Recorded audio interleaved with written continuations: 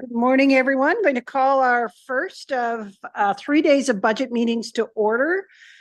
We have an agenda in front of us for the day. Are there any changes to this agenda, Mr. Coleman? No changes, Madam Chair, but as always, it's a bit of a fluid agenda. If we move along quicker, then we can advance things. If not, we'll go at the pace, or if it slows down, that's kind of a budget agenda that we have that flexibility. So Absolutely. And we know that Councillor Scobie is going to be a few minutes late. Councillor Wanchuk may not be joining us today. I understand there was a death in his family, so he may not be in this morning or today. With that, I'll turn it over to opening remarks. So maybe I'll just a couple introductory, and then I'll turn it over to Renee and Natasha and Karen. So it's my pleasure, Madam Chair and members of council, to present to you the 2024 interim budget. As always, it's been a challenge the last number of years. I keep promising administration it's going to get easier. It doesn't get easier, and that's probably not a bad thing. I think our goal as an administration is to provide you with a budget that meets the needs of the residents, serves you well as a council, is reflective of the things we hear over a course of a year, and to be mindful of what council would like to achieve in its mandate. As always, we've tried to tie our operations plans into our strategic direction that we receive from council through the strategic plan of council, and make sure that we provide the services and programs and projects that are meaningful to the residents, but also consider the fiscal realities that we face year to year when we present budgets. So I think this budget has attempted to do that. I look forward to the opportunity to work through it with council. And as always, take the time, ask the questions. We are here to serve you in this budget process. And I want a budget process that council supports, understands, and we're prepared to take as long as is required and answer any and all questions that you may have. Thank you very much for that. On to Ms. Klamosko.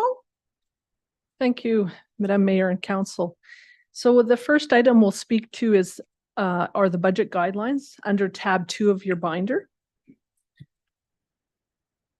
So in early 2023, we had discussions with council in terms of setting budget guidelines for the 2024 budget. So the guidelines were as follows, where we would include all of the documents that we've typically included in our budget binder. We have a corporate plan, department operational plans, operating budget projections, long-range financial plan, a major project plan, capital project plan, and a new initiatives plan. We did set that we would assume up to a 2% tax dollar increase over the 2023 budget, and that the funding for the major project and capital project plan would be a minimum of $6 million in tax dollars. We had outlined a budget council timeline, and we have adhered to that timeline throughout 2023, leading to us here today. So with that, the next item that we'll speak to is an update from our manager of assessment, Karen Bernand, on what we're projecting to see going into next year. Good morning. Excuse me. Good morning, Madam Mayor, Council. So the 2022 assessment year, 2023 tax year, there's nothing to look at up there. Just me. Okay, just me. We will. Was $9.225 billion in taxable assessment. Anticipating that a taxable assessment for the 2023 assessment year, 2024 tax year would be $9.514 billion.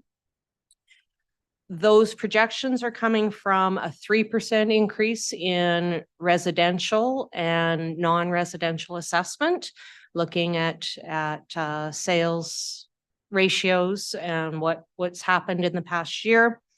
And we have also received new modifiers for the designated industrial properties.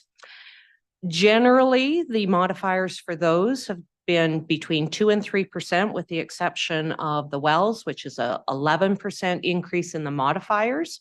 The difficult part about applying those modifiers is I can apply them to the current assessment, but I cannot calculate what the depreciation is because we're an integrated municipality. So all of those details sit with the provincial assessor, and I get high-level numbers. So based on that, I have adjusted all of the designated industrial properties for about 2% increase, with the exception of some M&E, in which I know Capital Power has shut down one of their drag lines. And so I've adjusted accordingly to that. So that will see a loss in M&E on that front. Had some discussions with Capital Power. Some of their things coming online will be after the October 31st deadline for designated industrial. So adjusted accordingly. So those are where the numbers come from. 9.514 billion is the anticipated final taxable assessment for the coming year.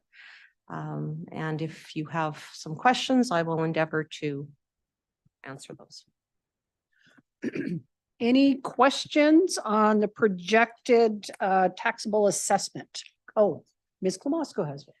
It is not a question, but rather I just wanted to speak to the projections that have been communicated here this morning. We have not factored into the budget document at the interim budget process, but wanted to give you some idea that we are anticipating some growth going in for next year. We would adjust at final budget for any growth or increase in assessment because assessment will be declared in early 2024. So again, we will have those finalized numbers when we come back for final budget, but no growth or increases to assessment values have been factored into the budget that we have in front of you today.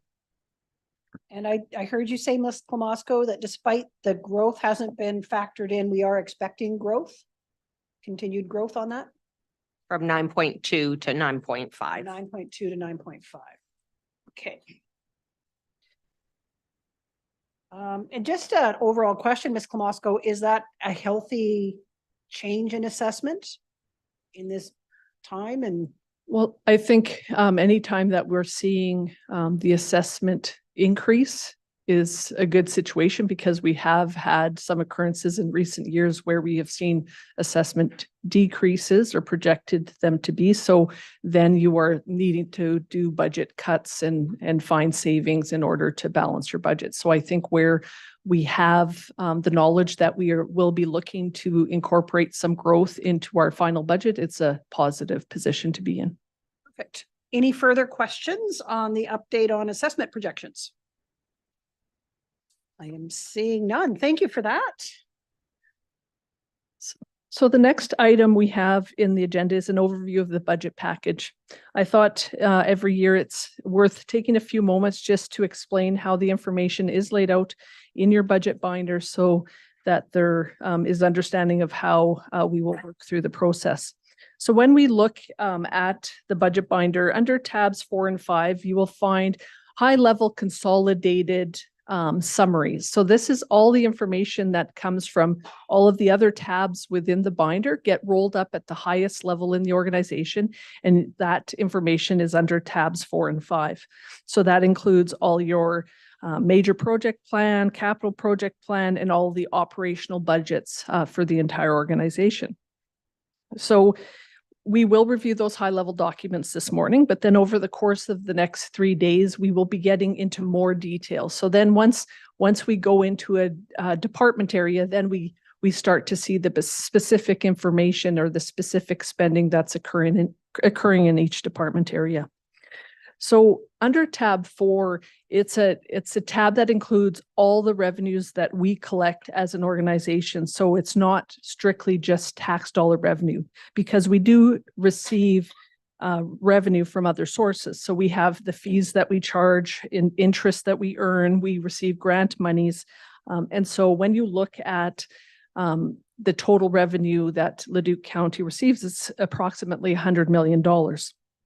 Under tab 5, we get a little bit more specific and speak to what we collect specifically for tax dollars. So this is just us a piece of that total revenue. So tax dollars account for about 78% of our total revenue. So it's a significant revenue for us, but it isn't all of the revenue that we have. So I just wanted to speak how tab 4 and 5 are different. Then I would like to just walk through one of the department packages. So I would turn to tab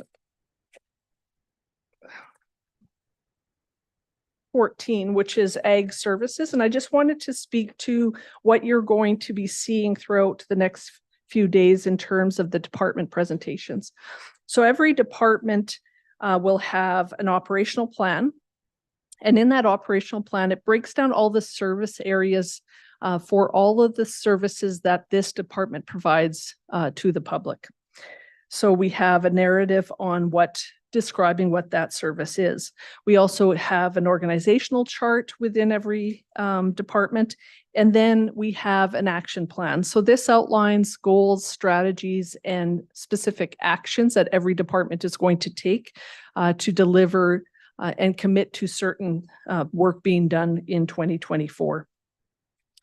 Department heads will not spend much time explaining their service areas and organizational chart unless there's been a significant change from 2023 to 2024, as this information stays consistent from year to year.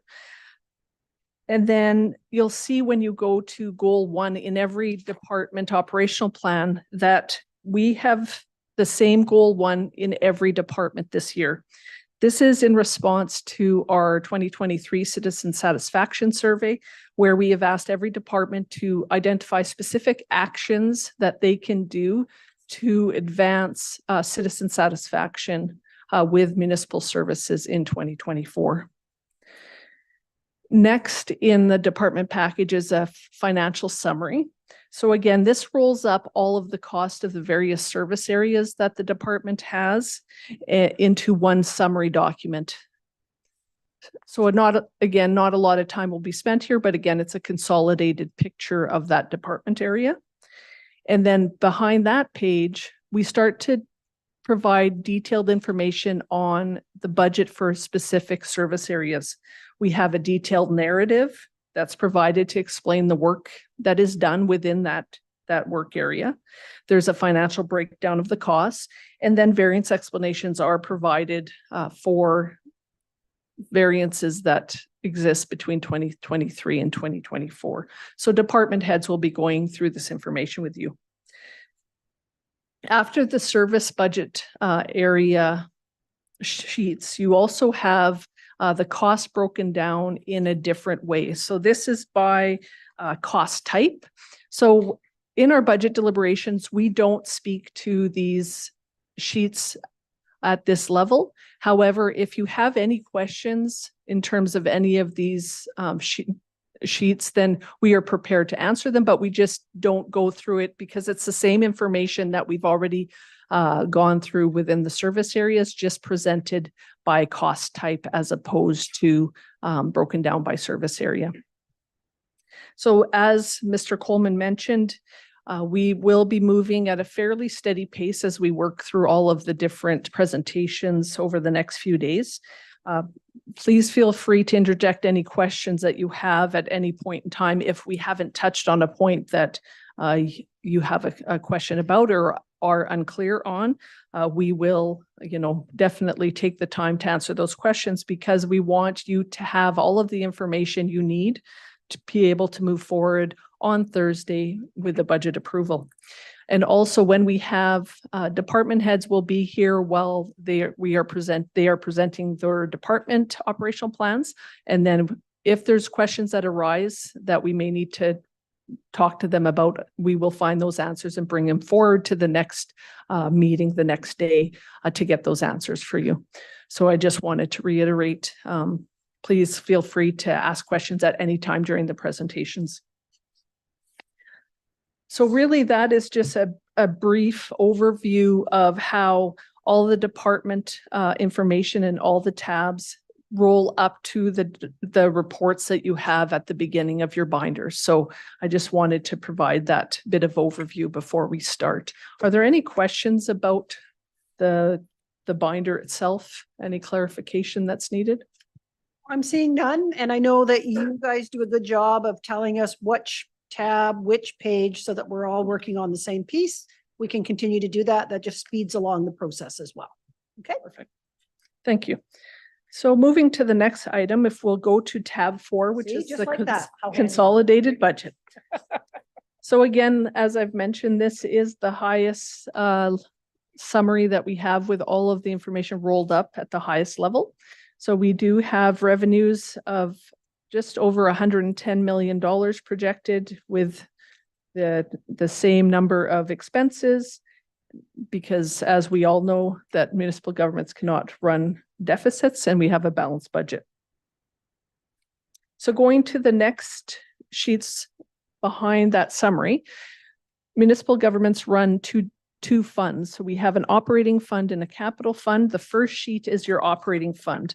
So this outlines all of the expenditures. On the left-hand column, you'll see that all of the department names are listed, and then the column header demonstrates the type of costs, the revenues and expenditures that are incurred by every department. So what you'll see in the total right-hand side column, when you have the positive and negative numbers, those are all the various tax dollar impacts that then get balanced to zero to ensure that we collect sufficient tax dollar revenue to balance our budget. So this is that high level summary. As we go through the week, you will have detailed presentations to go into more detail about all of these specific line items within every department budget. Are there any questions on the operating fund? I apologize. This is year 10 doing budget for me. I'm going down and I'm looking at utilities, and of course it's blank all the way through. One of the things that we know is that, you know, the carbon tax is putting pressure on utilities for everyone, as well as other things. Are utilities captured in individual, like power and light, captured in individual departments? Yes. Everybody pays a little piece of that. That is correct. Okay, thank you. Any other questions on the operating fund?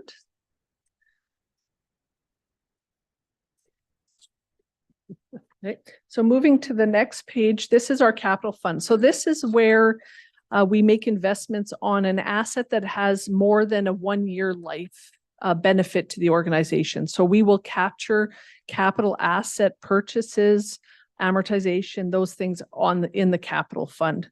So you make interfund transfers, and so that is a little bit of what you see at the bottom when we have fund transfers between these two sheets. But this is for assets that have that longer life that we utilize. So again, we have the departments that the asset is assigned to, and then at the top, we have the type of revenue and the type of expenditure based on our tangible capital asset work, and we have specific asset types identified, so it's broken down in that way. So again, as we work through the detailed sheets, all of these can provide further insight into the detail here. Are there any questions on the capital fund? Seeing Seeing none. none? Okay, so going to the next tab, we have the tax dollar requirement. So this is where I would say there's a lot of discussion around tax dollar requirement, because those are the things that we speak publicly around how our tax dollar budget increases 1 year over the previous year. So what we have proposed within the budget for 2024 is a 1.76% increase over 2023. Our budget guidelines that were provided by council was 2%. So we're able to come in a little bit below the budget guideline. So when we look at the proposed tax dollars is just over $80 million. Requisitions are funds that we collect on behalf of the government of Alberta, and that we collect through our property tax collection and through our notices, and then we repay to the government of Alberta. So that's just over 26 million. Then for specific projects with specific local benefit, we have local improvement taxes. So that's $1.2 million. So we need $51.969 million to meet our operational and capital budget needs for 2024. So that is that 1.76% dollar increase. Thank you, Councillor Smith. Good morning. Just a question on the Alberta School Foundation Fund. How did you arrive at those numbers? Just for clarification, have you had indication from the province of their increase this year? So at the interim budget, we keep the requisition values at the same as what we paid in 2023. We will get notification of what the requisition amounts are going into our final budget, and we'll make the adjustments then. Okay. So moving to the next page, it provides a more detailed information of where we're going to utilize our tax dollars. So we have all of the departments broken down, and in the column that is grayed out, it just shows how much tax dollar funding will support those various departments. So then if you go down right to that first page, you'll see that for municipal purposes, we need the 51.969 million that I just spoke about on the last schedule, which is that 1.76% increase. And then when you go to the next page, we bring in the tax dollars that we need to collect to pay for the requisitions and the local improvement taxes. So that's where, once we add those in, the total taxes that Leduc County will collect for their municipal purposes and for the government of Alberta and local improvement will be that 80.067 million. So this provides just a little bit more detail about how the tax dollars are utilized throughout the organization. Councillor Verdi? So that 900 grand at the bottom of the page there, to 2023 final to 2024 interim, is that 1.7% difference? And if so, what is kind of the major item that's creating this increase? So I would say that we have, I mean, as we go through the detail of the budget, you'll see that we have proposed to some additions to FTEs. We have new initiatives that we've added. I think there's been, increased costs throughout the budget for various operating expenditures.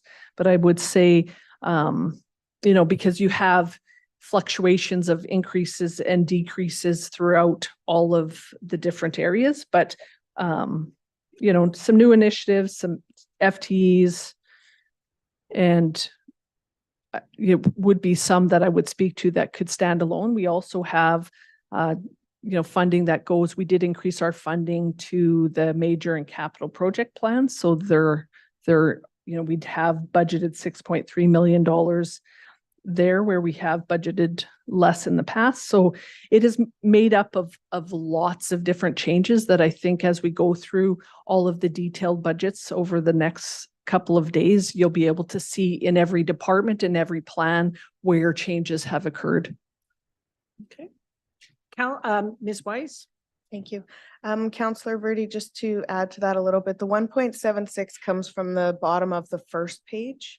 So that 51 million, it's the increase in the tax dollar component. So that's where that 1.76 comes from. What you're seeing at the bottom of the page includes any requisitions and local improvement stuff. So when you're looking at that actual calculation, it comes from right here. Still about 900,000 in this change column here, the 899,997. That's the 1.76 is the change from the tax dollars required in 23 going to 24. Thank you. Okay, I'm seeing no other questions, and we know anytime you have a question that you're thinking, oh, I should have asked that on the tax dollar requirement sheet, ask it. If they don't answer it now, they'll record it and bring it back at the beginning of our next session.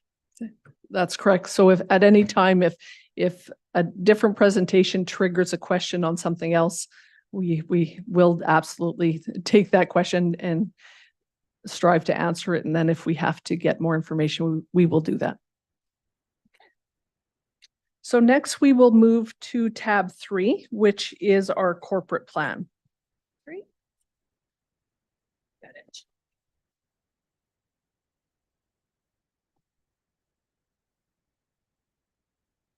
So the corporate plan is named differently than what you see for all of the other departments in the organization, as this is the plan that is created out of the county manager's office. So not only do we have departmental goals and actions that we want to undertake as a county manager office department, but we also set corporate organizational priorities. So many of our goals will speak to the broader organization priorities that we want to undertake in 2024.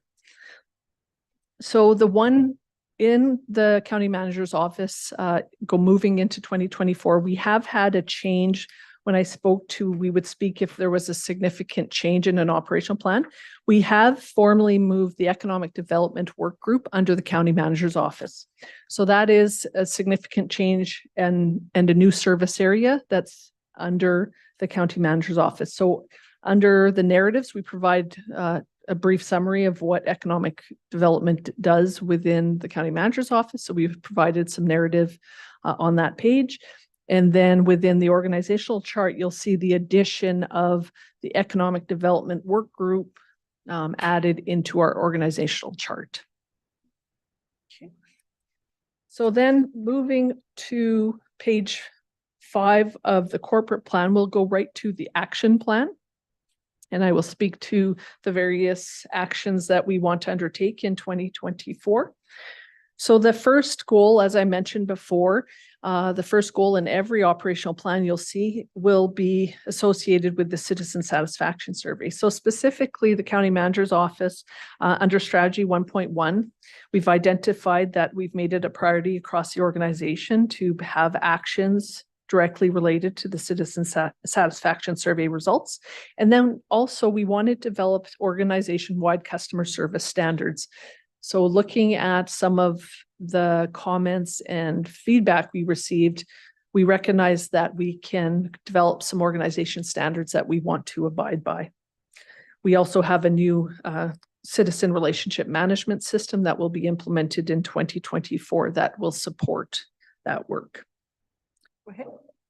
Just for clarification, so that would be if someone calls assessment, planning, enforcement, they all kind of get the same, hi, this is so-and-so, welcome to Leduc County, how can I answer, like, right? Like the same, is that what you're kind of? Well, and it even can mean that, you know, when we receive an inquiry, we want to have a phone call returned within a day, within 2 days. I'm not sure what the standard would be, but then you can establish that our expectations are that when we receive this type of inquiry or question or a web comment or question, that we respond within a designated amount of time, so that you have that, you know, you can know that there's a standard that we abide by to make sure that we are responsive to any questions or concerns that come to the county. Makes sense. Thank you. Okay. So the next one speaks more specifically about some of the work we can do from a communications perspective in response to the citizen satisfaction survey. So one thing that we were told within surveys that some residents, 1 in 3 residents, believe they do not receive enough information from the county. So we want to enhance the communication that our citizens receive.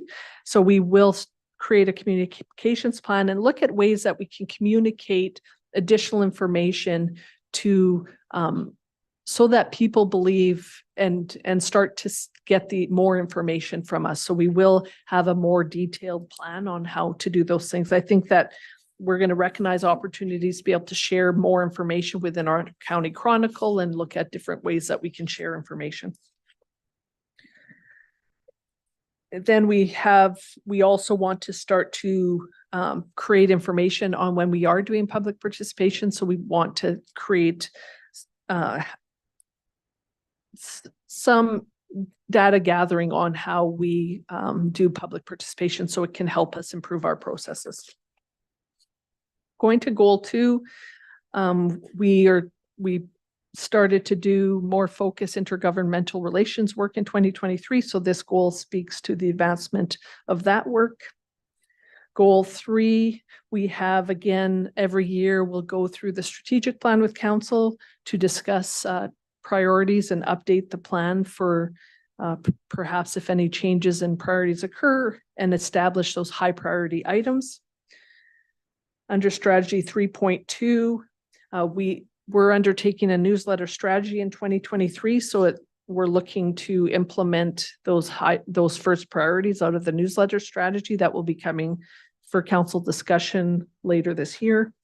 And then also within strategy 3.3, we are implementing eScribe meeting management software. So looking to simplify the ways the public can access our meeting minutes we talked about this in workshop where now our live streams will be agenda stamped so that you can actually go to a specific agenda item and see the live stream for that item. So it just will simplify somebody being able to look for information from the county. Goal 4 speaks to leadership in regional initiatives. So we have a few things that we're working on in terms of the transition of providing fire services in the Warburg Fire District effective January 1st. We're working with the Edmonton International Airport, YEG, to create some winter programming opportunities. And then we'll continue to work with regional municipalities and stakeholders to enhance our regional transit. Next, moving to goal 5, we have been working on the development of an environmental social governance strategy in 2023. So that work will continue into 2024 with a workshop with the draft ESG in Q1 with the intent to be able to move forward with the strategy approval also within Q1 of 2024. So goal 6 speaks to actions within our economic development work group. So we have the completion of a Leduc County marketing strategy. So this was identified in the investment strategy as an action to be completed. So looking to complete that in 2024. And also looking to develop a system to scorecard businesses in order to enhance knowledge of our local businesses and identify opportunities for enhancements and look at ways we can support them in that work. The next strategy speaks to our business retention and expansion program. So recognizing the importance of the face-to-face visits, so that deliverable is to conduct 200 business visits and connections with county businesses. The next strategy. Question? Yes. Sorry, just to clarify, is that economic development that's going to be doing that portion? Yes, it is. Thank you. Strategy 6.4 is the update of our Greater Niskayuna Area Offsite Levy bylaw.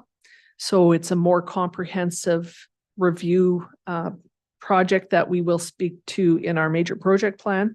So the importance of looking at that in more detail to update costs. So that is the work within that strategy. And then strategy 6.5, we will look to create a business development engagement work plan so that identifies partnership opportunities with brokers, developers, builders, government, and stakeholders. So again, work that would be coming out of our economic development work group. Goal 7, we want to continue to build on a corporate culture that inspires staff to excel in their roles and contribute to organizational success. So every year we have been doing an employee satisfaction survey. So the plan again is to conduct one in early 2024. Out of that survey, we create an action plan and then we work to do the actions identified in that action plan. So that work will continue in 2024. Strategy 7.2, we have an initiative that we started in 2023 to create professional development plans for staff. So we need to incorporate that work into the annual performance evaluation process. And then finally, we have a commitment to an effective health and safety program. So again, we have that participation from staff and executive leadership team that attends activities throughout the year. Next, goal 8, we're always looking to examine our service levels and the different work that we do. And so through that commitment, we want to review specifically our urban services level of service and look for opportunities for improvements and create a strategy so that we can, now that we're building more urban service level areas in the county, build a strategy to support those areas. And then the final strategy is, again, examining enhancements to financial reporting practices. So we're always looking at how we can improve our reporting practices. So again, look to make some improvements and incorporate them in the 2025 budget process. Is that all you're doing? That's all. There's quite a bit there. You're gonna do tomorrow. Thank you. That's an absolutely comprehensive list of not only actions, but deliverables. Ms. Klamosko, there's lots of target dates for these deliverables. What's the process that you use with council to ensure that those are met? How does this fit into like our quarterly reporting? So I think that, when we develop these plans, we make commitments that we want to deliver certain actions at certain times throughout the year. We will report on the advancement of the work through our quarterly reporting. If we know that something has occurred that might change that, then we speak to that in our quarterly reporting and identify those changes. Thank you. And I just wanted to bring that up. I knew that. I just wanted to bring it up because I think that for anybody who's watching this live stream, this is a very comprehensive document. And people, our citizens and businesses need to know that not only do we have plans and targets, we also check in quarterly with council to give us an opportunity to ask questions and understand how the plan's moving ahead. So we do have a full circle when it comes to this. We don't just see it once a year at budget. Thank you. Thank you. So now if we go to tab 13, it's going to be a little bit of finding our financial report. So if you go within, it's probably I think the third blue sheet. Third blue sheet. One. Oh, I think that's third. Should be the second blue sheet. The blue sheet should say Administration County Manager's Office. It's Third. Okay. Yep, it's about the fourth one in. No. Right behind the big blue sheet like this. Keep going if you haven't found it. Administration County Manager's Office is what we're looking for, correct? Yep. So administration is a little bit different in that we consolidate county manager's office, finance, assessment, and corporate services under administration. So this tab is a little bit more complex that you'll have in the other areas just because we have the 4 different budgets here. So in the county manager's office, you'll see that our total budget proposed for 2024 is $3.253 million. Which is $1 million increase over 2023.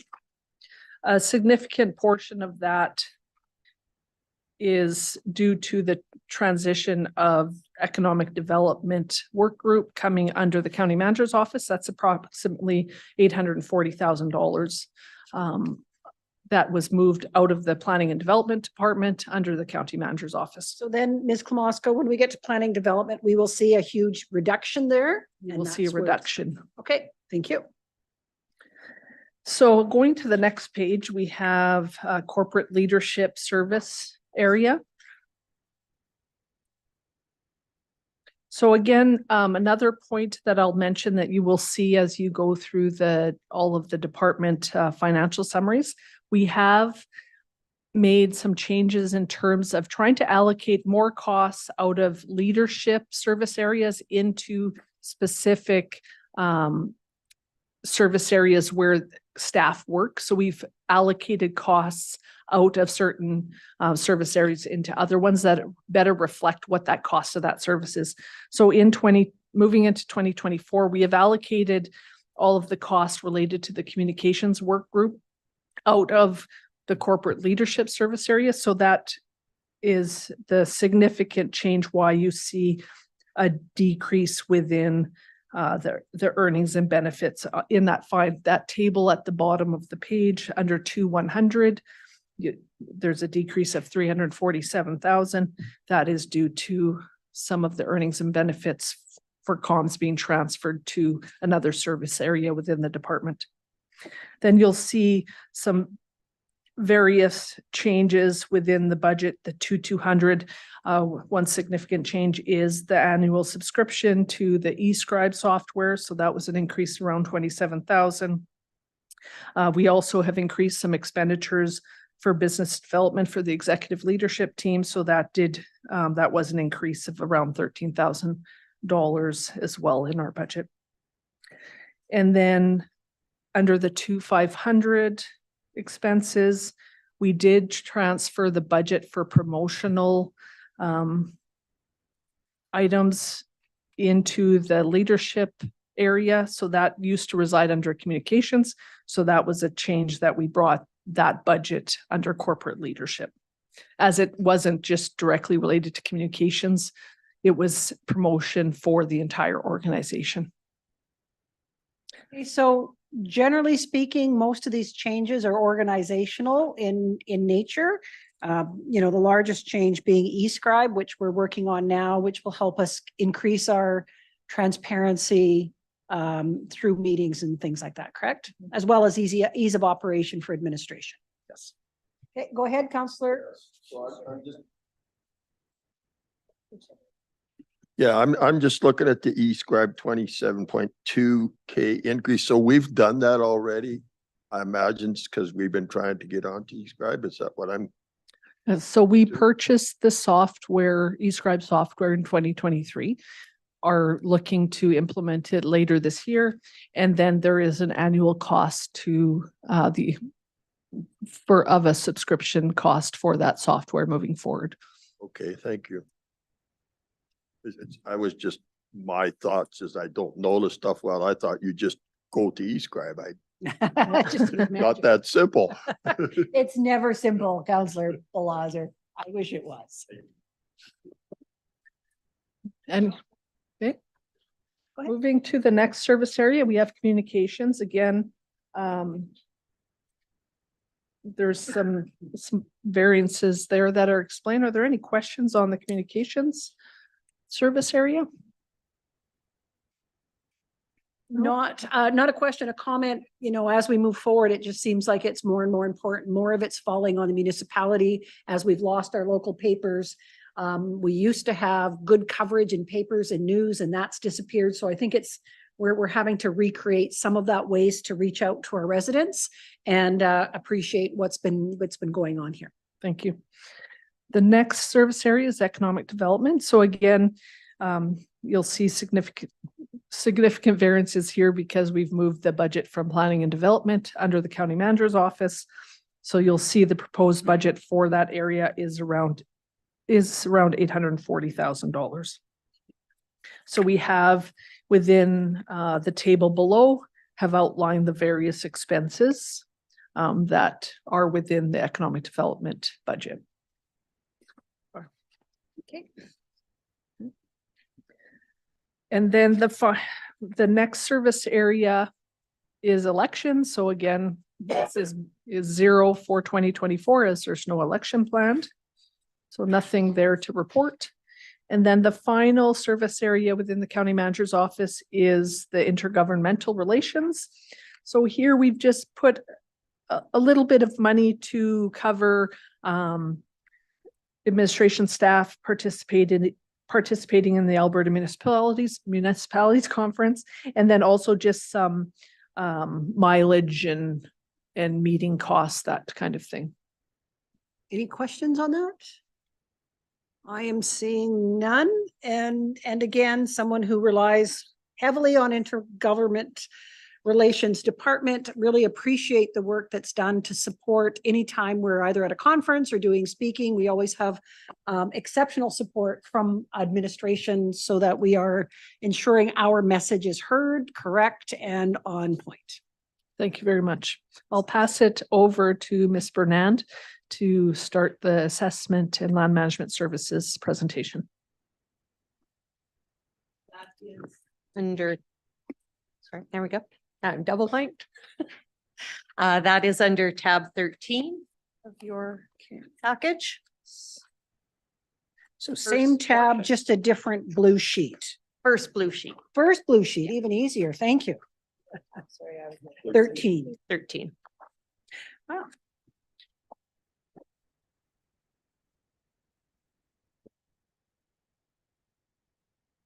Whenever you're ready, Ms. Bernand. All right.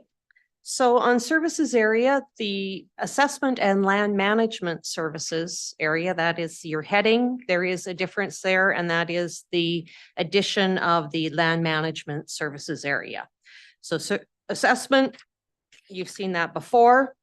Land management services area has been outlined there for you, providing land management oversight, maintaining multi-department collaborative land management approach, developing and maintaining land policies, directives, and procedures, managing required processes for county-owned land leases, and maintaining the county-owned land database central filing system, and reviewing and maintaining legal agreements. The org chart has not changed. Move you on to the action plan. So goal 1 for assessment services and land management services for the citizen satisfaction survey. We will be continuing to refine our online RFI or request for information format, and that will be based on the feedback that we're getting from and questions that we're getting from ratepayers, and then adjusting and trying to clarify that and make that a more simplified, streamlined system, as well as making sure that we are doing the appropriate in-person inspections as required to maintain a fair and equitable assessment. Moving to goal 2, community connections, land management strategy will be implementing our land management strategy. And the main action there is reviewing our current excess land holdings and considering possible sale of these properties. And a list of those properties will be brought to council in Q1 of 2024. Providing consistent, stable assessments and continuing with the assessment updates to council so that you're aware of where our economy is going and what the demands of that growing economy are. Strong leadership, goal 4, I will continue as president and past president in the 2024 year of the AAA Alberta Assessors Association, and we're hopeful that we will see the initiation of a model review, and the Alberta Assessors Association is working closely with Rural Municipalities Association and Alberta municipalities in that effort. Implementing the land management strategy under goal 5 as well is around reviewing and updating land management policies, creating new policies where required. Major one that will come to you fairly shortly and that we're in initial discussions with is a road closure policy, and then looking at preparing an outline of possible future land management policies as we delve into that service area. And then the land management procedures and file management process, just clarifying that, creating some checklists to increase efficiencies and streamline the process, and then ensuring that we have efficient retention of those records. Go ahead. Yeah, I want to back up just a little bit to land sales. Are we avidly, you're going to bring a list to us. Are we avidly going to try to sell some land, or is it just in case somebody inquires about buying some land? That the list will be brought to you for your decision as to, are we going to actually look at marketing that land, or that those would be considered possible properties that we would consider selling. So then the land management department isn't responding to just mere requests, but that we have a plan that, yes, these would be the directions that we would be going. Council would be pre-approving sort of these sales, and then we can move forward with that. Good, thank you.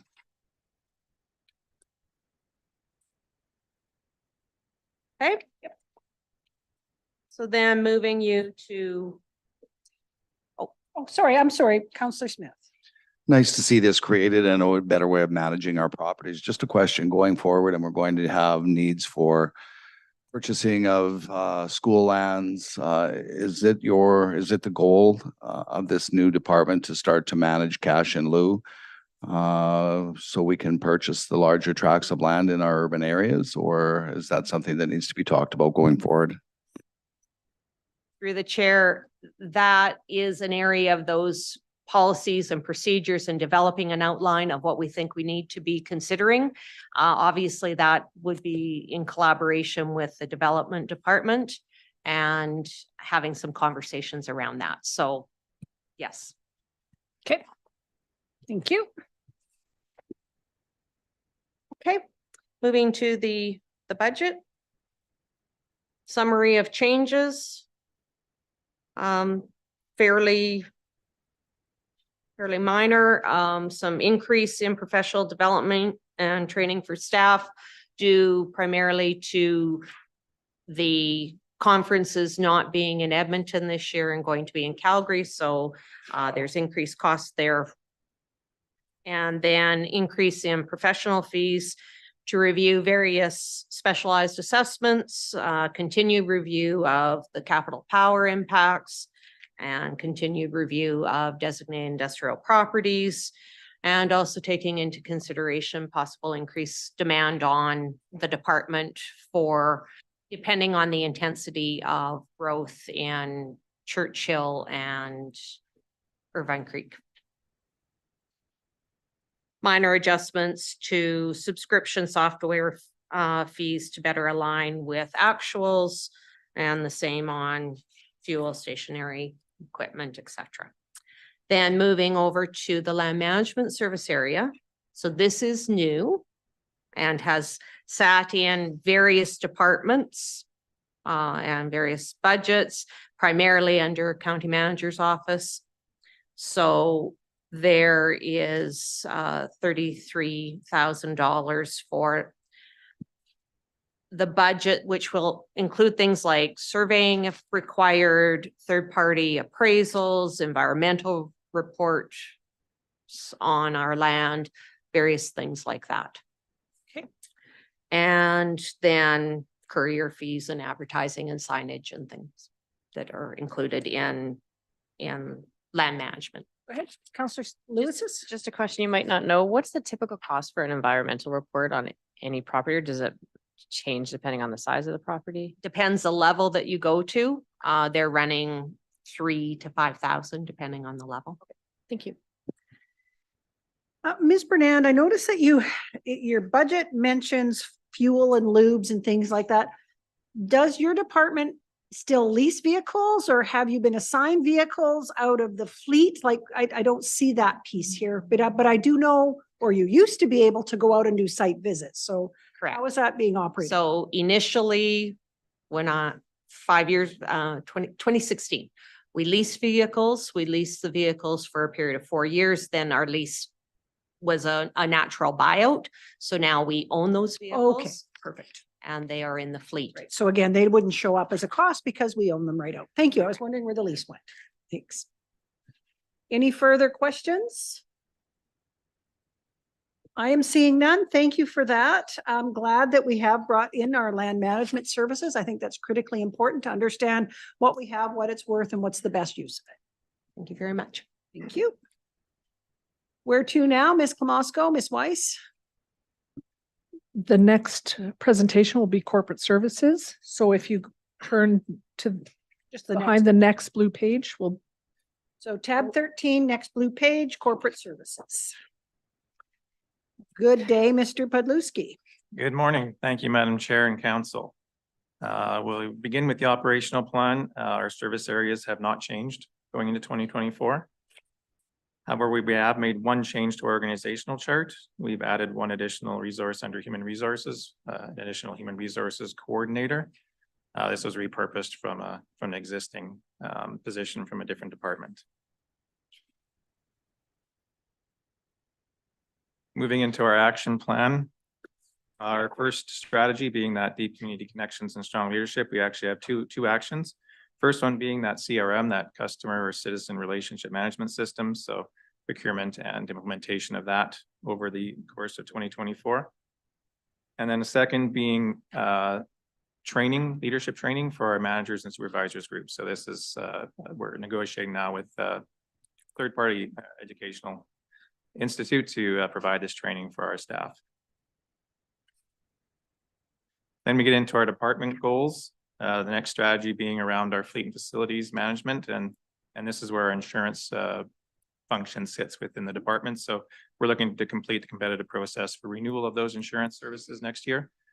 Being part of the reciprocal right now, we have to give 2 years notice, which we did last year. So we're in a position now next year to potentially change if we deem that competitive process tells us that. The next action being around the IT strategic plan. So this is our final push to complete our ECM project, content management, as well as our permitting system. So you'll see a major project also coordinating to get this completed in 2024. And then our next goal around health and safety, around basically our core, our certificate of recognition audit for health and safety, completing the action plan that we always do based off that audit, as well as updating some of our documentation to go along with it. I have a couple questions on a couple of things. They're kind of tied together. Strategy 1.1 is the new citizen relationship management system. So right now, if I have a complaint about something in road operations, I would call Public Works, and my call is my concern is dealt with. What will this system do differently, or will it do something differently for when people are wanting to know something or they have a complaint? Like any good, I guess, customer relationship management system, it gives us better history, first of all. So when you do call, we actually track that. And so if you call again, we'll be able to pull up your information and say, oh, you called about this previously, those kinds of things. It also gives us information for reporting that we can do for trending, things like that. And then it also really replaces some of the existing functionality that we have currently in the on-base system that it's not as efficient. So we want to make sure we get that more efficient and better for a citizen perspective. And I like that. I think it's important that our residents, when they phone, know that their concern is important, that we've tracked it, that we've responded to it. And if we're seeing trends, I would assume it would bump up to like the county manager's office. And then if things needed to be changed, they'd be changed. I just have to tie this into one more thing if I could. So again, talking about customer service, I'm looking at goal strategy 3.1. It talks about the new permitting system.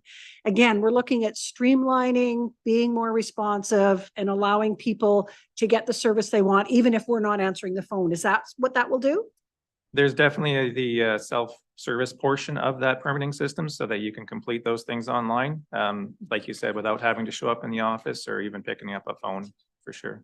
Great. So really fits in, I think, to part of what we heard in our citizen satisfaction, transparency, responsiveness, and speed of business. Great. Nice to hear it. Councillor Lewis. Thank you. Back to your CRM system. Is that going to be an online application where residents can go online and report something, or do they have to call that in?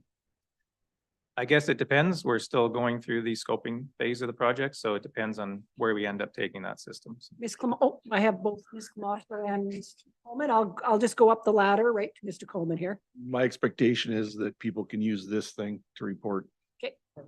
Both. Thank you. Okay, thank you. Okay, any other questions on the priorities or the action plan? I am seeing none. On to your budget page. All right, the corporate services budget, as you'll see, has 7 different service areas. So we'll go through each of them. Just from a summary perspective, though, even with those 7 areas and some of the fluctuations within, we had a very, very minor increase, the operational budget, less than 1%. So it was great to get to that result. And then a little bit of an increase on the major and capital side.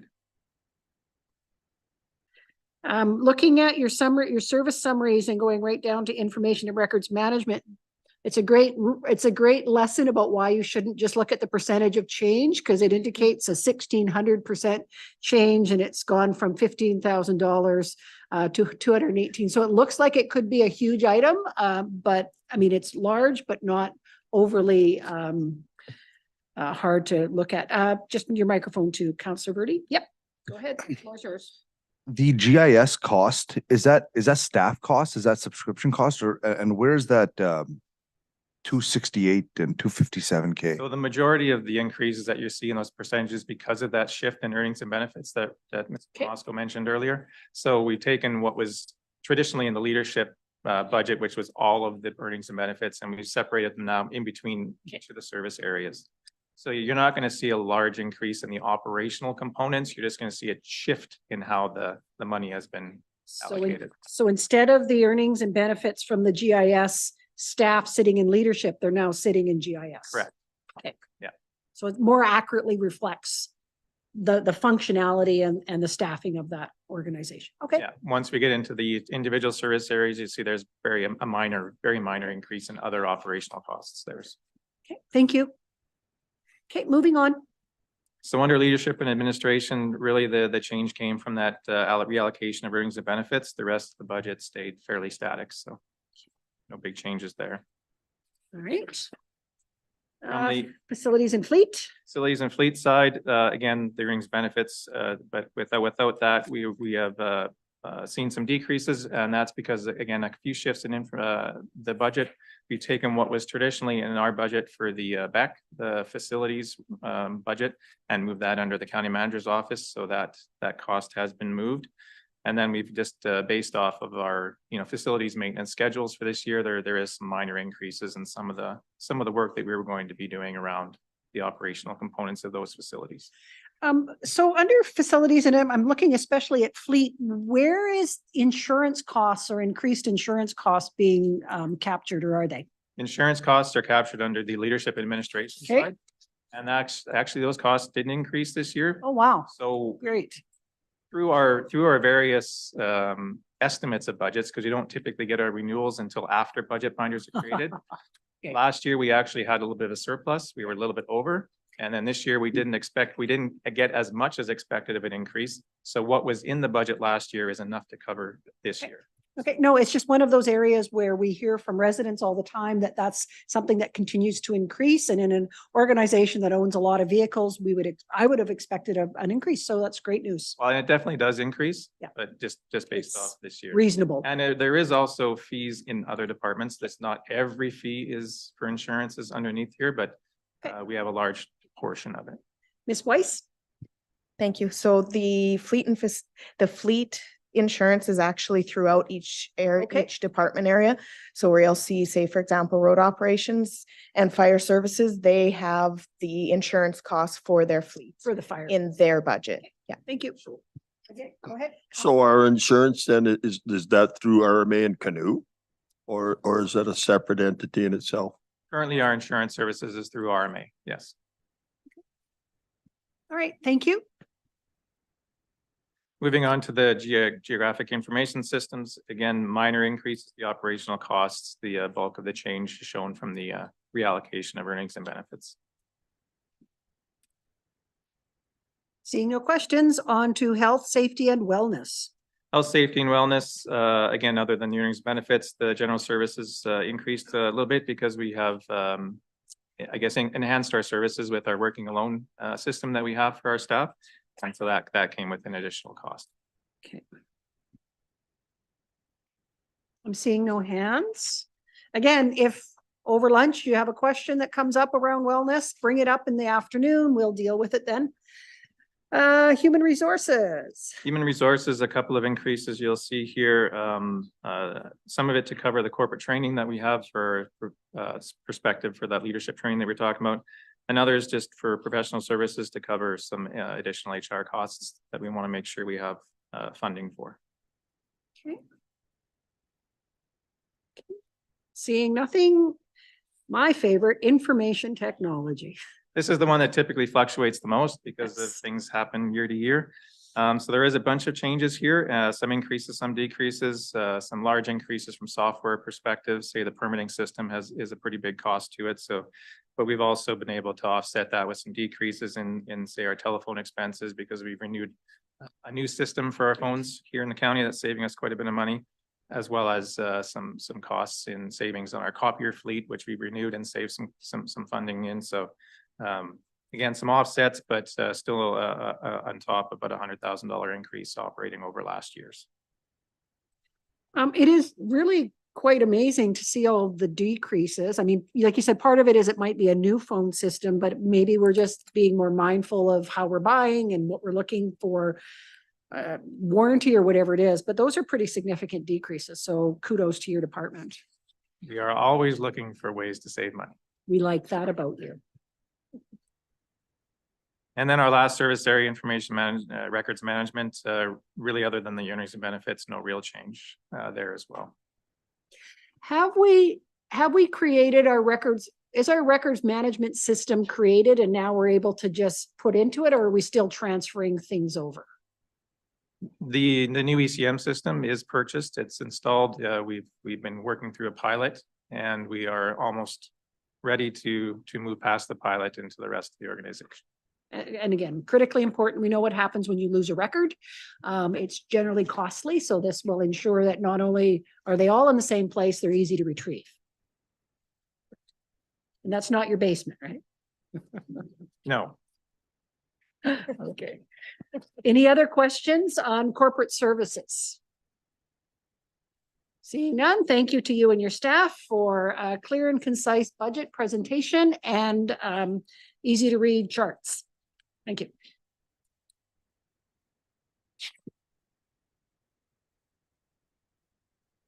Finance. Okay, we're on to finance, Ms. Klamosko, and that's in the same tab. Just After the two next blue behind, sheet. yeah. Two more. And I believe, Ms. Weiss, this is your department. It is. Whenever you're ready. All right, so on the operational plan, the one change, it's not a major change, it's actually something that council saw last year, is the addition of this bullet here around the direction and support of procurement legislation, standards, processes, and performance to the county. In 2023, we did hire a procurement coordinator, so that has fallen within the finance area, and so that's a change that you'll see. Okay. That's also reflected in our organizational chart, just in the center there. Then I'll go right into, there was no change to strategic priorities. I'll go right into the action plan. So that first goal does look at the citizen satisfaction survey. So strategy 1.1 speaks to the addition of additional point of sale terminals in departments with front counter services. Counselor Smith? I'll wait till she goes into Okay. strategy 1, 2, then. Okay, right after 1.2. Okay, so in 2023, we did implement 2 point of sale systems in agricultural services as well as in, oh my goodness. Agricultural services, and I'm sorry, I'm drawing a blank on that one. And another department. And another very important department, yes. And so in 2024, we're looking at adding into planning and development. They are, of course, going through the new software. So once that's done, we'll go in and help out there where we can. In strategy 1.2, this is increasing service levels by introducing new services to our residents. So we started looking into in 2023, the Clean Energy Improvement Program. It is an 18-month process that is led by Alberta Munis. So we have been working with Alberta Munis in 2023 hoping to get to the end of it and have it fully implemented by 2024. And Counselor Smith is dying for. Right. It's a great program. For this program. You just do a quick Yes. what the clean energy program means for the county next year. Sorry. Just a quick update what the Clean Energy Improvement Program is and how it'll benefit our residents. So the Clean Energy Improvement Program is a program that is put on by Alberta municipalities, or they lead the implementation of it. So what we can look at doing, it depends on various decisions that we make through the process. So we can look at allowing businesses and or residents to add solar panels, things that will increase and help out with ESG strategies, things like that. Then what we do is we can fund it upfront using either grants or tax dollars. Again, these are all part of the decisions points that will need to be made throughout 2024.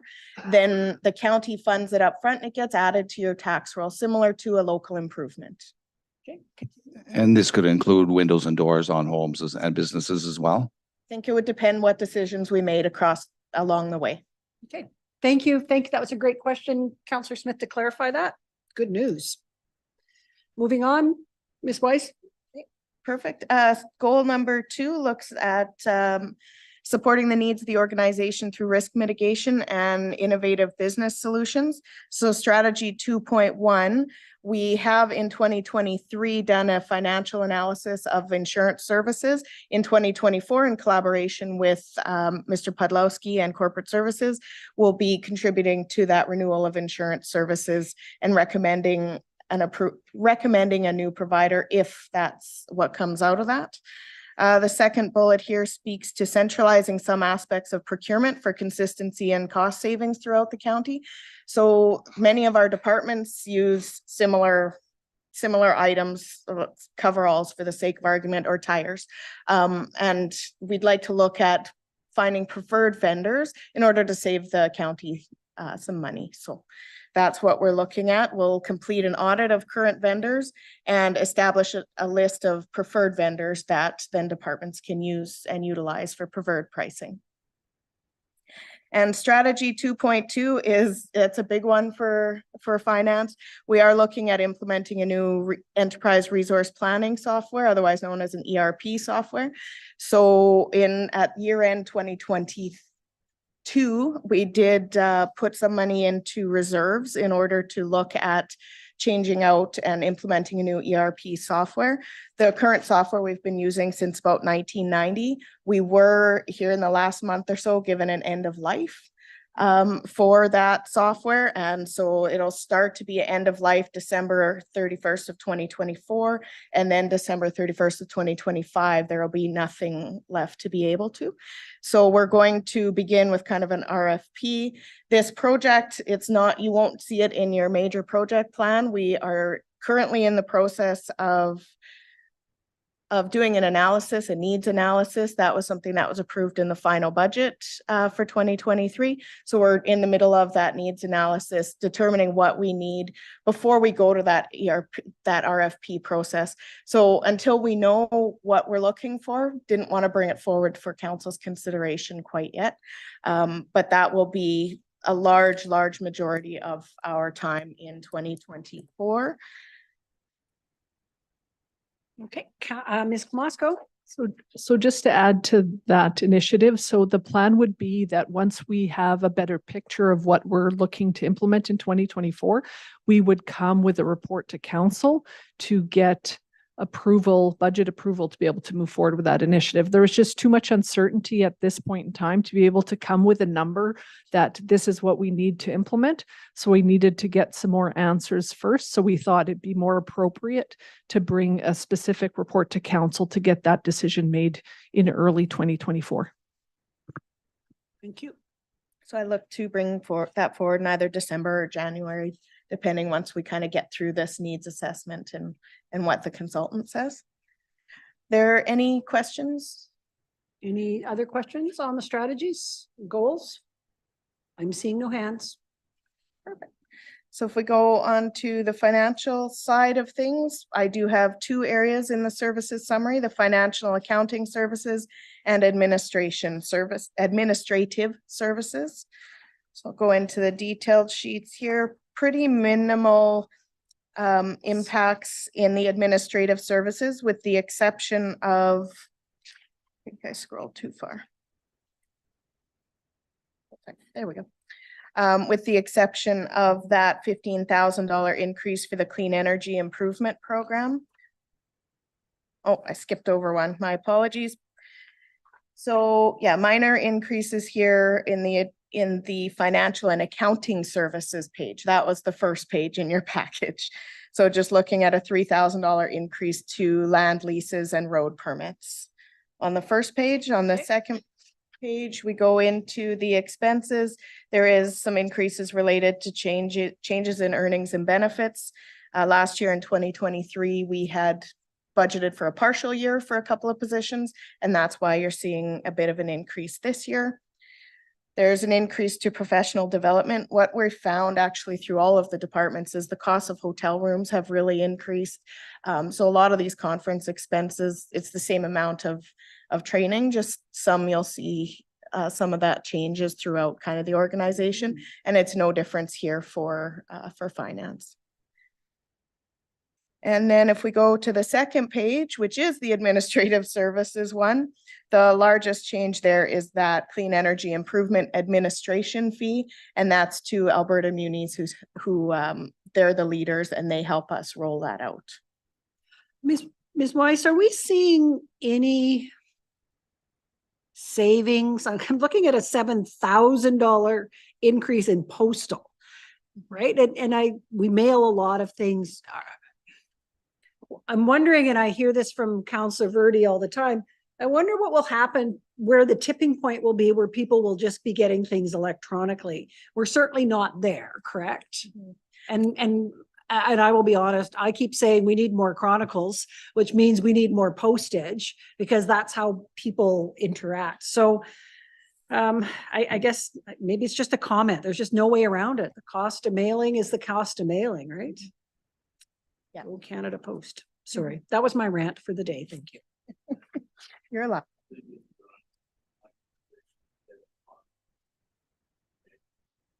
Oh, that's sad. It's like the. Yep. Okay, thank you. Any other questions on finance, administrative services, budget, summary of changes? I am seeing none. So the next item to review is tab 9. So we will go through the fees and charges that apply to administration. Oh, my apologies. I have skipped over memberships. I started that when I skipped page 1. Okay, so my apologies. If you could flip back to tab 13. Tab 13. And it would be after the. It's just after it's following the one we last- just looked at. It's the very last one. If you Yes, go to the tab last 14 sheet. and come back, it's right there. So the first document in behind this tab, Mr. Honesty will speak to. It just sets out some of the council sponsorships and grants and what they do. So that first page, if you could go behind that one, there's one called interim budget memberships. Yep, got it. And so this is just a list of the memberships that Leduc County has partaken in the last couple of years. This is council's opportunity to review the list and determine if we would like to continue with the memberships within these areas, within these associations. Yeah, I'm going to start right at the very top, APLM. Now, at our last meeting upstairs here recently, that question came up and Leduc County was excused from paying because we have the building here.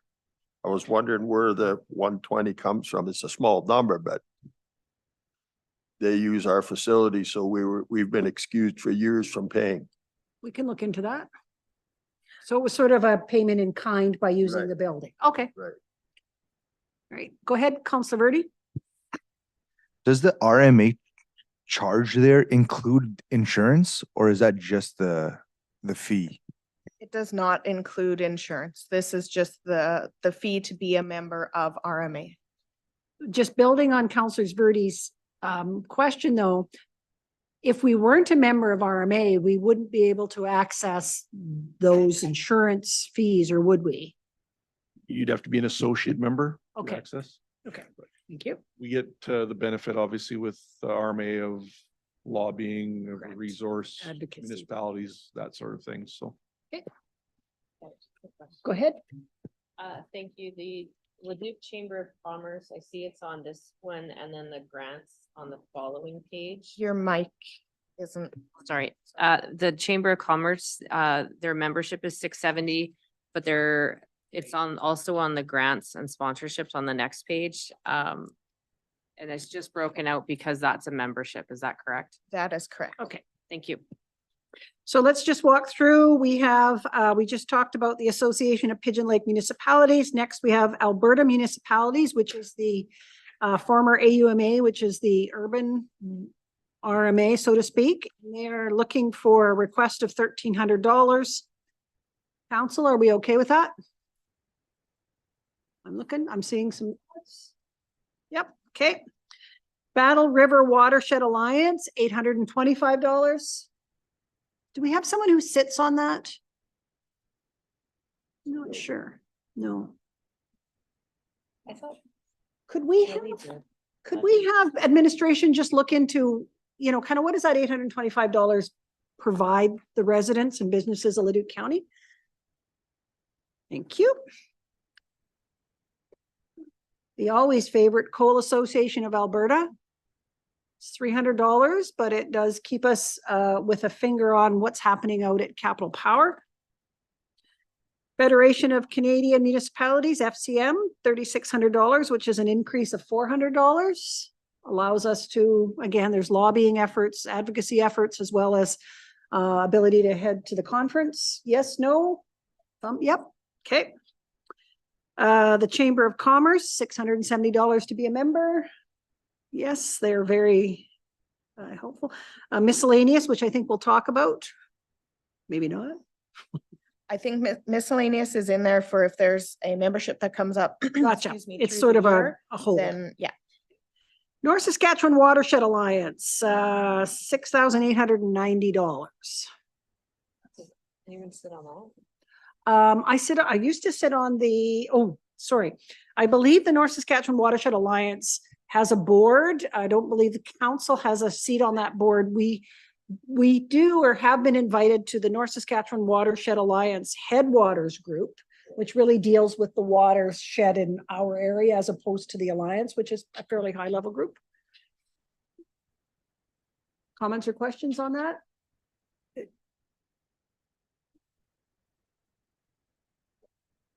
Okay, could we get a little bit more information on that at some point? Yes. I believe we were more actively involved, certainly, when we had, with the city of Edmonton, before we lost all that land and the annexation with the urban parks and all those sorts of things. Pembina River Zone 3 has dropped its ask. I'm saying, let's buy in now. $400. Recycling Council of Alberta, $345. Okay, we belong to CARE, but fits in with our wastewater or our solid waste strategic plan. RMA, $18,400, which is no change from last year. Yes, I'm seeing yeses. The Urban Development Institute, $970 to $1,820. What do we get for being a member there? Mr. Coleman? I mean, I think there's a relationship piece to this. Obviously, the development community uses that as their avenue to network, communicate. Some of these memberships are really about relationship and advocacy and that connection. We do have the opportunity to call on them for advice or guidance when we're developing our offsite levy bylaws, things of that nature. I think having those positive relationships pay off dividends that you can't really see in tangible ways. And again, allows for our EC Dev team to actually sit down, lunch, meet, talk with developers from across the region. I have Councillor Smith and then Councillor Lewis. I attended twice last year, and I believe one of them, if I'm not mistaken, the mayor had a presentation. And I know another time, I think we had Beaumont and Leduc and as we do more urban development, again, I look at the price and go, okay, where's the value? But I see the fact that occasionally we do have touch points with them. So I'd be supportive to continue. Louis? Thank you. Typically, they would give a letter asking or justifying the increase. Did they supply that this year, or can you tell us what the increase would be put towards? When you look into UDI. Yes, Okay. I absolutely can look into Thank it. you. Thank you. Okay. There's a couple questions there and lots of yeses. Counselor Verde. Just a note on UDI as well. They can be utilized quite well to bring in contacts and future developers in the East Vistas. They probably have the most amount of qualified and experienced developers as part of that group. So both residential and non-residential development, good contacts. Okay, but we want to find out why it's twice as much. Kind of is our question there, correct? All right. Are we going over to, we're not going to grants yet, right? No, Mr. Honesty will be in and speak to that as part of his presentation. Go ahead. You absolutely know. Just that Coal Association of Canada, does that include a membership with the mining, like the Canadian Mining Associations? Or is that a separate one? Mr. Coleman? That'd be a separate membership. Okay, thank you, Ms. Klamosko. So now, if we want to go to tab 9, we will go through the fees and charges bylaw to the sections that are fees for administration, which is page 1. Page 1, fees and charges for assessment. So as this is council's first time seeing the fees and charges changes, so anything that was changed from 2023 is in red and kind of highlighted so that you're aware of what the changes are. Councillor Verde, tab 9. Yep, I got them. Perfect. And so that first area under assessment, taxation and general admin fees, the only change there is we had introduced direct withdrawal from utilities. And so we're including that in the NSF fee so that if something is returned, we can recover that charge from that we are charged through our financial institute. Right. It is charged back to whoever it was returned from. The next changes is just a little bit of a lot of it is housekeeping in that county land maps. We just made it a little bit easier to read by moving them around and changing it from mail to ship. One thing that we did notice though through the year is we used to have a set cost of say $14 for that fold up map. It's variable based on where we're mailing it to. Good point. So what we've done is changed it to actual costs. So then if it only costs $5, that's what we're going to charge the resident is $5 or the business, whoever has ordered it. So that's why there's a little bit of a change there. There was no changes in the assessment review board area by Ms. Bernand. And let me find my page here. And in the assessment information request, there was no changes there. Also in the aerial photography and map section, which GIS and corporate services takes care of, there was no changes from 2023 in that section either. Okay, any questions on fees and charges? I just want to make a comment. Thank you for not adding inflationary costs on all of these. I guess we could have. We could have said, you know, everything costs 3% more, so we won't. This keeps our costs low for our residents and businesses that actually use these services. So thank you for that. Any other questions or comments? So we're going to move on to, or I should ask, we're at 11 o'clock.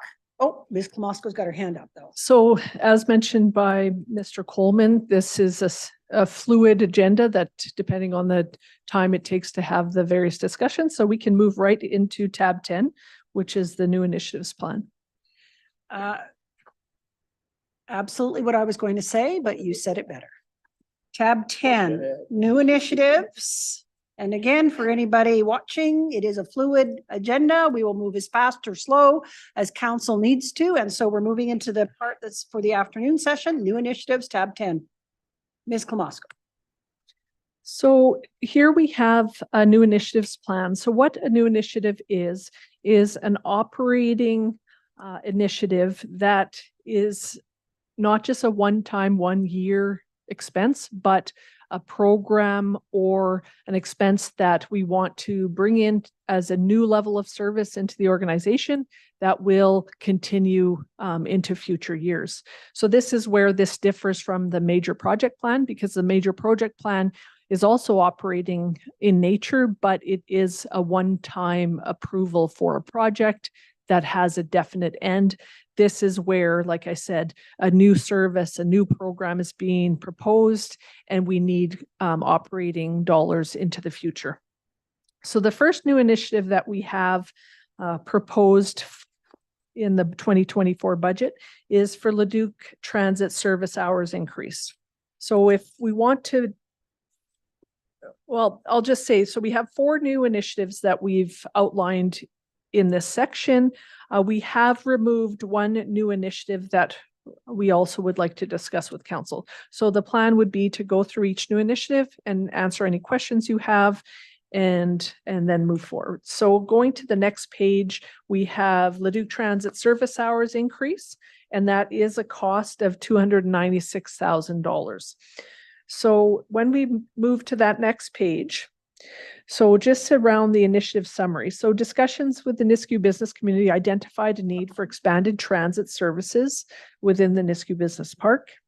We did conduct a transit needs and feasibility study in 2023 that identified several options for transit improvements. So administration is recommending to add additional service hours and days to on-demand transit services. There is a note in this section, as Leduc Transit is a joint venture with the city of Leduc. In order to move forward with a new level of service, we will require approval from both councils to be able to move forward. So this is the information that will also be presented to the city of Leduc for their consideration. So going to the business case. So what it speaks to is that the on-demand transit service has exceeded all expectations, and this demand has resulted in a high number of passengers unable to book trips. To rectify this, administration is proposing to increase the number of service hours per day from 28 to 56 and adding 2 buses to the current 4 already in service. So when you look into the box table below, what administration is recommending is alternative A. So again, there's an increase to service hours. And then you can see here that it's 29 hours on Saturdays and 21 hours on Sunday. And it does require additional buses to be added to the fleet. So with that proposal, Councillor Belaz. Yeah, you're gonna add 2 new buses. Where are they coming from? Do we have them in the fleet already? Because I know we contribute 2 buses. yes, so when we get to the second page, we'll speak to the capital cost, because this on-demand service is provided by a contractor. There's no capital cost requirement for us to provide the buses. Okay. So we are proposing that these additional service hours would generate approximately $79,000 in revenue, additional revenue for Leduc Transit. The expenditures to increase this service level is $375,000. So the net impact to our budget would be $296,000. So speaking to some of the increases that we spoke to when we looked at that tax dollar summary and that $899,000 increase, a new initiative like this contributes to that overall increase to the tax dollar requirement. So just one further point would be at the 2023 Leduc County Business Summit, there was 2 issues identified by the business community being the most important issues that need to be addressed, and that would be transit and broadband. So this new service proposal will address some of the concerns identified by the business community and will increase the level of service in the Nisku Business Park. Are there any questions on this initiative? I'm Counselor Smith. Not really questions, just some input. The city of Leduc right now, I see, is also debating this and would be looking at paying 2/3 of the increased in service. Another reason why I think it's important is business pay for this increase with the new businesses that were coming in and the demand. And again, at our one conference that we had at our center, it was probably one of the other, probably most important thing.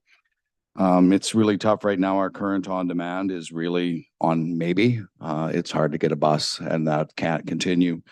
It also reflects the reality of the expansion and the increased tax base that we enjoy at the airport, as well as in our business park. So I believe this one, the city of Leduc being 2/3 ownership and Leduc County being one, is definitely something that it's extremely important that we improve our services to get workers out to the businesses that we've promised this would occur to. Thank you.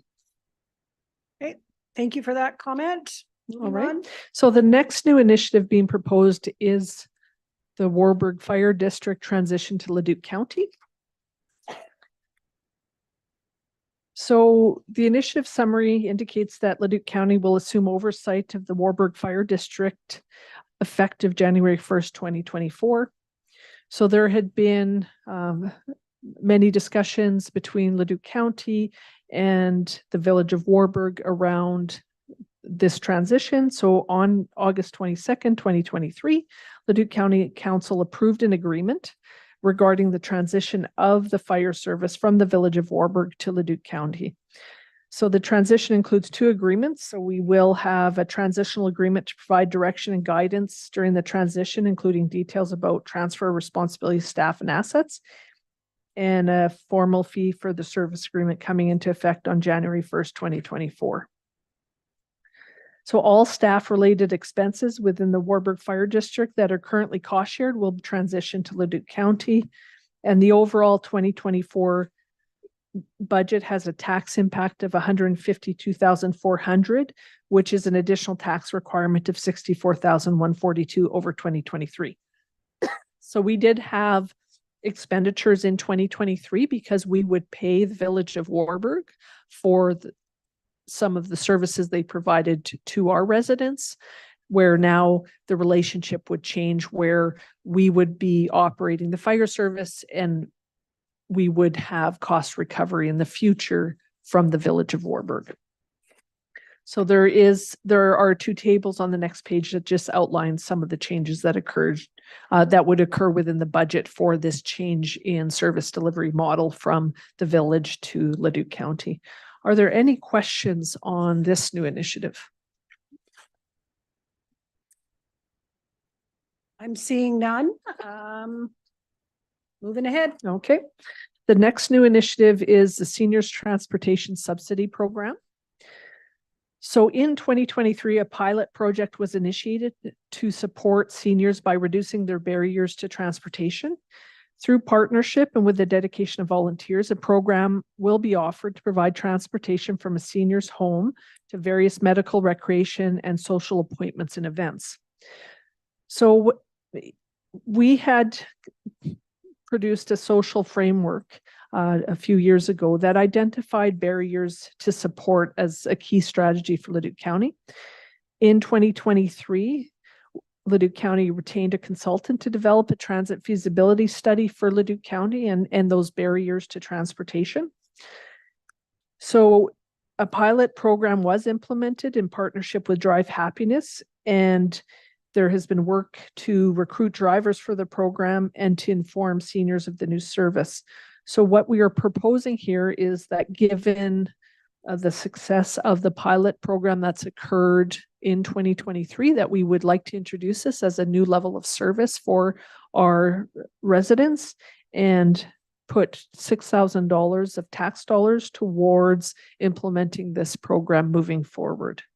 Okay, thank you very much, Councillor Smith. Again, easy to support this. However, could you have Mr. Honesty give us some data on the successful pilot program? Again, just looking at ridership, how many people have taken advantage of it when Mr. Honesty is in to do a presentation? Thanks. Yes, we can bring that information forward. Any other questions? Seeing no See none? questions. So the next new initiative is the subdivision drainage plan development. So this project involves developing a subdivision drainage plan with an external consultant. It will be an ongoing project until all country residential subdivisions that require a drainage plan to address historical or potential drainage issues are developed. So some of the already established subdivisions do not have an overall subdivision drainage plan. At the time of these subdivisions, a drainage plan was not a requirement for the development. So over the years, developments have changed to include a larger development footprint, and the larger lots have been subdivided into smaller parcels. With that, there's a smaller area available for drainage. So an overall drainage plan for these subdivisions is required to accommodate future developments and protect existing developments. So this initiative would start with doing internal drainage evaluation of the existing established subdivisions and based on drainage complaints and lot vacancy. And then those subdivisions would be ranked and prioritized based on the severity of the issues that exist within the development. The highest on the list would be selected to complete the survey, followed by developing an overall drainage plan for that specific development. So the risk of not completing this work is that we would continue to face issues like localized flooding, new drainage issues arising from new development, potential damage to municipal and private infrastructure, and continuing drainage complaints. So this is a proactive way that we can start to develop a plan so that we can address some of these long-standing issues. And then also as further densification occurs within these country residential subdivisions, that we have an appropriate plan to make sure that we don't create any issues. Thank you, Councillor Lewis, and then Councillor Smith. Thank you. Glad to see this coming forth. This will be great for Division 2 subdivisions. Do you have an idea of how many subdivisions don't have drainage plans? I do not have the information in terms of the number, but I would say that we have many country residential subdivisions in our municipality that have been in place for a very long time. So I would think that that number probably is fairly significant, but that's information that I can speak to engineering about to get more information about. Councillor Smith. This was an issue that was presented during Public Works, very supportive of, but I'm wondering, is it the time to also include hamlets in the drainage plan? I know I have New Sarepta, Luma, and Rowleyview. One of the issues in Rowleyview before we did the work was some of the drainage getting into the sewer system and overwhelming that lagoon. Again, do you need to add dollars to go through? And I believe in some of the hamlets, and I can't speak out west, what needs to be done in case we're having storms that are overwhelming the system. Again, if we have a very large storm, we could flood out a lot of our residents. I'll just go to New Sarepta. Some of it may just be grooming the ditches once a year and cutting it. And I know New Sarepta's had a lot of engineered draining going forward, and a lot of it is working. But again, Rowleyview, they took care of it. And again, I can't speak on behalf of the hamlets out west, but it's something that may need an extra dollar and add hamlets to the plan. Mr. Coleman. I think the dollars are appropriate. It's good advice on including the hamlets. Because it's a new initiative, the plan is going forward, you'll see recurrence of these dollars. So it might be prioritizing our work and making sure we include hamlets. So we'll definitely take that feedback and make sure we look at that. So, yeah. Any more questions or comments on this? I'll make a comment. I think one of my learnings from being on council is that if you want to make bad neighbors have bad drainage in a subdivision where sometimes people will adjust the topography of their own lot, which impacts somebody else. So I think having this upfront, letting people know that we're doing it, being able to have a plan for each one will actually take away additional work from both our administration and our council. Thank you. So on the new initiatives plan, we have one new initiative that we did remove, so it is not reflected in the budget documents. So that 1.76% increase does not consider a heritage awareness program within that budget. So however, we wanted to bring it forward for discussion because this is something that has been identified as a strategic priority of council. However, in some recent discussions that we've had in terms of the environmental social governance strategy, we wanted to have a discussion about whether council wanted us to move forward with this new initiative in 2024, or if it's something that can be considered in the future, or perhaps it's not as high of a priority at this time. So within the new initiative that has been removed, it does provide a summary of what was being proposed by administration to develop this program. So it spoke to implementing a heritage program to be integrated in Leduc County program services and historical preservation. By establishing, committing to historical preservation, we will set a foundation to be shared in the future. So the task would include heritage inventory and mapping, program and events, storytelling and preservation of history, and modernization of Leduc County history information. So there are also some details provided within the business case. Okay, thank you for that. And again, this is what we would call formally below the line. It has not been approved. Although I think it's an interesting part to be able to gather all of our history. I also wonder who else is doing it.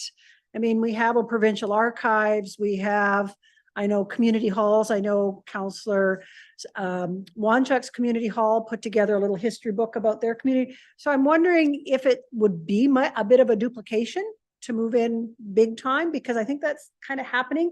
And it does talk just about the last 70 years. So it's not the history of Alberta from the time of the settlers. It is pretty recent history. So I'm okay with deferring it at least for a year. I think that we're at a time where our residents and our businesses are struggling on lots and lots of levels. And it might only look like less than $100,000, but it does increase our tax ask. So I'm okay with it being put in abeyance and maybe taking some time to say, where could we just gather that information?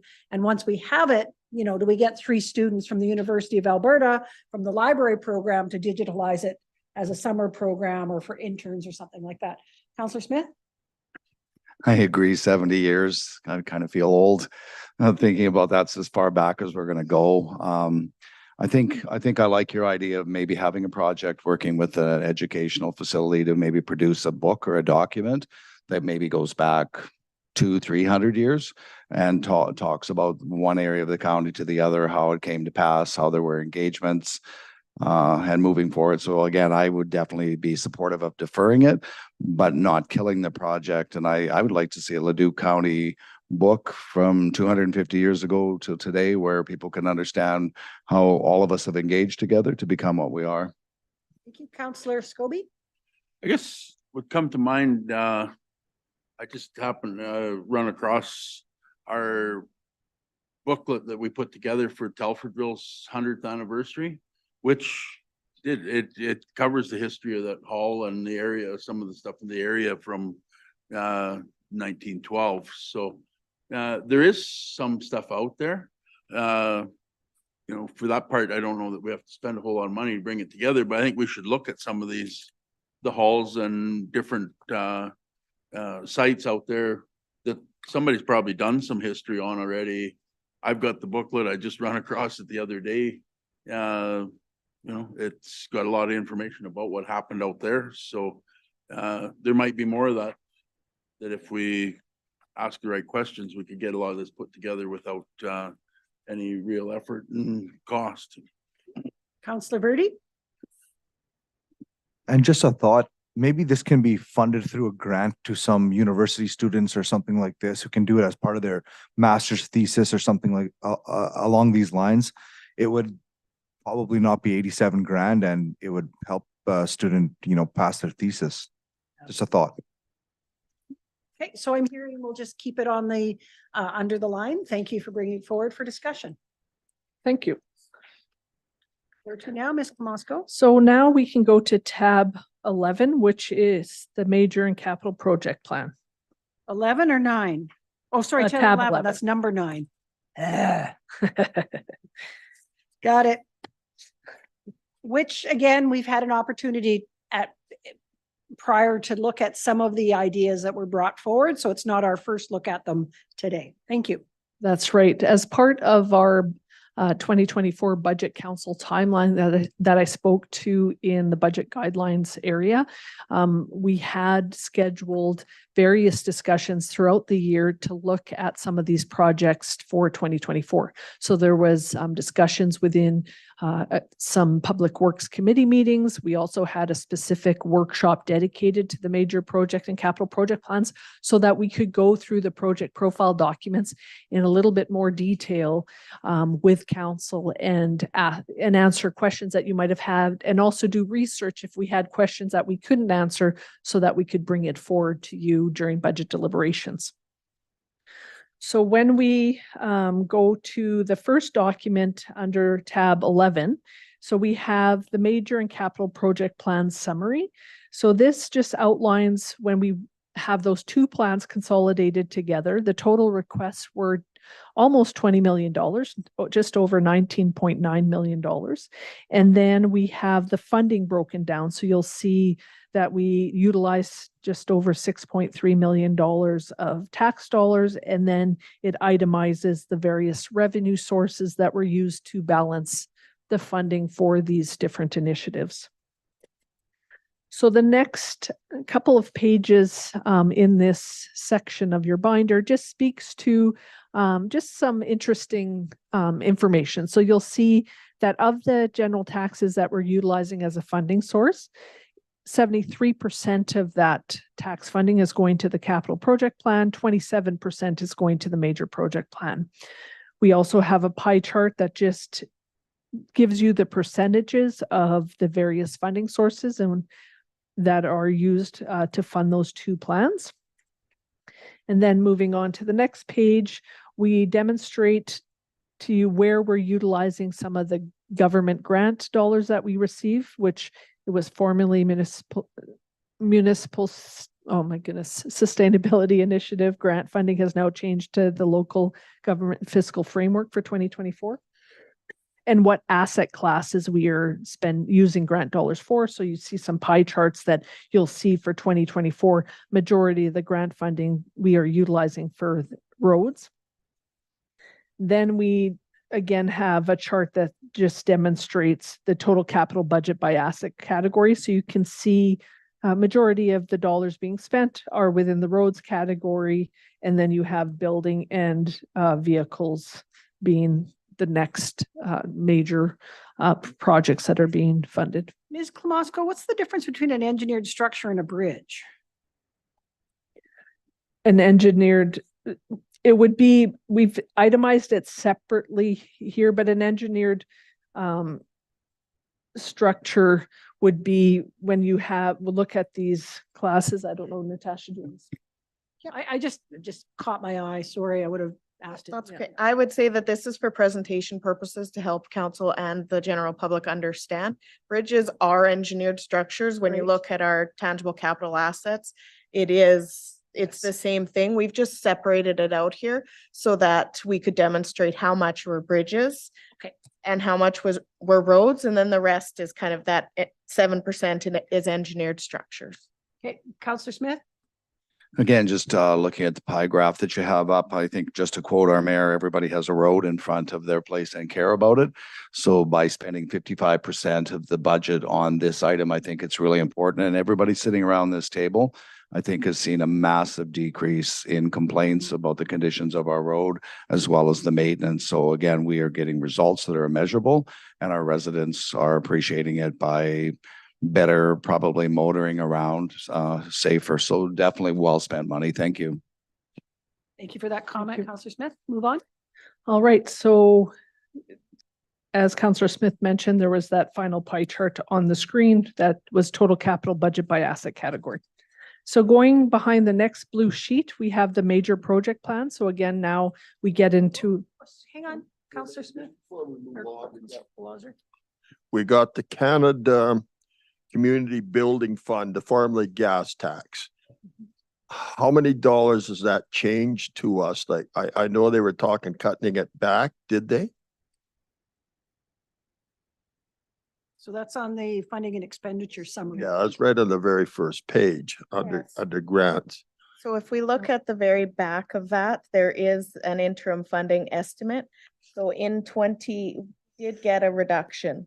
In 2024, we're expecting 862,000. We had a little bit of carry forward of 81,000. So we're looking at using a total of 942,651. But I can definitely pull up the information from last year as well and get that back to you Thank you. to quantify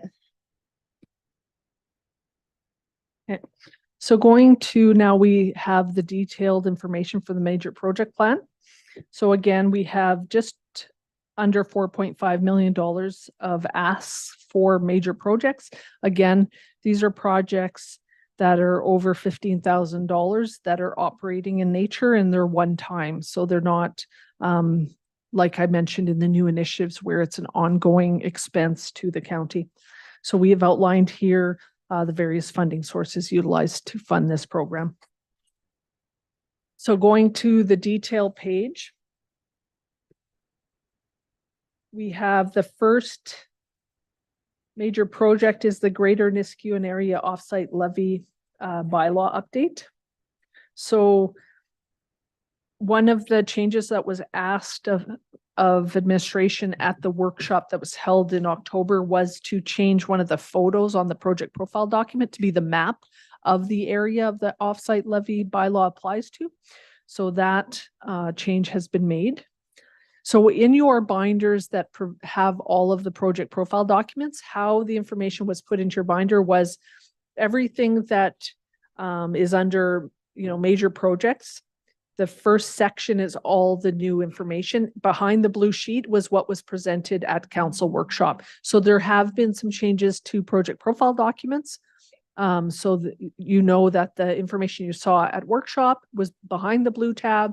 Everything in front of it is the new information. Some of it has not changed, but we just thought we would separate the two packages. So you'll see on the screen that the map was added into the project profile document. And again, these are the binders that we had looked at during our workshop. There have been changes. We'll be informed of those changes, but again, not our first time looking at these or having the discussion. Thank you. Thank you. So the next project is the wildland firefighting equipment. Again, there was some changes that had come up specifically on this project when we discussed it at workshop. So there have been changes to this project profile document as well. So you'll see that there had been a question about the addition of pumps to squad units, and there was 2 squad units. So units are being placed on the units that can accommodate the pumps to be added, which are 2 units, and one will be located in the west and one will be located in the east. So that was one question that was asked at workshop. Also, when you look at the versatile pumps under number 2 within the project profile document, we've added some additional information as well. So we had been asked how many pumps are being purchased and a little bit more detail. So we actually added some detail into the project profile document. So $20,000 is being proposed to be spent. So that would include 2 trash pumps to enable pumping from alternative water sources such as dugout streams and ponds, and that's $8,000. And then provide 2 floating pumps for each squad truck. So those are 4 pumps for $12,000. So that was additional information that was added. Go ahead, Councillor Belazer.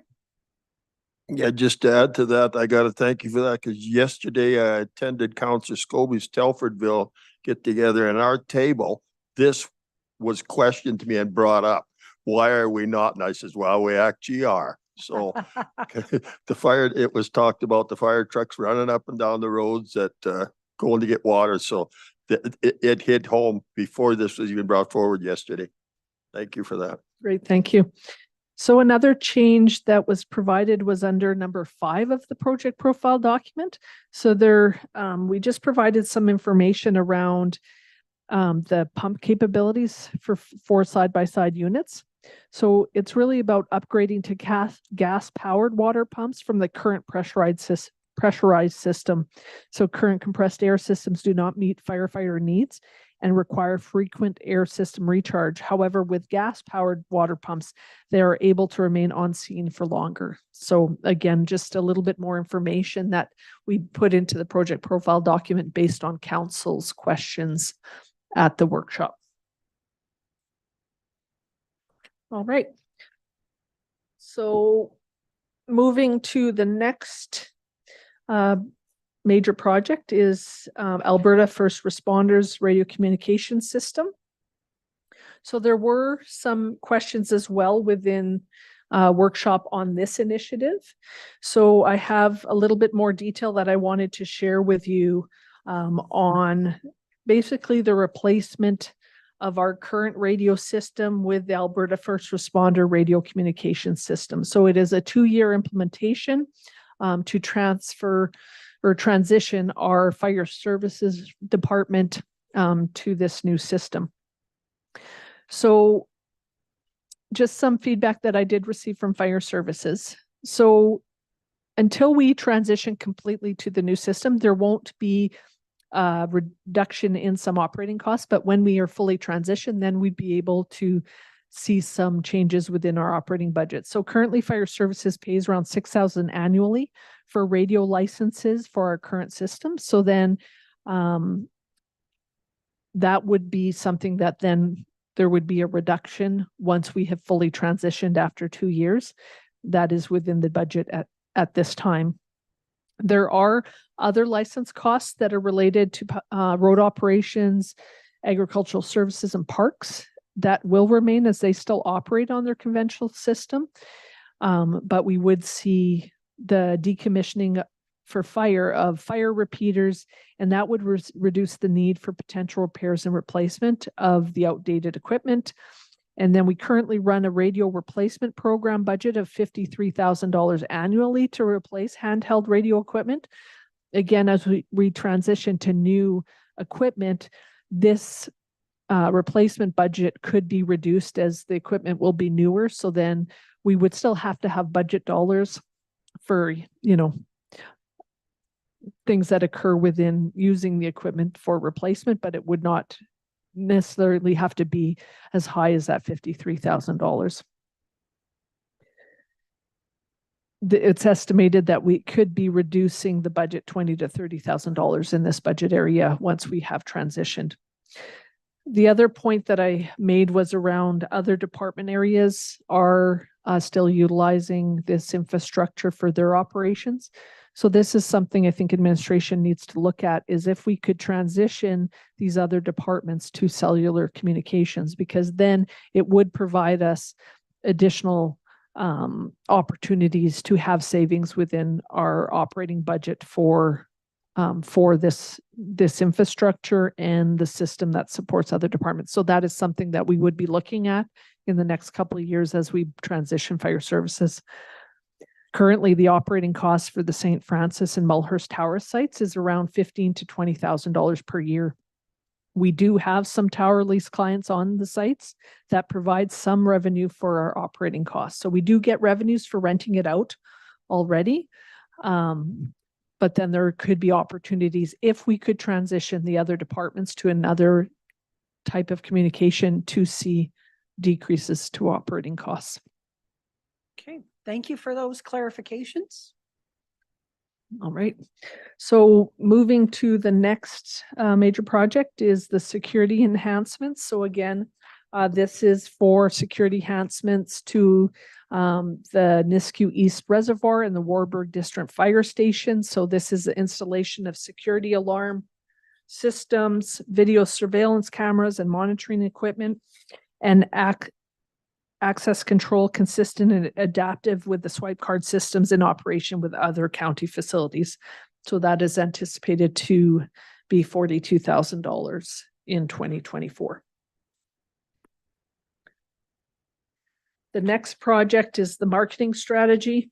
So this is work being done out of the county manager's office. So within the investment strategy, we identified the need to have a marketing strategy for the municipality. The benefits of the marketing strategy are to build the county brand, creates a broader awareness of what the county has to offer to existing businesses and potential investors, and allows the county to gain a competitive advantage. The anticipated cost is $75,000. The next project is the last year of a multi-year initiative. So it was replacement of the self-contained breathing apparatus, and this is within our fire services. So this again has been a multi-year initiative. The project profile document speaks to the costs that were incurred in 2021, 2022, and 2023. And this will complete our transition to this new apparatus. The next project is recreation cost share capital contributions. So this is something that we see every year. Leduc County partners with regional municipalities in cost share for recreation. So we budget $350,000 every year so that we can contribute to different recreation capital initiatives that our urban partners may undertake in 2024. Information does come forward to council on the specific details of the ask that we receive from our partner municipalities. So reports will come forward by our Director of Community Services. So more detailed information will be forthcoming. However, this holds budget dollars to be able to fund those various initiatives.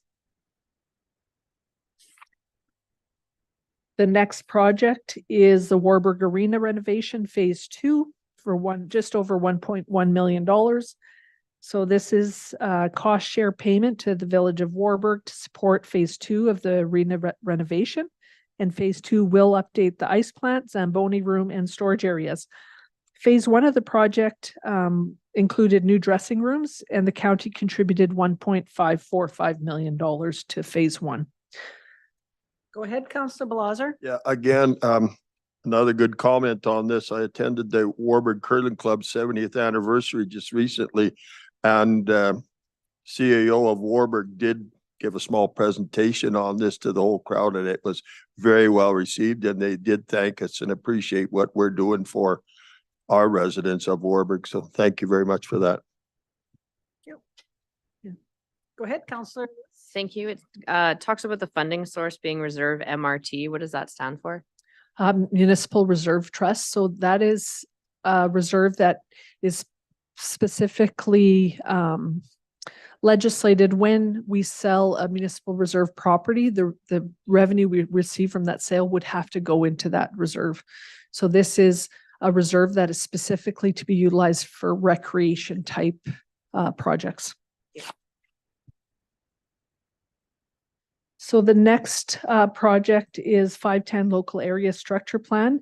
So this in 2023 was formally named the North Nisku Local Area Structure Plan. So it is going through a rebrand for the second year. So there is year 2 costs of $60,000 to continue the work into 2024. So you do have in 2024 plan development, so public engagement and revisions, as well as plan finalization and approvals. Okay. So the next project again has been a multi-year initiative. So the land use bylaw update. So we have some costs that are going to be incurred in 2024 for the public engagement, advertising, and open houses, and a legal review for the land use bylaw update. And again, we've been able to do that in-house, so it was a reasonable cost for our taxpayers and in our businesses, correct? Yes. The next project is the enterprise content management year 4 of 4. So a number of years ago, we made the decision to transition out of an on-base software system and have been transitioning various components of our operations to different software options that met the needs of the different services or the different needs that we had for our software. So within this project, there's, three major components. So one was the completion of the enterprise content management. So that is our records management system. So we are working through transitioning, like our director of corporate services said, we are conducting the final pieces of that with a pilot department, looking to make that transition to the other departments in 2024. With the next initiative is transition of the permitting system within our planning and development department. Again, a big initiative that is going into 2024. So look to complete that in 2024, and then also completion of the customer relationship management implementation. And we did hear a little bit about some of those earlier when we were looking at corporate services. Thank you. So the next project is building life cycle maintenance. So we have two buildings that we're looking to do work on in 2024. So we have the Thorsby Public Workshop, where we want to replace 6 overhead doors and controllers. And then the second building is in County Centre, where we want to do a main floor firewall replacement. So we do have some additional information on that as well, based on the workshop discussion that we had with council. Trying to find my paper. My apologies. So I just wanted to provide a little bit of update of what has been done within the county center in terms of the firewall within the finance department. So really, the firewall has been utilized not strictly as a firewall, but also as a security barrier that gets put down and lifted every day. So with that, does come a lot of more wear and tear than typical fire door that would only come down when a fire alarm was activated. So our administration has done a lot of various touch points with different contractors to try to find a different solution, but have exhausted our efforts at this point. So since the door is being used for security and being raised and lowered each day, the parts are wearing out faster than if it was used for fire suppression purposes. So in June of 2021, we did contact Leduc Overhead Door, as they are a fire organization that can do fire door certification, and they were called to do an annual certification. They discovered the certification tag to be missing. So a certification cannot proceed without that certification tag. And this is a fire code violation. So we tried contacting a third-party company called Intertech that was referred to us by our building code safety codes officers. And then unfortunately, we have not been able to get any information from that organization. We also contacted the original manufacturer to see if they could reissue a certification tag. They responded that the door is too old and they don't have records that go that far back. They also only service Toronto and area and suggested we contact Leduc Overhead Door, so which we had already done. So Leduc Overhead Door has conducted an assessment of this door, and they believe that the springs may fail soon, and that if it should happen, we won't be able to get the door up again. So springs can't be replaced without pulling the axles out, and we can't do that without pulling the door down. All right. So, yeah. So proposed? for We this? are looking at doing some renovations within the lobby area in 2024. There's opportunity to have this project aligned with that work and you know, some synergies to do that work together. So right now, the belief is that this is needed to find a different solution because there are concerns with the condition of the door and it's being utilized in a way that it was not intended to be used. Question. Go ahead. We're done with that one. I'm gonna go back to the Thorsby shop. You got 6 doors that you're replacing for a cost of $100,000.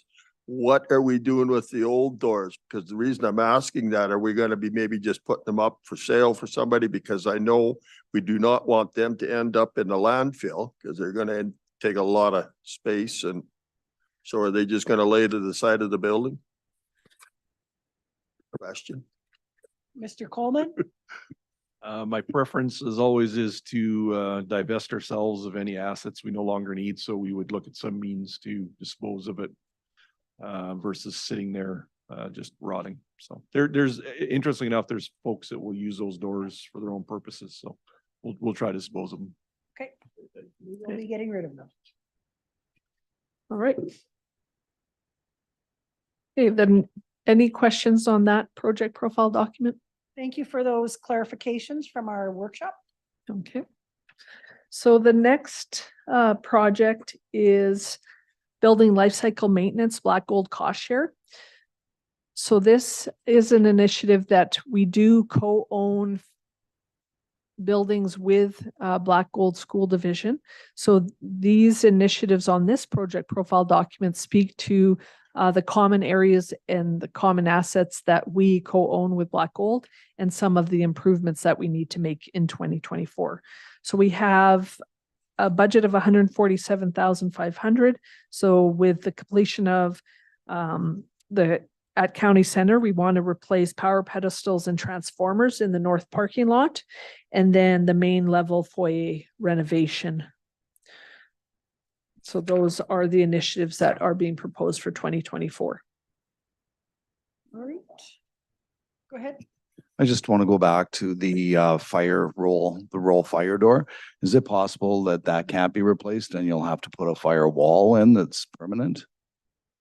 Well, I think with doing a main level foyer renovation, we can look at how we can structure this differently, because I think that fire rated glass is very expensive. So we may want to build some walls, make it look different. Look at those, what the reality of the financial cost is for the different approaches, and then make decisions accordingly. Thank you. So the next project is the Business and Entrepreneur Center renovations. So with now opening the Business and Entrepreneur Center in our former Nisku Recreation Center, there are some projects that need to be done based on the condition assessment of the building. So we are proposing a project of $310,000. And the work that's being proposed is to replace electrical distribution equipment, the building main water distribution piping, exterior sealant, some front concrete entrance and an addition of a sidewalk around the west side, and then also to upgrade heating, ventilation, and air condition, so HVAC components. I'm wondering about something else. While I was at the Growing From Here Summit at Beck on Friday, I think I had 3 people come up to me and say, why isn't there a sign out on the road so they know where to turn? And I think that, you know, we have a sign at the center, but we don't have a sign that actually shows where to turn out by the ball diamonds there. So I'm wondering what the cost would that be to add in. I think it's necessary. I'll be honest and say I missed it once or twice. And I think it's about good advertisement. absolutely fabulous comments about how good that building looks, how nice it is to have meetings there, you know, the continual improvement. But if you can't find it the first time, you end up not being even, you know, maybe the donuts don't make you happy when you get there, although they, I know it's crazy. Mr. Coleman? Madam Chair, we can definitely do wayfinding signs. So I'd made note of that the other day because I was sitting there as well when we heard that feedback. So we just take it for granted that we know where these things are. Absolutely, right? Turn of the ball But diamonds. lots of our good customers don't know. So we will ensure that, and we can cover that within our existing budgets that we have for signage. and things of Perfect. that Thank you. nature. So Thank you. But again, great building. So the next project is Westlands Area Structure Plan. So this is a project profile document that was not part of the package when we had our council workshop in October. So this is an addition. So this is the project summary is that the county will undertake to create an area structure plan for private lands directly west of Edmonton International Airport to continue its program of securing long-term land supply for employment purposes. The project will include a definition of a study and plan area, infrastructure assessments to establish capacities, required upgrades and optimal servicing approaches, transportation system assessments, and establishment of a high-level land use concept. This is a multi-year project that will see 3 phases, and it will be, or actually phases 1, 2, and 3 will be completed in 2024, and then the other phases will occur in the future years. So we're looking at 2024 and 2025. The total cost of the project is $265,000. And as I mentioned, it will be completed in 2025. So the business case for this area structure plan is that we require a long-term supply of land for non-residential development to support economic development objectives, grow employment in the county, and promote a diverse and stable economy. So the detailed statutory planning for the last unplanned area of Nisku began in 2022 and is scheduled to conclude in 2023. So development in this area has already begun, and market interest in the areas suggests that this will continue into the future. So we will look to do phase 1 of the project, which was an internal land use concept drafting process, and this will be led by planning and development staff, and it will include all relevant Leduc County departments. And then phase 2 of the project is a corridor study for Highway 2A from QE2 to 170th Street in the city of Edmonton. And this is a key piece of work for the county to undertake to facilitate the development of this area, and will need to be conducted in collaboration with Alberta Transportation and Economic Corridors. And then final alignment of Highway 2A will need to align with the preliminary outcomes of the Edmonton Regional Network Study. So then we have phase 3, which is municipal infrastructure strategy, would be completed. So that would commence in 2024 and finish in 2025. Then phase 4 for public and stakeholder engagement would be is estimated to be $30,000 cost in 2025. And then phase 5 is plan drafting and finalization. Are there any questions on this project profile document? I don't have a question. Just thank you for adding it in. I think it's critically important as we continue to grow. And we heard that from assessment this morning that our non-res is continuing to push forward. We need to be well planned out in the future to ensure that we have room. And we hear from Mr. Grayston lots of times large plots of land are what are being looked at. This shows long-term planning on behalf of the county, and I certainly appreciate it being added in. Good job. All right, the next project is Leduc County Growth Strategy. So this project is to develop a forward-looking strategy to identify and respond to anticipated changes in Leduc County's growth profile to 2044. This is a multi-year project with phase 1 being completed in 2024. So the total cost of the project is $300,000 and it will be completed in 2026. So we have anticipated in 2024 is phase 1 of the project. So, and that is project scoping. So it's included as a specific phase of this project to ensure that the project is aligned with the county's needs from the perspective of council, administration, stakeholders, and the citizens of Leduc County. So in developing the scope detail, it's envisioned that numerous consultations with these groups will occur over a 6-month period prior to the formal study being kicked off in the summer of 2024. Any questions on that project? Demonstrating long-term planning, preparing, making sure that our county's growing the way we want it to grow. And the final major project being proposed for 2024 is the county property aggregate development permitting project. So it's to complete the permitting steps for the property to be a source of aggregate for the county. So in 2023, we finalized the purchase of a property for development as a supply of aggregate for the county. This project will complete the necessary engineering for the permitting of the source and the tender preparation for the development of this property as an aggregate resource. Any questions on this project? No, and again, this is, part of this is out of our control because it's about permits coming from Alberta Environment. Is that correct? So That we would will be put in, and then it's sort of a, hopefully they can respond quickly so we can move on to this if Yeah. we need to. Okay. All right. Right. Ms. Klamosko, we're at about 5 to 12. Is this a good time to call ourselves? We've gone through and looked at the 2024 major project plan interim budget. We've discussed the items, asked questions. We understand the funding requirements. So I think this is a good time to stop after lunch. Where will we be starting, just so we know? So we will continue under tab 11 and we'll move to the capital project plan. Okay. And then what we will do, however, is just given that we have consolidated our budget deliberations into 1 week and over 3 days, we will bring in some department presentations this afternoon as well, so that we can utilize all of the time that we had planned to use today to 4:30. Okay.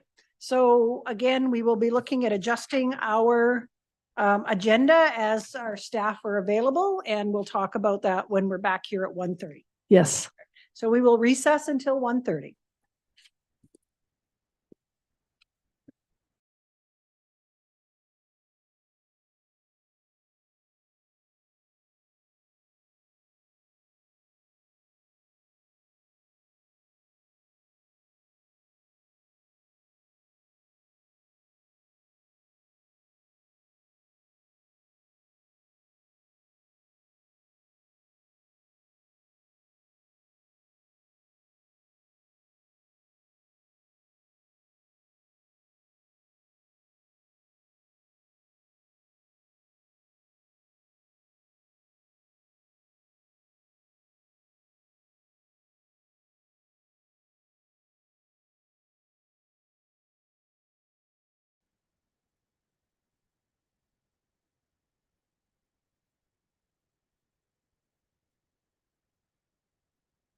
Darcy's watching on.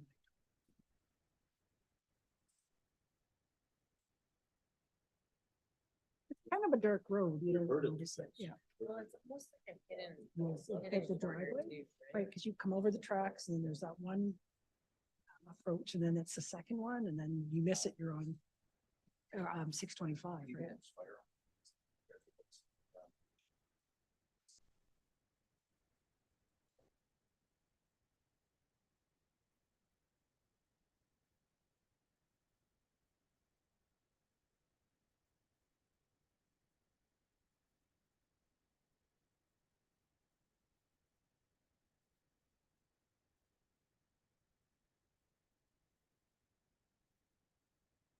I think it took 16 seconds.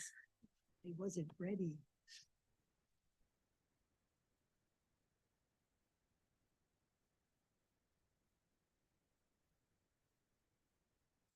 Good afternoon. I'm going to call us back from recess for our 2024 budget deliberations.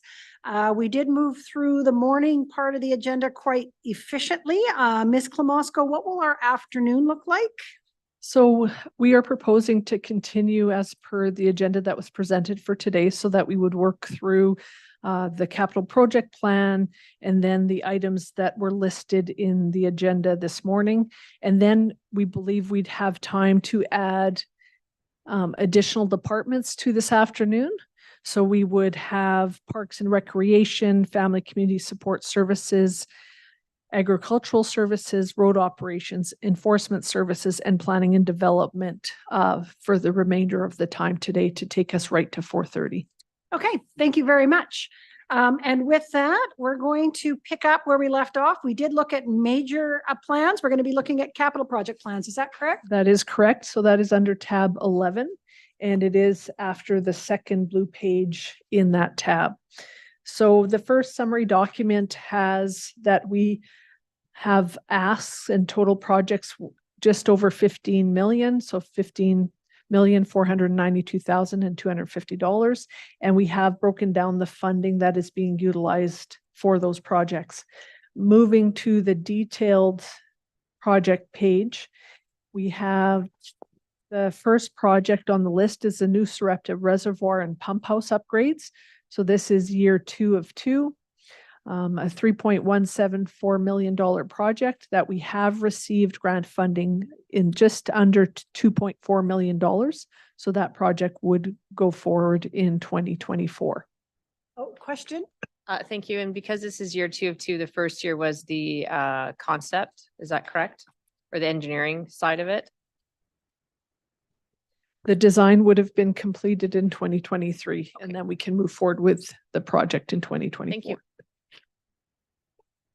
The next project is fleet asset replacements.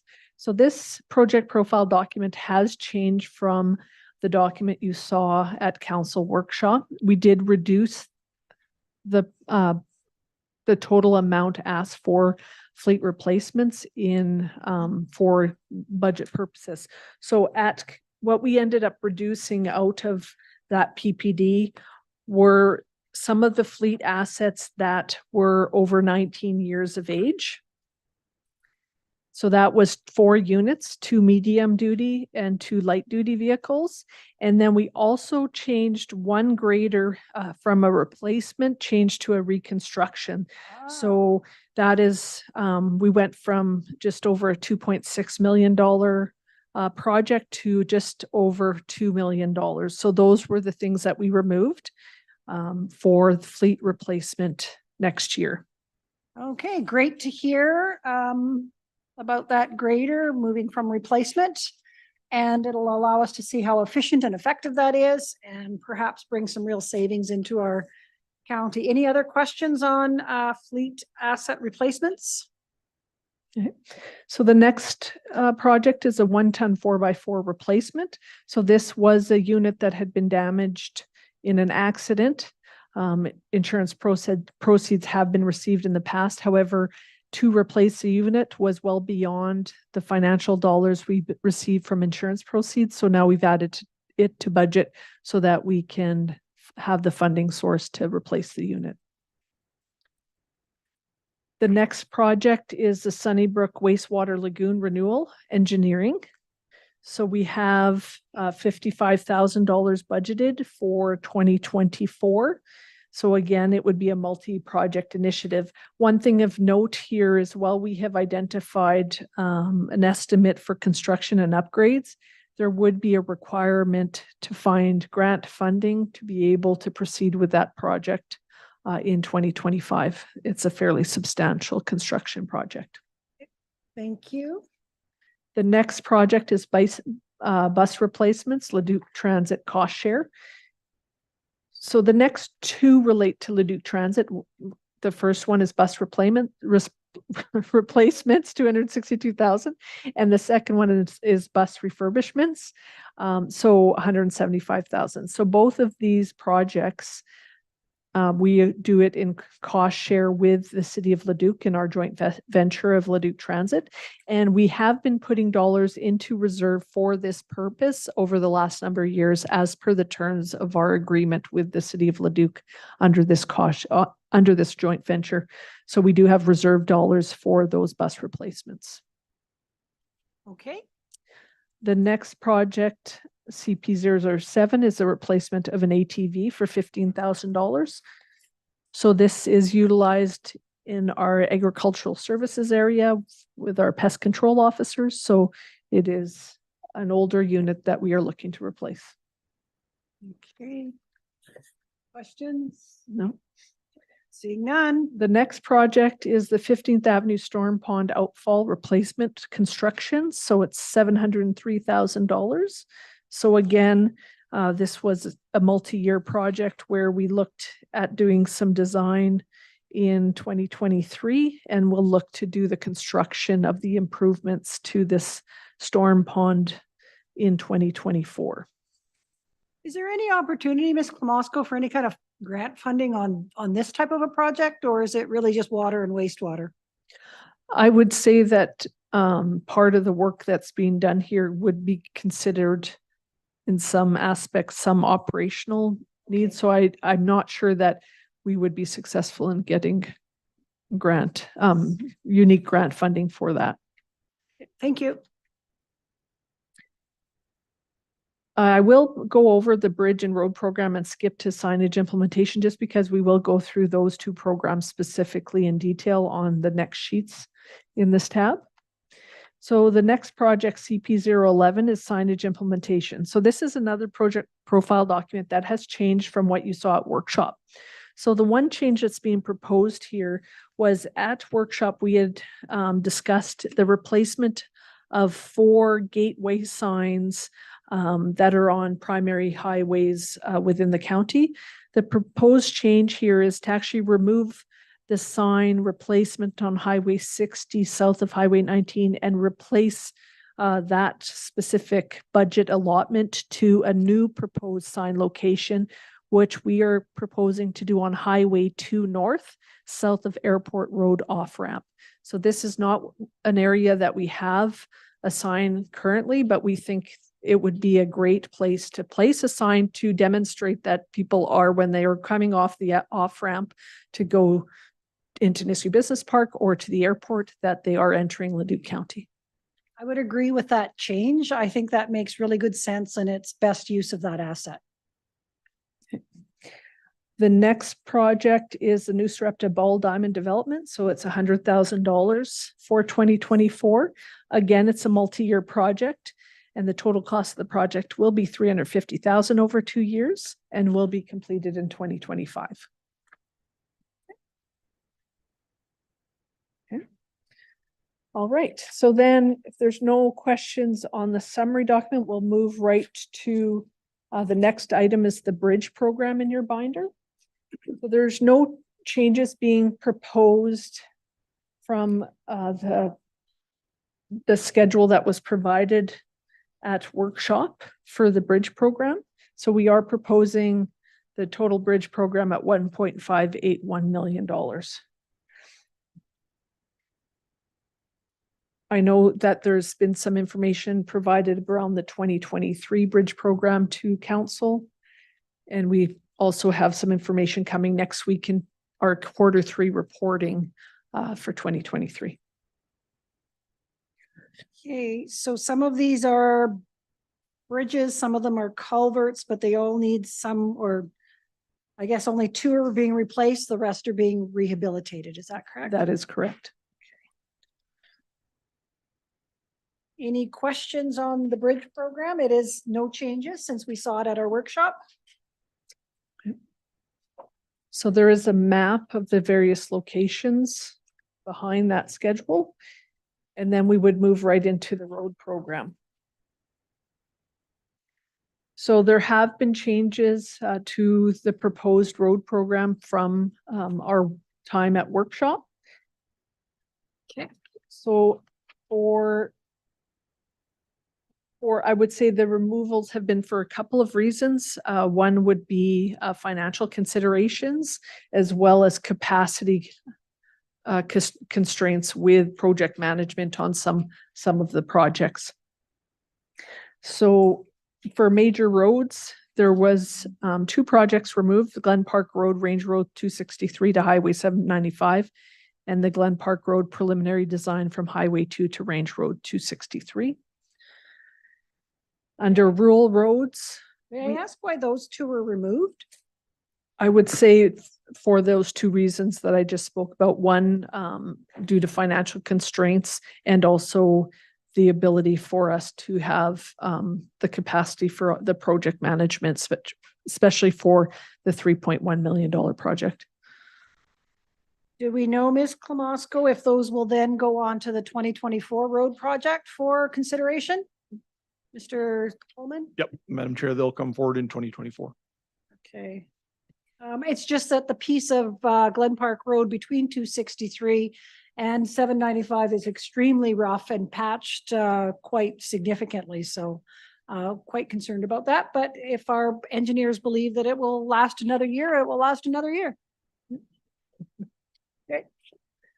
Then looking to the rural roads, we have removed the Range Road 15 from Highway 616 to Highway 616X for 100,000.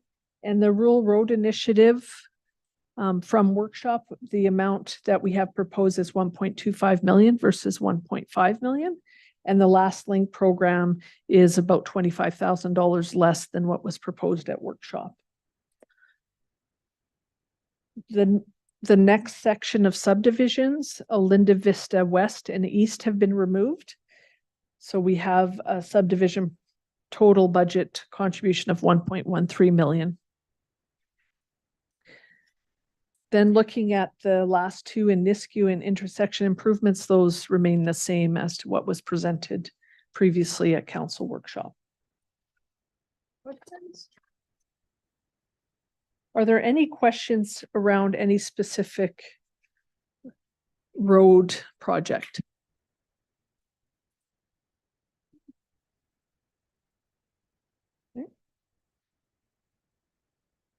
Okay, seeing none.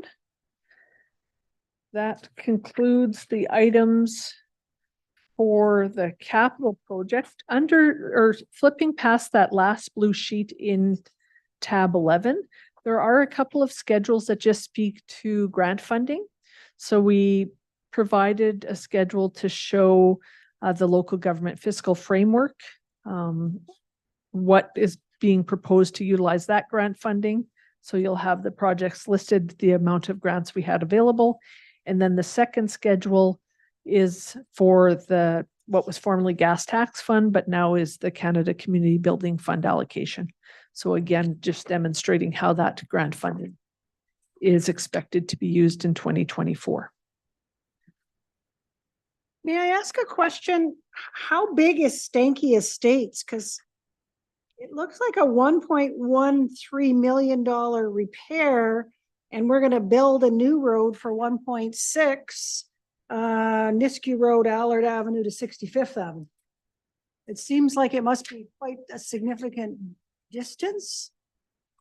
Said with a question. So the length of the work being done is 1.52 kilometers. Is that subdivision length? Seems expensive. Go ahead, Councillor Smith. And again, Stanky Estates has been removed several times and did find its way into budget this year. It's probably one of the last few that I've been working on over the last 10 years. Probably originally done in the 70s. Sorry, just my question was that just the cost surprises me when we look at a new build, which would include, you know, a significant amount of work, is just $300,000 more is all. So so the length of the work for the Nisku Spine Road, Allard Ave to 65th is the 1.6 million is only our portion. So that is a $3.2 million project. Yep, there you go. Okay, thank you. I knew you would have the answer. You always do.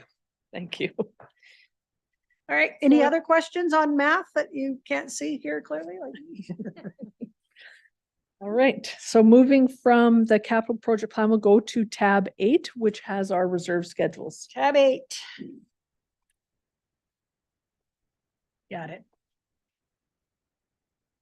So as we go through the various documents, you'll see that we have utilized reserve funding to fund various projects and costs in our budget. So we wanted to just show council what we're proposing and what that impact is to our reserve balances. So what you'll see for the operating fund reserve schedule is the net change that's being proposed is a reduction of just over $1.1 million. With all of the projects for the operating fund reserve. So just to make note that in 2023, we actually had a fairly substantial decrease in this reserve balance because we did some internal funding for capital projects. So in 2023, we actually had a net change of 8.5 million. Oh, wow. So it has reduced significantly, which we Thanks. would never want to be drawing from reserves at that level every year. The legacy fund is the money that we received from the city of Edmonton during the annexation, correct? Yes, that is That correct. would be sitting somewhere making some good interest, or? Yes, we would. Is it invested, I guess is my question. We would look to our cash needs, our requirements for cash, and where we have excess cash available to us, we are investing that proactively and making some really solid returns on investment. We don't seem to be drawing. I think we drew out of that for the air opportunity fund, but it's sort of sitting the same, so. So when Somewhere we, else but a savings account. yeah, so we have not been, a lot of our reserves, we don't necessarily put the interest back into the reserve, but the interest revenue on something just come into as a revenue for the county. Thank you. So the next reserve schedule is the capital fund reserve schedule. So here we have a net change in reserves of a reduction of $3.6 million. So in 2023, we had a net reduction of $3.99 million. So we are drawing a little bit less from from this reserve than what we did last year. And is a statutory reserve like the one you were talking about, the municipal reserve? There was a T there, municipal reserve thing. Yes, that is correct. The Municipal Reserve Trust is That's part of that statutory. statutory. Thank you. You're welcome. So one schedule that was not included in this tab that I just wanted to show to council was our offsite levy schedule. So a few years ago, offsite levies we used to have within our reserve schedules. Now it actually is a deferred revenue. So it's just not within the reserve schedule, but it is a balance of dollars that we have available to us to fund projects that are offsite levy applicable. So here I just wanted to show that in our offsite levy for roads, we have $2.1 million. In water, we have $14.3 million. And in wastewater, we have $187,000. So like I said, previous accounting treatment of offsite levy was that it was in a reserve account, but that treatment has changed. So now it just sits in deferred revenue. Any questions on that? Councilor Lewis? And this money is sitting there for future needs, emergencies, something. So this would fund capital projects. So right now we have many roads that we did debenture borrowing. These dollars would be used to fund the debenture payments. So those type of things. Thank you. So if there's no further questions on reserve schedules, we'll move to tab 11 or not. 7. Yes, thank you. Tab 7, which is number 11 on our agenda, earnings and benefits information.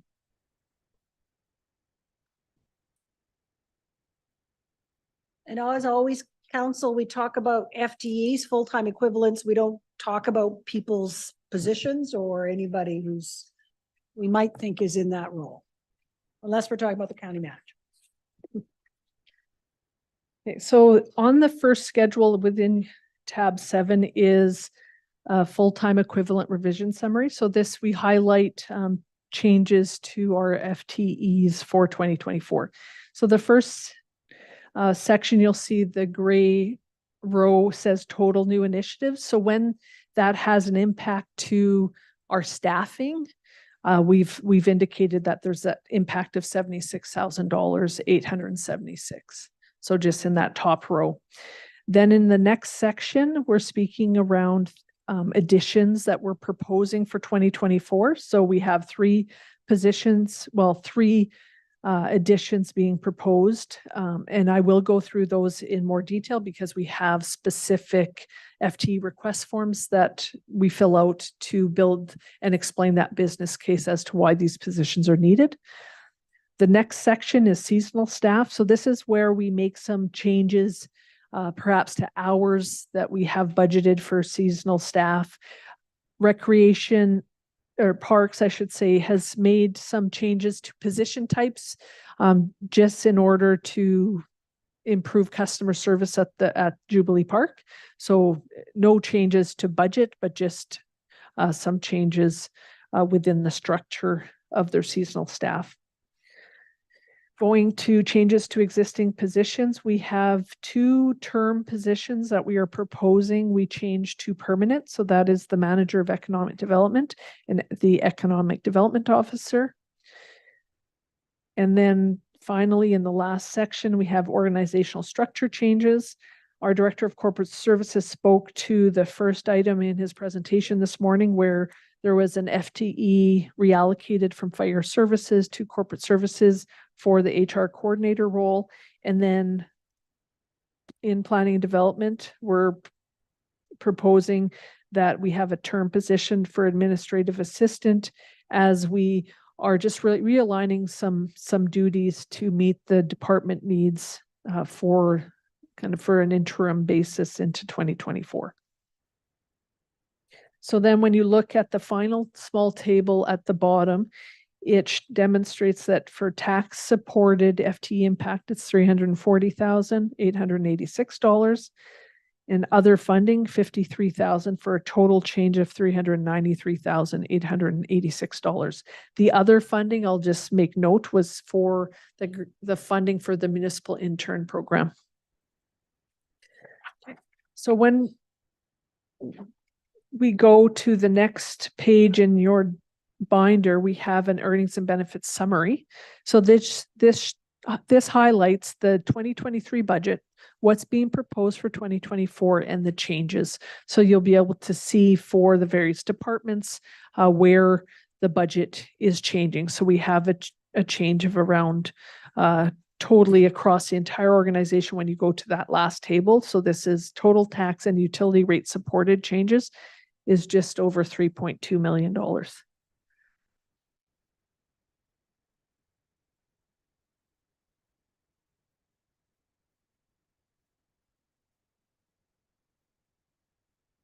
Okay.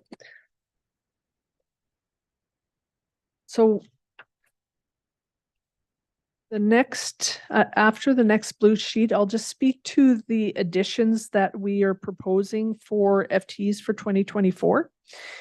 So the first position is the planner intern. And so this was a report that had come to council previously, that we would like to hire a municipal intern for an 18-month period from May 2024 to October 2025. This position does come with some grant dollars to support it. So it doesn't have significant financial impact in 2024, but however, there would be more of an impact in 2025. The next addition that's been requested is casual firefighter position. So this is to add backfill hours for our full-time 24-hour, 7 days a week firefighter positions and fire services. So as we embark on a full-time service, there is the need to have some budget dollars for backfill for when we have firefighters take various leaves. So that could be vacation leave, sick leave, and those type of things. So we need to have some budget dollars in order to be able to backfill some of those positions. So Ms. to maintain. Klamosko, those that I assume then cannot be filled with paid on call that we currently have that have been trained. They would have to be in a different category called casual. So what we're working on is that our paid on call firefighters that would be interested Okay. in fulfilling or having some casual shifts, they would make an application and then we would create a pool of casual That's firefighters wonderful. that we could draw Allows- on. Yeah, it allows for a little bit of a different experience, maybe a career change if they're looking for it. But we've already put the money into training them so that we have them. So that's great news. Thank you. Yes. So the next addition being proposed is a manager of fleet. So the purpose of the new position is to centralize the oversight of fleet in the organization to address the challenges identified in the organization's 2021 fleet management strategy. So in the FT request form, it identifies some key duties that would be undertaken by the manager of fleet. And the one thing that I will highlight within the business case is that we have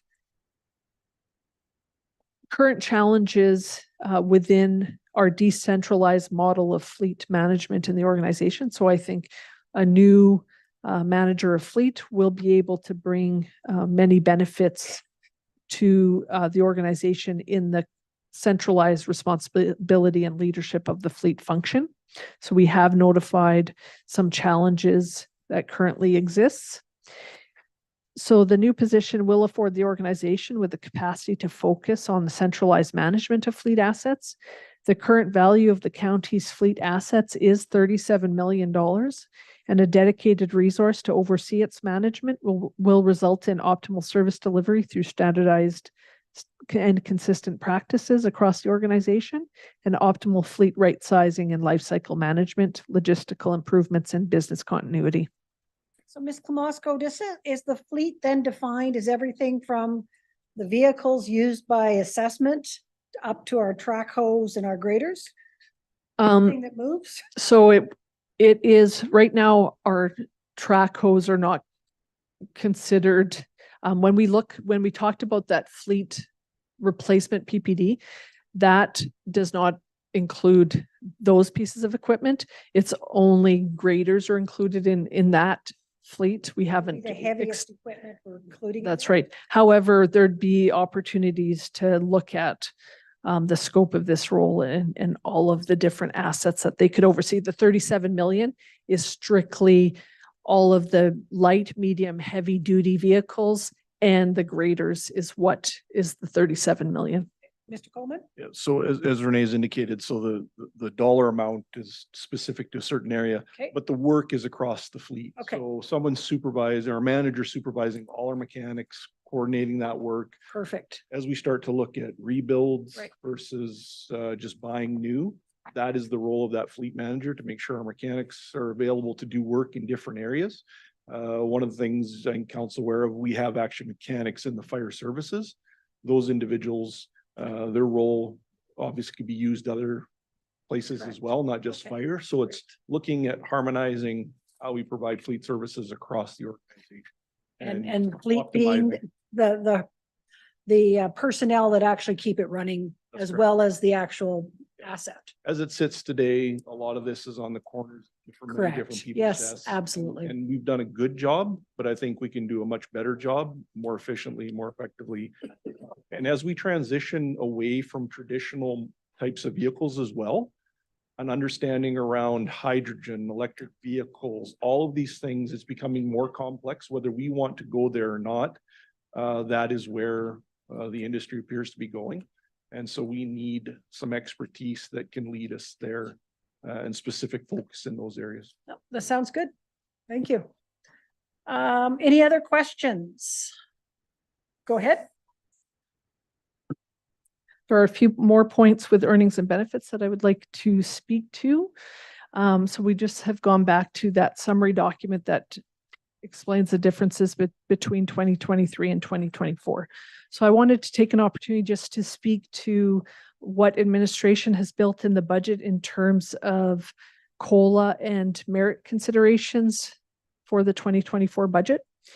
So administration, as we work through the budget that you have in front of you today, we had many discussions about how we should proceed with COLA and merit considerations for 2024.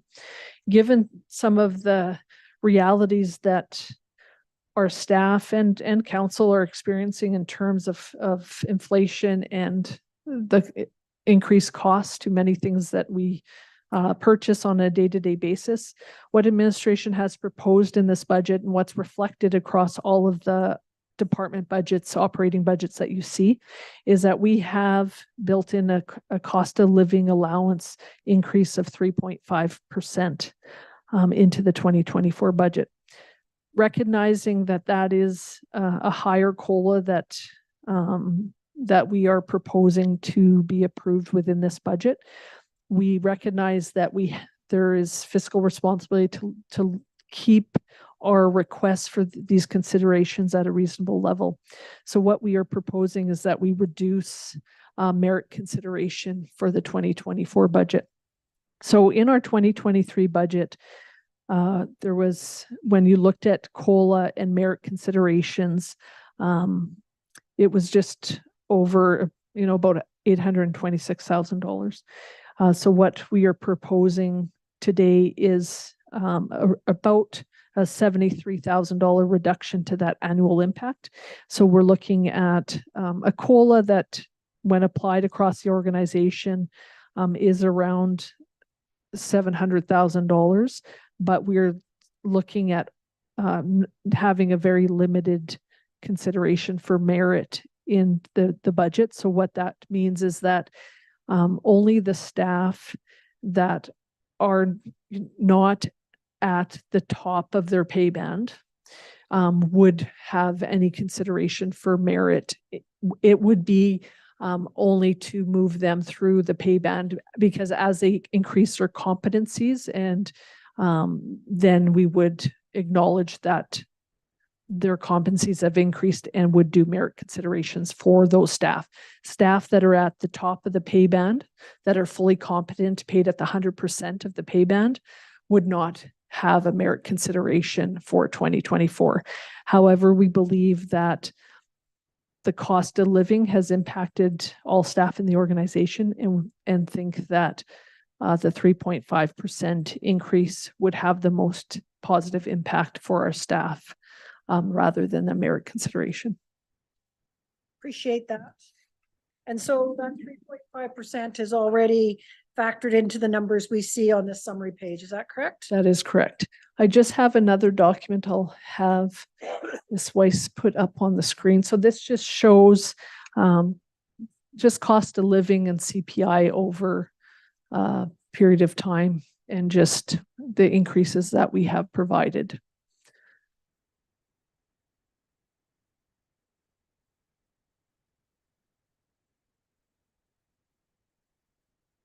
Are there Questions? Go ahead. I just want to make a comment. Thank you for working through with the merit, as well as doing a COLA, which is very reasonable in the time of excessive inflation. It may cost a little bit, but it costs a lot more to train staff. And again, with the projected tax increase of 1.75, it hasn't driven up any of the bills or would cause hardship to the county. So definitely I would be supportive of compensating our people and retaining them. Thank you. Thank you. Anything else? I am seeing none. Thank you for that. all right? So if there are no further questions on the earnings and benefits information, then we can move to the 2025 to 2027 operating financial plan, which is under tab 6.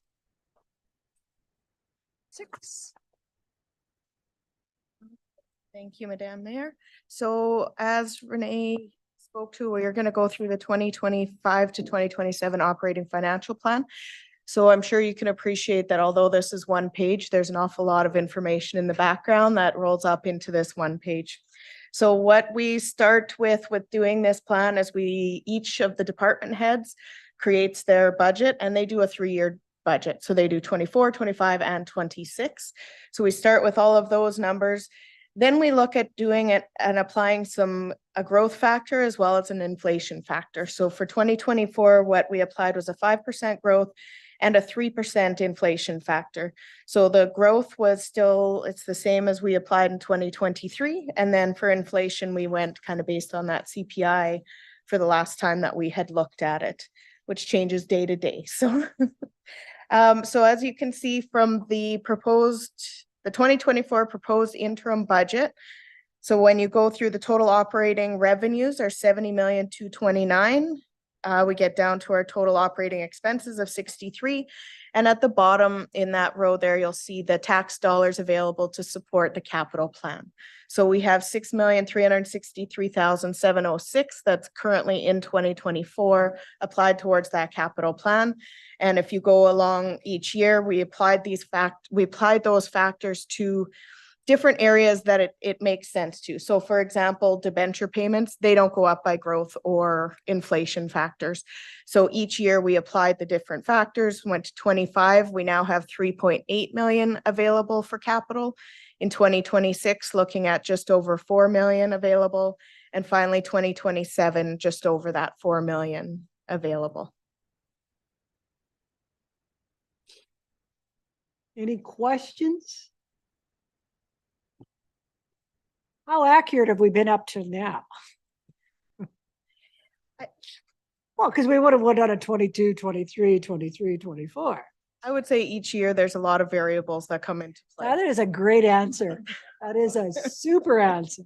Thank you. It is a snapshot. It does remind us what we're looking at, right? I mean, there's nothing else we can do around that. Councillor Lewis? Thank you. Just a question on your financial service charges. Those ones seem to be very high. Can you kind of talk, is that service charges obviously all across the county for everything that's done?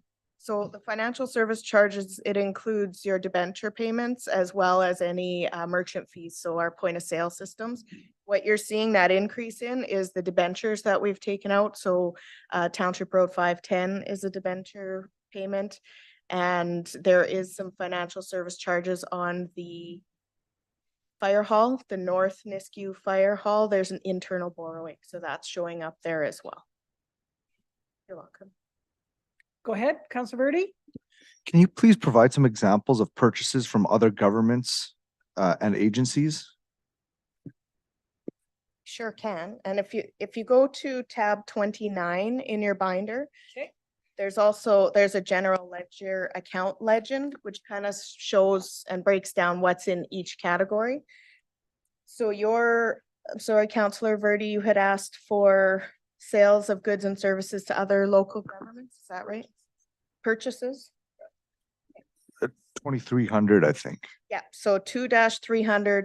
So things like that are anything from federal, provincial, and other local governments. So a great example of that, you'll see it a lot in the utilities in our water and wastewater. It's the purchases that we make from the commission. So Aero Utilities and Alberta Capital Region Water Commission. thank you. So that's a type of purchase that we'll purchase from other local governments. You're welcome. Councillor Smith? Just further to the mayor's comments about how accurate they are, I do appreciate that you've made these projections on 5% growth, which is very modest considering what we're doing. Our economic development is built around a great strategy to attract business, to attract growth, and you're probably projecting maybe half of what we may realize when all of our plans come in, as well as inflation of 3%. I'm pretty sure the Bank of Canada will try to crater our economy to get us to 1% if it keeps going. So I do appreciate the conservativeness of your numbers, and I think this probably is quite doable. Thank you. Ms. Klamosko, where to now? The next item is the long range major and capital project plan. So that is under tab 12. Tab 12.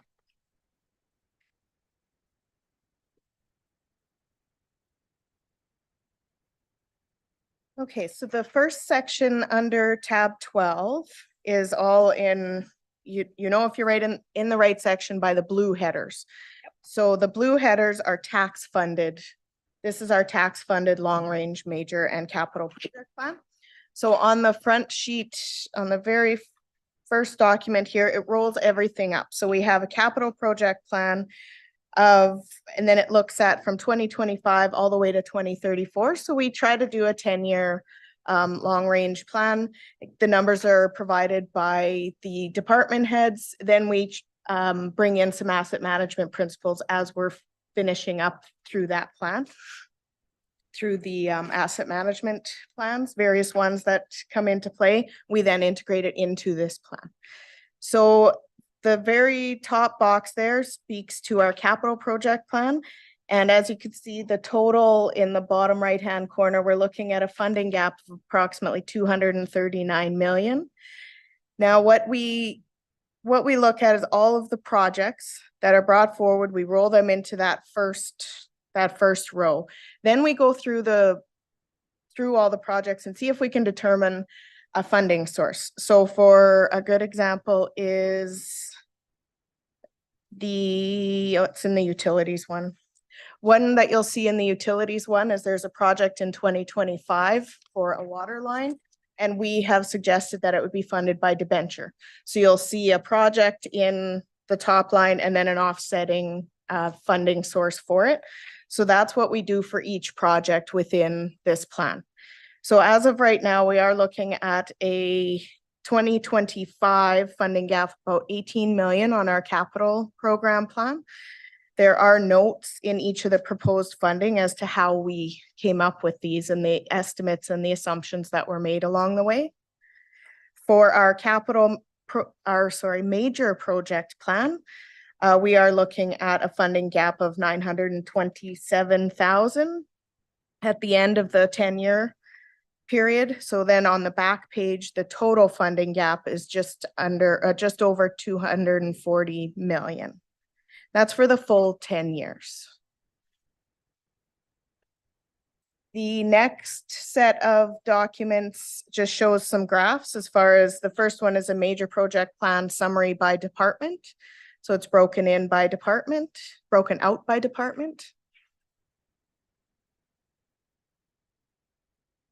And then I won't go into these detailed sheets, but these large 11 by 17 sheets actually show each of the proposed projects for the next 10 years.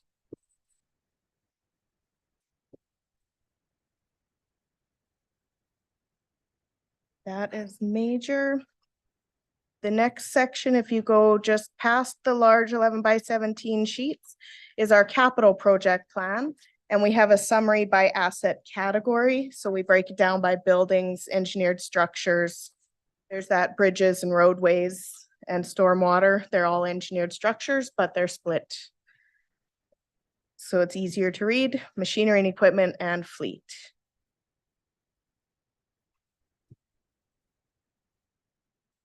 Do these numbers take into account inflation, or it's just because it's just a forecast, we're just looking at kind of today's numbers? I'd say for right now, they're at today's. Okay, that's fine.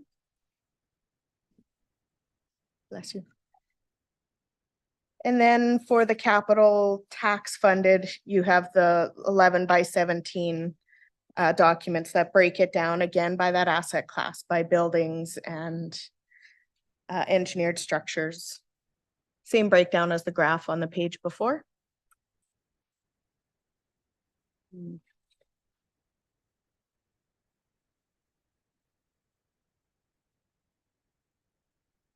So total project requests, total capital project requests for the next 10 years are 393 million. Major is 12.9 million. So for a total 10-year request of 406 million.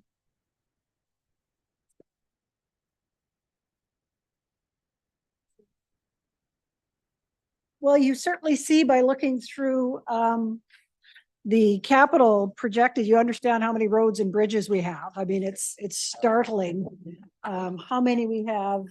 And we continue to work on them on a yearly basis to manage what we have and keep everything running smoothly.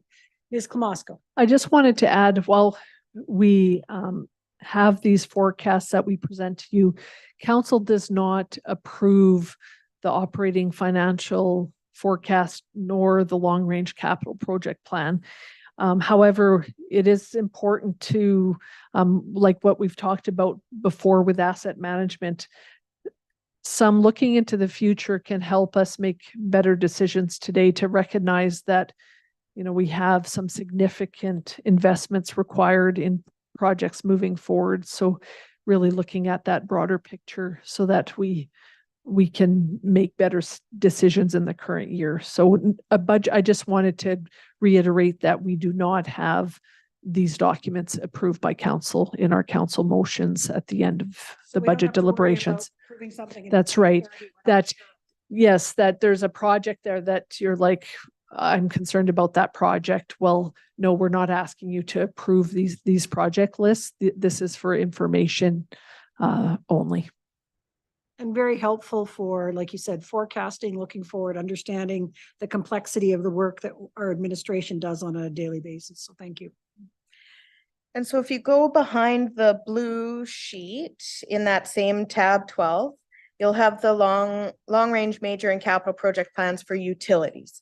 So we split out utility projects because they're not tax funded. So up until a couple of years ago, they were merged in, and we found that it was making the long range plan, it was diluting some of the information in there, was not so easy to understand. So we've separated out the utility projects. Now, this is where I gave you that example of a debenture. You can see that one in the top line of 2025, where we have utility projects forecasted of 7.7 million. And then in about the fifth line down, there's a debenture of 6 million. So that's where we've identified a funding source for it. Then when you get to the bottom again, you have that same funding gap. So from a capital standpoint for utilities, we have a funding gap for the entire period from 25 to 2034 of 4.3 million. And then from a major project plan, we're looking at no funding gap there. Okay. Any questions? I'm seeing none. Then the next document is just like similar to the tax funded, breaks it down by that department as well as asset category. And then the detailed sheets should council have any questions on those. I am seeing no hands up for questions. Moving on to legislative. So the next document we would go through would be under tab 20, which is legislative.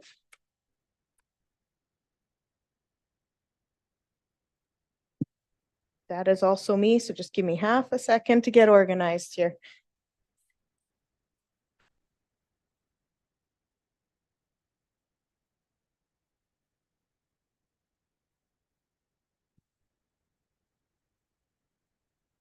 Okay, so the legislative budget is council's budget.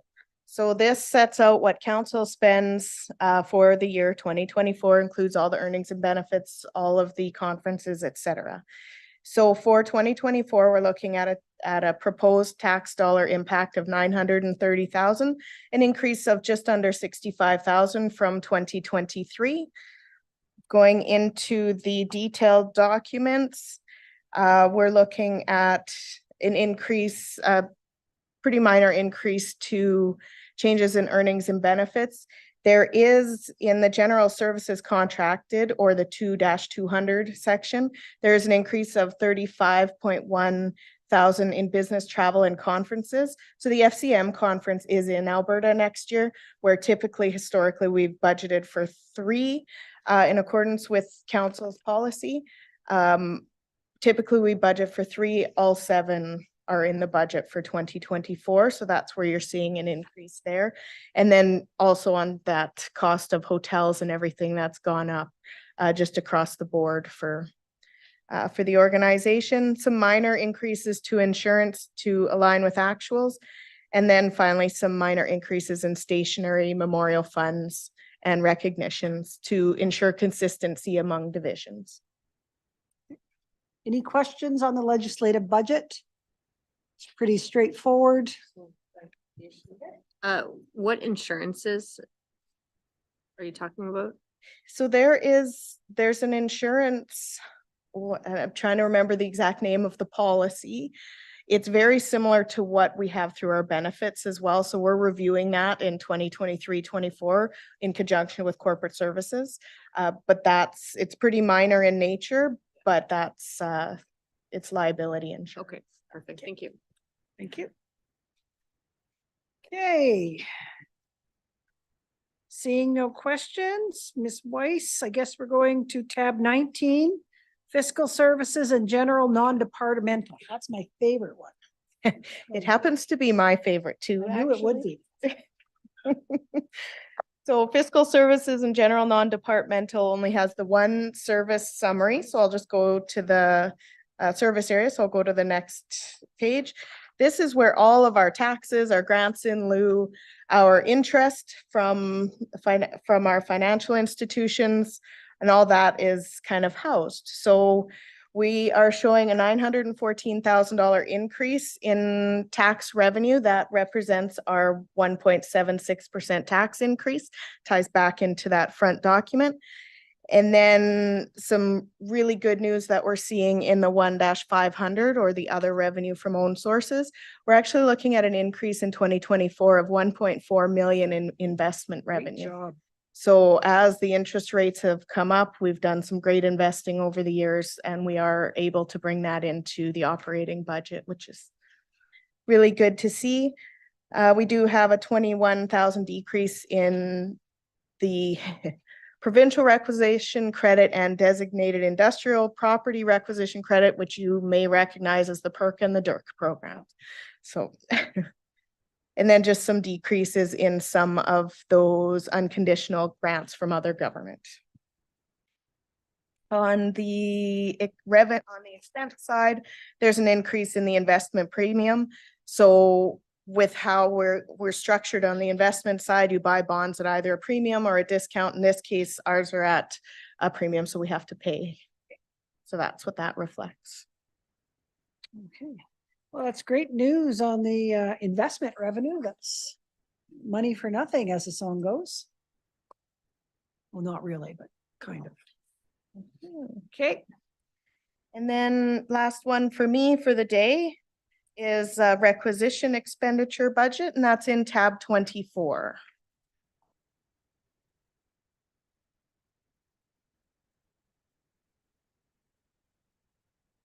So this one, I know Ms. Klamosko referred to it earlier. At interim, we don't change those requisitions yet. The province hasn't set their budget. We don't have any information on what they're going to do for 2024. So we make that adjustment at final. So you'll see no changes. There is 0 changes in this budget package. Okay. All right. So the next item that we would move forward to will be under tab 21, which is Parks and Recreation. I just wanted to highlight that there was a printing error on some of the Parks and Rec document where a line was hidden within one of the service areas. So we do have new packages to provide to council with the adjustment because of this one line. Everything is double-sided, so we have one change within the document. Natasha is just going to show you what that change was in advance of Mr. Honesty starting his presentation.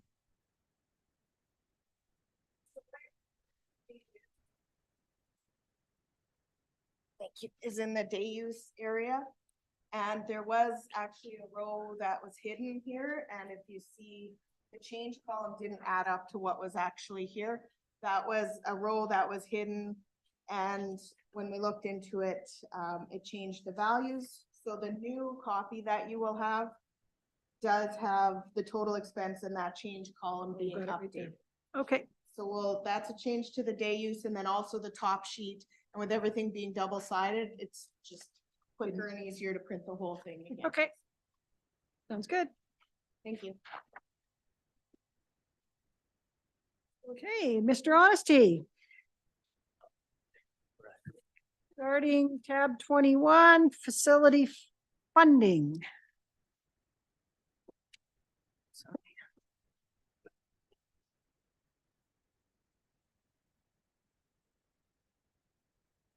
Good afternoon. The tab 21 Parks and Recreation. No changes to the service areas, fairly consistent over the last couple of years. And also no changes to our organizational chart. Other than, as you previously heard today, some minor adjustments to how we define some of our seasonals for 2024. Just a reminder, when it comes to our action plan, we are aligning with our Recreation Parks Master Plan, which we recently approved, and will now guide our document as well as council strategic priorities in the future. Goal number 1 discusses and follows along with the citizen satisfaction survey around access to our waterways. And as council is aware, we purchased a property a few years ago. This will just allow us to define that project and the timelines for that project in 2024. We've identified, obviously, it's a multi-year project, but by meeting with council and setting those timelines, we'll be able to set our future planning accordingly. Goal number 2 talks about being clear and consistent with our parks and open space development. Specifically in 2024, we identified 2 policies we'll be bringing forward. The first being a naming policy for any of our parks. Obviously, as we have new urban growth areas, we are acquiring new parks. Those parks need a name. And with that, we would need a policy to be able to name these parks. Right now, we sort of nickname the parks, and but it'd be more appropriate to have a formal name and reference them in our mapping and in our consistency. Over the last couple of years, we've also been receiving more requests for memorial dedication, and we've been working with residents through that process, but we think it's appropriate to have a policy that aligns with that as well. So, that's been a few different things, but it can, often it's a bench, a flower bed, or different items like that, that they would like to put their name to in memorial to a family member. And we've been working with them on that. And this will just allow it to be more formalized in an actual policy that we will bring forward as well. In addition, strategy 3.1 is some work that I'm leading on behalf of the county in partnership with Black Gold Regional Schools around our school agreements. Specifically, this will align with how we acquire land in our urban growth area and how then that would become a future school to serve Leduc County. Also, I'll be working in partnership with planning and development on leading that project. And actually, we're already meeting next week to go through that process. Goal number 4, again, being proactive with our partnerships. And this is a project council is familiar with, but we thought it was important to highlight as well, as we worked with the East Vistas Community Association on planning and mapping out future park space within the community. Obviously, council supported our conditional funding towards the project, but there's a lot more work to do in 2024 around assisting the association with fundraising, planning, scope of work, and everything else to be ready for implementation in hopefully 2025 if the funding comes through from our funding partners. Goal number 5 is also around consistency, and that's related to our municipal parks design standards.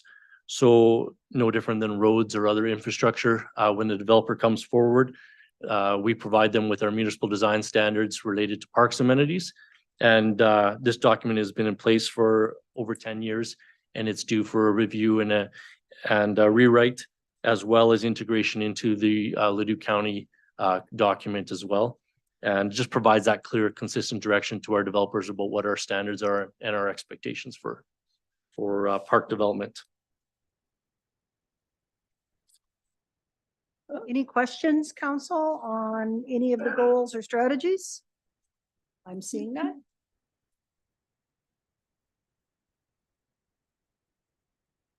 The budget summary obviously is identified through detail in our service areas. And as Natasha identified, it's been clarified for council. The first is our leadership and administration. And this involves more of our day-to-day administrative responsibilities for the entire department, both the parks and recreation side.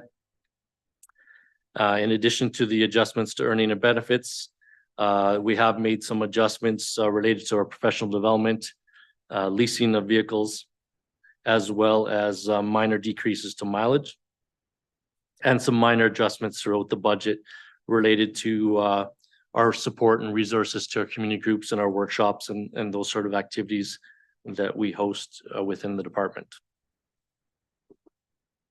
Okay. Campgrounds, of course, includes Jubilee Park Campground and Centennial Park Campgrounds. And we have made some adjustments. We are experiencing increased revenues, specifically at Jubilee Park Campground. And we have made some adjustments starting a year ago. We've contracted out our Centennial Park Campground. And as we learn more and as we amend that agreement, there are some budget adjustments that come with that. And we've identified some of those. For instance, the waste management, the contractor has, before we would provide that service and expense it to them. And now they handle that as under their own agreement. So that's where you'll see some adjustments related to the revenues and expenditures related to Centennial Park Campground. And obviously, as we're all experiencing some adjustments to our electricity and natural gas costs and related minor adjustments throughout the rest of our campground operations.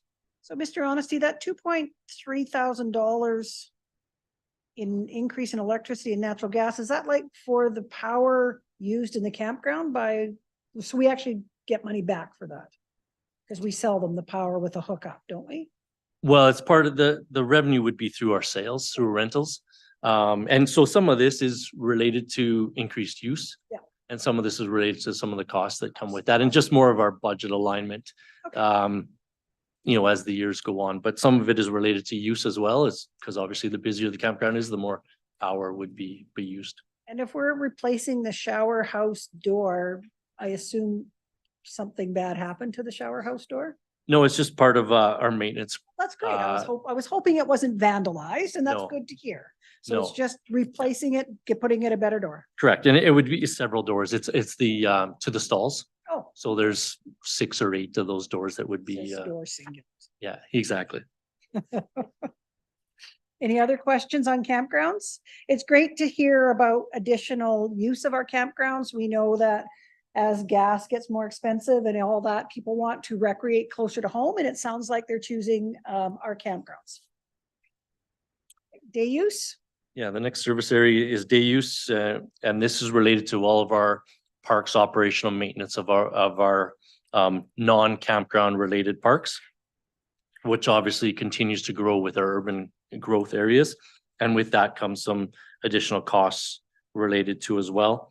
This also includes our 2 group campgrounds, which we consider under the service package for group camping.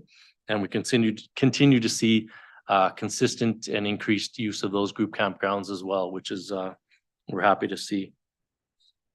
Some of the adjustments are related to increased vehicle rentals, grounds maintenance. Obviously, most of this is related to our urban growth area as we review and improve those standards. And then some minor items related to mulch, trees and shrubs and those sort of replacements and plantings. Councillor Lewis? Thank you. Just going back to your campgrounds, do you see any need to increase our number of the comfort cabins? We had discussed that a few times over the years. For my perspective, it's meeting the needs. I think if there were potentially grant opportunities, we may look to take advantage of those grant opportunities, but it's not we do have it listed in our future year plan, but more based on when an opportunity arises versus, we obviously it's restricted budgets. So I think we have other priorities through our budget. Thank you. Okay, on to cost shares. And this is our partnerships, obviously, with our urban neighbors and helping and sharing in the cost of the recreation services in those areas, as well as to our not-for-profits that we support through operating grants and recreation grants. We have anticipated some adjustments to the Thorsby and Kalmar budgets. And again, these are only estimates. We received their budgets early in the year, and we bring that forward to council for formal approval in June. So at this time, these are just projections and estimates based on increasing cost of services. We've also recommended an increase of $5,000 to New SREPTA Ag Society. And that is, we'll identify here in a second. And just to clarify, the 4.5 is 4,000 of that is an increase to our recreation grants. Annually, we distribute grants to our community groups, and 4,000 of that would be related to those community grants. And the $500 was just an adjustment to one of our facilities, just to align with the rest of our supports. So we can tell our residents that we provide over $2 million in cost shares in a year so that they can recreate across the entire county. That's Correct. pretty generous and a good deal for us. And exactly. Thank you. Community development includes our recreation programs and events. And as council is aware, we continue to grow and expand those programs, not just in the summer, but throughout the year, both through our direct service provision, as well as in partnership with our community groups and agencies across the region.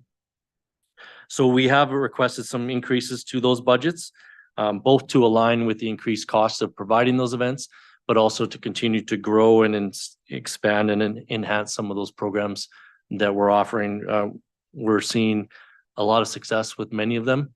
And the more people attend, the more they cost. But, to us, there's a lot of success that's occurring in our programs and events that we host, and as well as expanding and increasing the programs and events we host in the winter, in the fall, in addition to our summer programs. We do have a slight decrease in our revenues.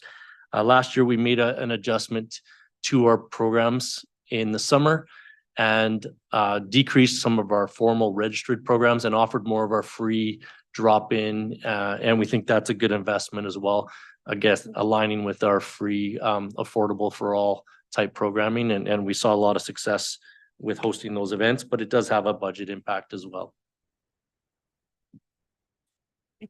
I think that, Mr. Honesty, when you look at the numbers that you have up, 3,000 attendees, 2,000 children, 400 participants, the idea of the free drop-in, I think, is really critically important, especially now with families are facing financial issues. But I think that the more opportunities, and you talk about it all the time, more opportunities kids have to experience recreation like that, the more opportunity we have for future leaders, for them to actually start to live healthy lifestyles. So, congratulations and good work on that, because I think that's really what we need to be seeing.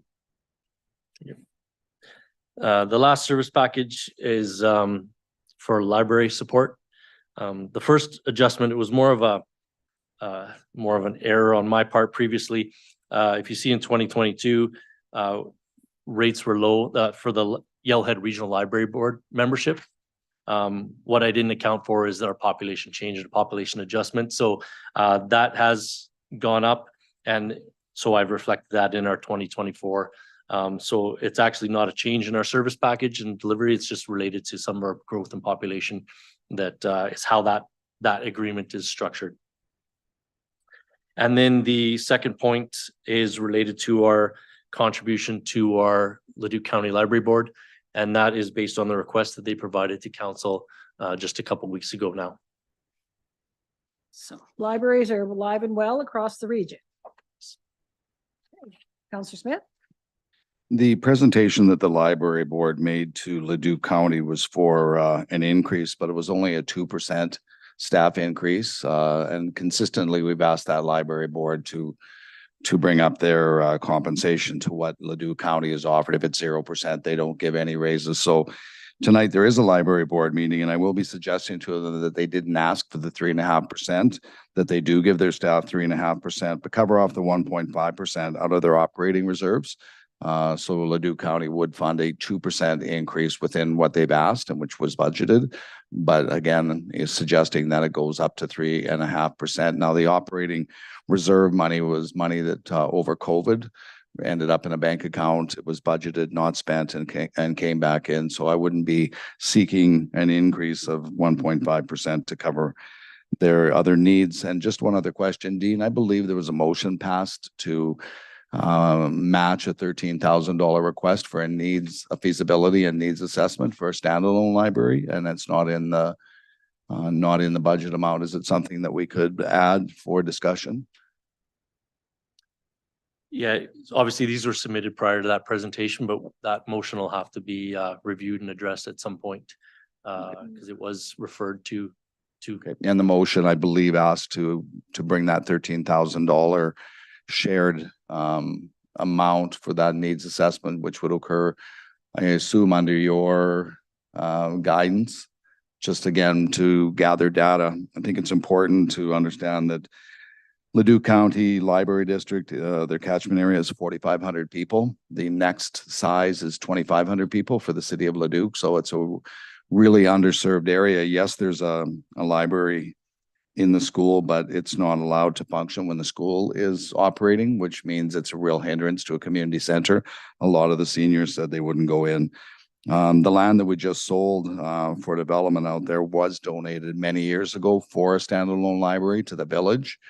And again, it would be nice to get data to have discussions in the future about if that's something that we would want to look at for that area of the county. So just looking at the mayor, how could we add a number to discuss on that motion? I thank you for that. And I did, that did slip my mind as well.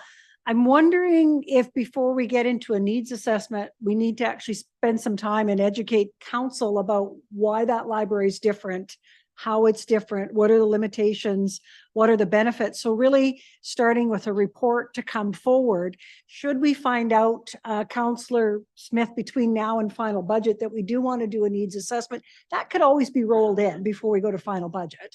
So I think, but for me, I actually need to understand what are the issues related to that library in its place. You've outlined some of them, but that would help us to all have a good understanding and then be able to direct your administration whether we want to enter into that needs assessment or not. So if I could, are you suggesting a workshop then before final budget to Absolutely. bring forward the facts that people may be able to make a better decision? Okay, that sounds good. Thank you. Mr. Coleman, would that be a good way forward? It's an excellent first step, Madam Chair. Thank you. Thank you. Okay. I think we're on to FCSS. Just tab 9. Sorry, did I miss something? No. If we go behind that blue sheet, we have the facility funding summary for our community halls. Okay, just a That we can minute. just, so just behind, when you're still under that tab 21, if you go behind the blue sheet, there's a facility funding summary. Okay, got it. And these are as referenced. We just identify this for council, which allows us then to provide our grants early in the year. Just for clarification, we did review this with our PRAC committee. We talked about the impact on the halls. We talked about the sustainability and the current financial situation of our halls. And through some of that conversation, they recommended and I recommended that we leave the funding as is for 2024, but obviously we'll continue to review that for 2025 and future years to support our halls appropriately. All right. That seems fair and allows for some work to be done around that as well. Okay. Yeah. So the next item on the agenda, we will just go to fees and charges once. Tab So then we 9. can do Parks and Rec and FCSS at the same time. So if we go to tab 17, we can do the Family and Community Support Services presentation, and then we can go to fees and charges and do both fees and charges for the two departments. I do a request through the mayor. I have a previous engagement. I do need to leave at 3. Is it possible to go to tab 13, and then I'll have to excuse myself. I have a couple of items on the the sponsorship and grants I'd like to share. Or we could move sponsorships and grants till tomorrow morning. Okay, let's move. Thank you for the request. Councillor Smith did mention that prior to the break. So we will move number 4, request for sponsorships and grants, to 9:30 tomorrow morning. It'll be our first item. Thank you. Oh, it's 2:45. Okay. Now we can go to tab 17. Yes, that's correct. Okay, FCSS operational plan and department goals and action plan. Mr. Honesty. Thank you.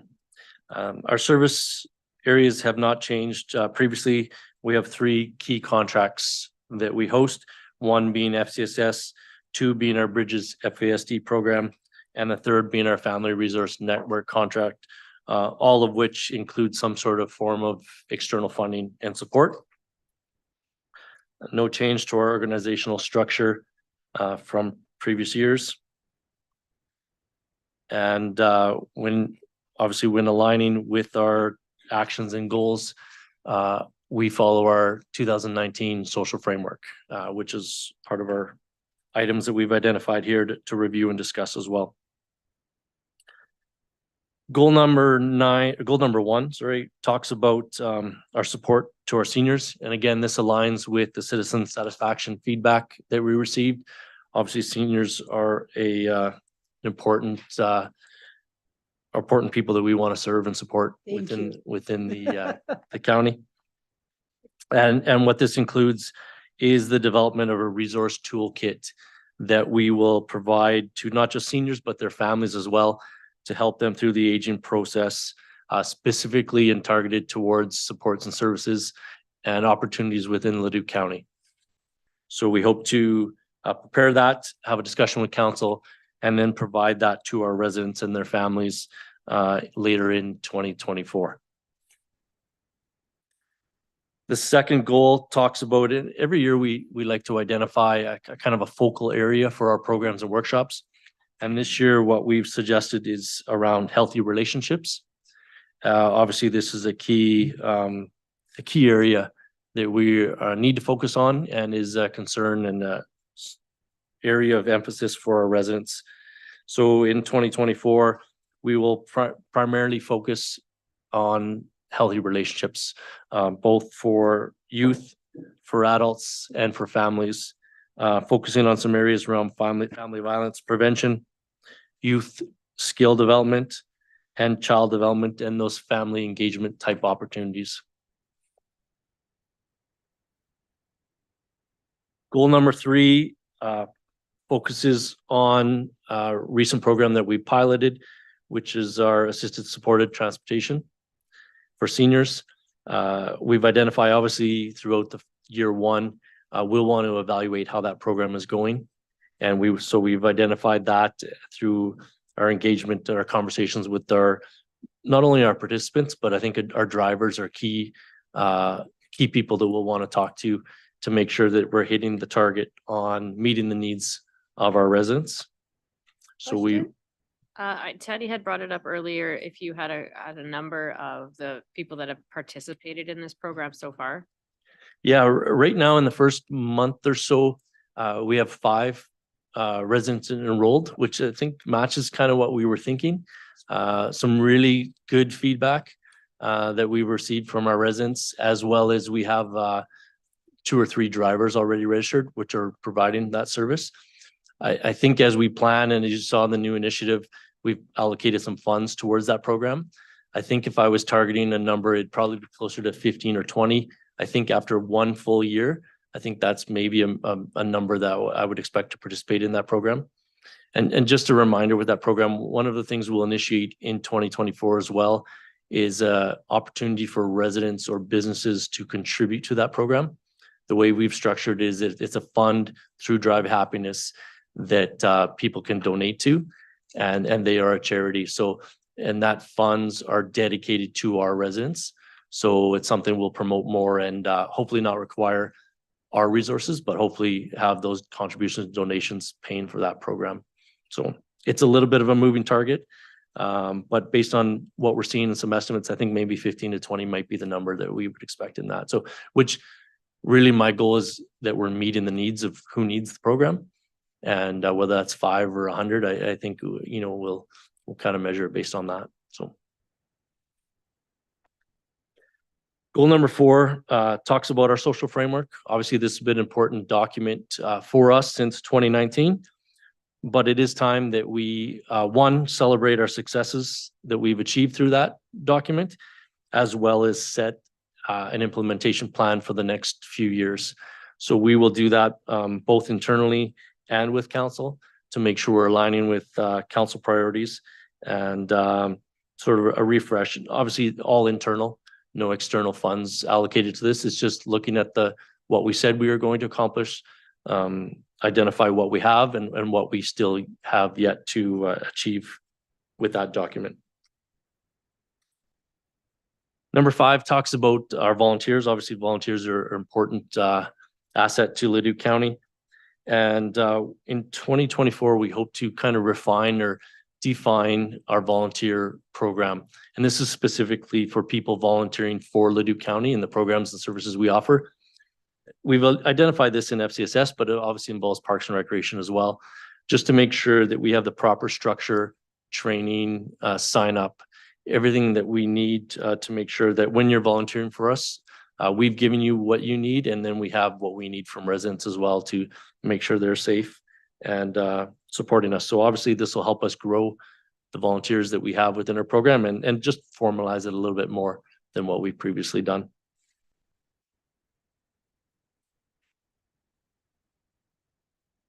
In regards to the budget, the summary is provided for you, and then we have more details in each of our service areas. So let's move to leadership and administration. Leadership and administration, we've made some adjustments to how we allocate the FCSS grant. You'll see it moved from leadership and administration and now falls within the family community support services area. Both are FCSS, but I think this just aligns better because that's where the majority of the costs are. And then the rest of the changes in leadership and administration just includes some minor adjustments to professional development for our staff. This is where the entire department professional development is included in this area. Yeah, and we've heard that the increase not only in hotels, but other things related to professional development have driven the cost up. And actually, in addition to that, obviously with FCSS comes some very specialized required training as well. And if we have new staff, when we have new staff, we want to make sure they're up to date on any of that training that they have as well. Family and community sports services. And as it's suggested, this is the FCSS program. We did receive an increase to the amount that we received from the province of Alberta in 2024 of just over 21,000. So that has provided support to us. As far as expenditures, some minor adjustments. We've allocated some money to help us with this resource manual, just printing and publications, as well as some minor increases to advertising. Obviously, one of our key priorities is to make sure our residents know about the services we offer. And so we continue to expand and grow that where we can. Recently, we've been using our transfer stations, which has turned out to be a really, really good place to spread the message and share that information with our residents. And the rest is just minor adjustments to some of the programs and workshops that we offer as well. So bridges, FASD. Yeah, of course, this is, we have a couple staff members that support approximately 32 residents across the county. So this program remains fairly consistent, as do the number of residents that we support. Just some minor adjustments to earnings and benefits, and again, to professional development. Okay, I'm seeing no questions. Family Resource Network. These are a team of staff who provide support to families, obviously from 1 to 18 years old. We currently have just over 45 residents that we're supporting in home, as well as the work that we do in our hub locations, as well as our programs and workshops that we host across the region as well. And again, just a reminder that this program as well as the bridges is not just Leduc County, but we also host this contract for some of our urban partners as well. So some small, I was surprised to see Beaumont listed. I thought Beaumont in one of them. I don't know which one. I'm just gonna go back. Oh, just under your service overview.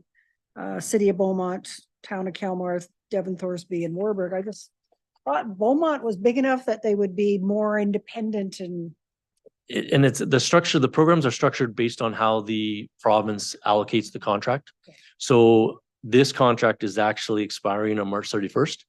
So we are hoping to hear shortly from the province about how that program will look going forward. And we're having some conversations around our larger urban areas and how best appropriately to serve them. So 4 years ago, when we changed from ParentLink to FRN, the City of Leduc contract became a separate contract with the province. And we'll see how this plays out in the next couple of months with the City of Beaumont as well. thank you. Okay, where are we now? The last service area is a new service area that we've identified. We're calling it Leduc County Support Services. What I wanted to do is create an area which aligns with the priorities of Leduc County, but may not align with the structured FCSS, bridges, or FRN programs. Those are all grant programs that have specific criteria and conditions that come with that funding. But obviously, as we set our priorities, some of those may not align. So this is where the transportation subsidy funding would go. This is where other grants that we receive would all be allocated to this service package, which is our priority, but may not align with bridges, FCSS, or FRN. And this is where the grants to organizations resides as well. Any questions on that? Makes sense to have that pulled out. I am seeing none. Are we going to fees and services? We would go to tab 9 and we'll go to page 23 and do Parks and Recreation. 23, okay. Nope.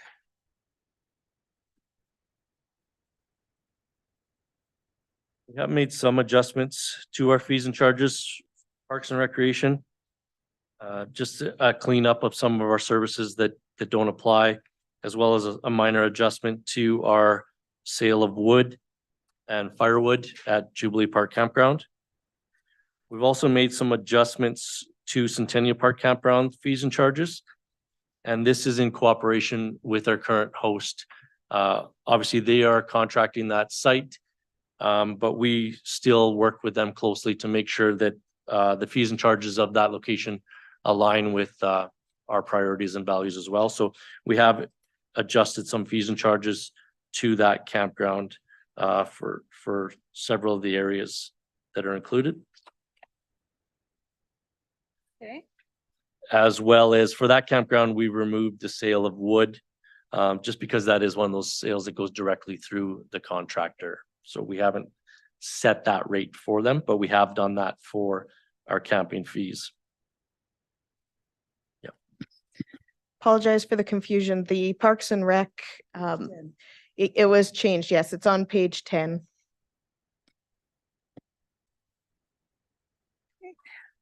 So then we have the park improvement fees with no changes, Sunnybrook, no changes, and Genesee, correct? Correct. And then recreation program events. Yeah, just some slight changes to how we offer programs. Munchkins, we don't call it Munchkins anymore. It's just our day camps. And sometimes that's for younger ages, sometimes that's for older ages. So we just clean that up. And we have adjusted, obviously, the costs. We want to make it affordable to all, but even at the highest, the $40, I think is still a very reasonable rate for us to charge. So we're just continue to increase that as costs of those programs continue to go up, as well as for our family events. You know, we are offering some higher value events, and a $20 value, I think, is still very, very reasonable. Our damage deposit is related to some of our equipment that we rent out. And, you know, we sometimes give out several $100s worth of equipment to our partners. So just a small damage deposit just makes it worthwhile to have that available. And as well as the campground cancellations, we've just adjusted, we removed Centennial Park because they'll set their own cancellation procedures and made some adjustments to our notification as well. But very minor. Very minor. Thank you. Yeah. All right, any questions? Where's the FCSS or there's? So on page 19, page 6, so. You. With FCSS, we do have a change. It won't change the amount that we have in the budget for our counseling services, but we have suggested a change to the structure of how we offer a subsidy for the individuals who qualify for counseling supports. What we found is that two factors. One, we want to make sure that it is a service that is affordable to the residents that need that access. And the other factor is we want to make sure we're giving fair compensation to our partnered agencies. The current hourly rate is over $200 an hour for counseling supports. So previously offering $83, they accepted that and they were strong partners of us. But we think that how we change our offering and increasing the amount that we offer to $150 will help not only people participate in the program, but obviously have them success that comes out of that. So there's no change to the amount that we have in our budget, just a change to the amount that we offer per session. So, and this may also result in maybe less sessions, but we believe that it will allow people to get some sessions and have them follow through if they don't have to find a matching contribution of some sort, which is obvious. Financial barriers are a big part of that process. So. Yeah, and the red tape that it takes to try and find the matching, sometimes you just say it's not worth it. Correct. Okay, any questions on that? The other one is just a slight change to our housekeeping service, and this is a contract. Obviously, we want to make sure that we work with our contractor to make sure they can appropriately find the right workers and provide quality services to our residents that require this or housekeeping service. Modest change. Any questions? I see none. Thank you very much, Mr. Honesty. Your departments do a lot of work on a very small budget, and it is appreciated not only by council, but by our residents. So thank you. Thank you.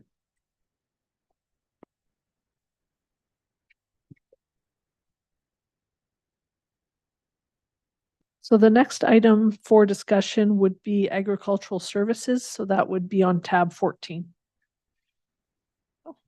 And just like that, they've changed out. Welcome, Mr. Broadbent. Good afternoon, Madam Mayor and Council. So no major program changes within agricultural services. So we can move directly into our strategic priorities.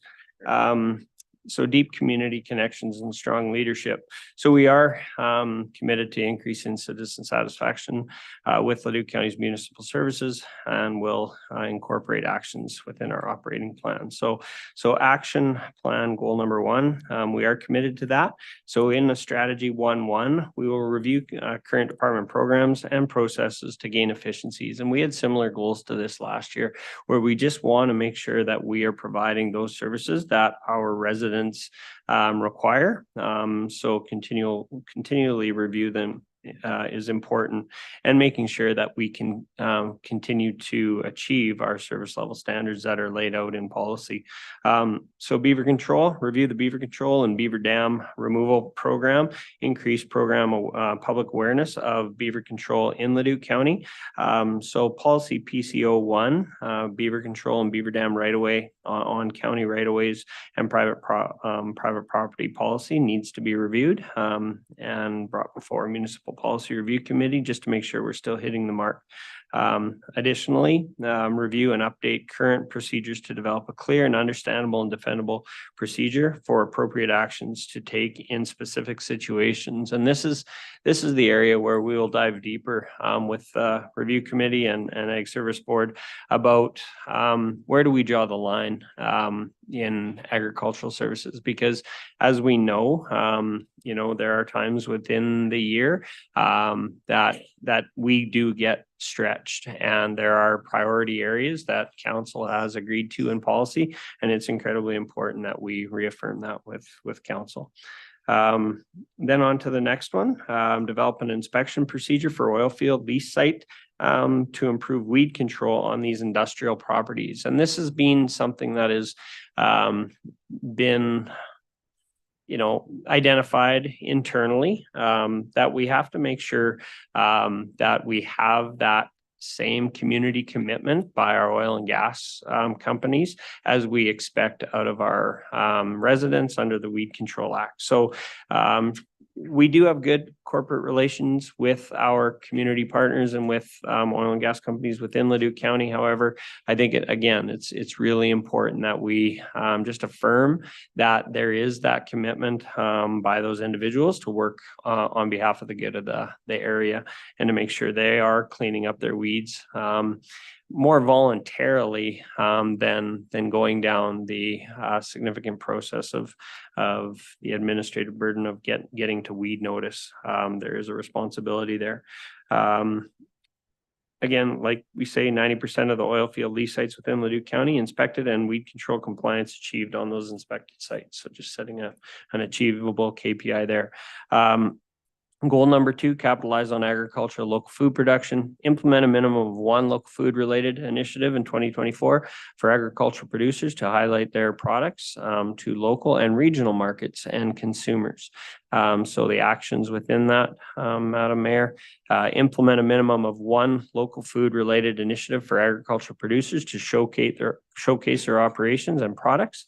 And in collaboration with our economic development working group, host a market style local food event. And that's the specifics of it. And we have seen over the last 2 calendar years, significant uptake in interest by not only our producers, but individuals that are looking to possibly dip their toe in that local food industry. And we have been able to support them through that. Another one, support the development of an urban agricultural strategy. Again, just keyword support there for Leduc County as outlined in the municipal development plan. So we will be the department that supports our planning and development department in the development of urban agricultural type activities and an urban ag strategy to guide agriculture in the county on more of an urban context. Then goal number 3, serve residents and visitors with continual improvement of department services. And this goes into the formal inspection procedure for vegetation management on municipal lands. Again, back to the weed inspection and on our municipal lands, and ensuring that we're doing as what we are asking our oil and gas sites or private property. All our stakeholders are, especially on those municipal lands. So we have a number of municipal lease agreements. We have a number of municipal reserves that are our sole responsibility. And we just want to make sure that we are holding up our part of the bargain there. Good to hear. Okay, moving on into the service packages. So under leadership and administration, and as we go through this within the agricultural services department, there aren't many significant increase, minor tweaks, minor increases here and there. However, there isn't anything too significant, but for those couple, we will highlight them.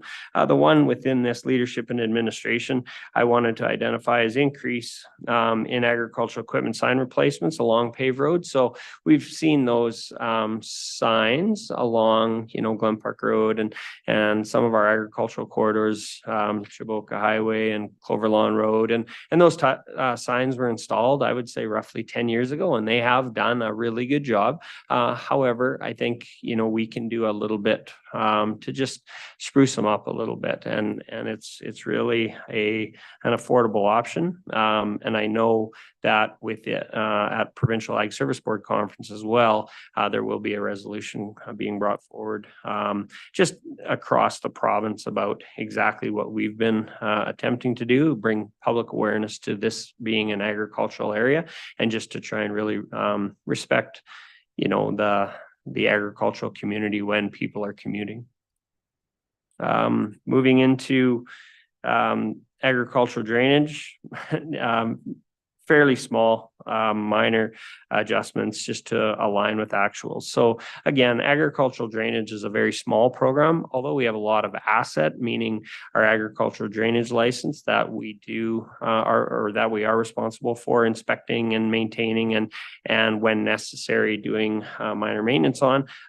Really the cost associated to that, given that agricultural services and road operations works collectively together, is little to the ag department. Under crop pest control, so essentially this is our club route program, Madam Mayor and Council.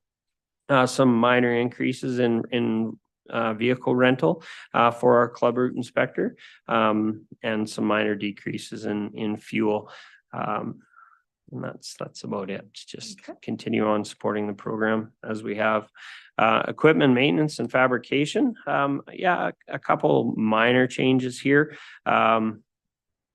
Minor increase in agricultural service board grant to align with actuals. The increase related to change in earning and benefits, and then a couple minor adjustments here, $2,400 increase in repairs and maintenance to equipment to align with those actuals, and $1,200 increase in rental of monitoring equipment for our non-potable water point out west. So again, continued significant use of our non-potable water point out west, and we just need to make sure that we are keeping the monitoring equipment up to date on that. And then minor decrease within the equipment maintenance and fabrication to fuels and lubes. This is just a great asset to the county, our maintenance and fabrication that we have through your department. And you can read at the top, does a lot of different jobs, really like is the handyman for the county. And I think saves us way more money than we would ever put into it. So thank you for that. Yeah, and we are, you know, just as equipment, you know, in the road operations, you know, having that individual who is a red seal welder, fabricator, and his ability to support us in maintaining our equipment is significant. Absolutely. Local food? Yeah, local food and horticulture, again, pretty insignificant increase there to some, you know, just, you know, beautifying the planters and flower beds and maintenance to align with actuals. I think over the last 2 years, we've seen you know, an increase in that service level, and it makes a difference. Yes. And I would say that when you attend any of the events put on by local foods, it is remarkable at the growth of these small farms, small horticultural things. I'm always amazed at things I don't know that are happening right in our backyard, and it just continues to grow. So it's great that we can support that. Working through the back works really well.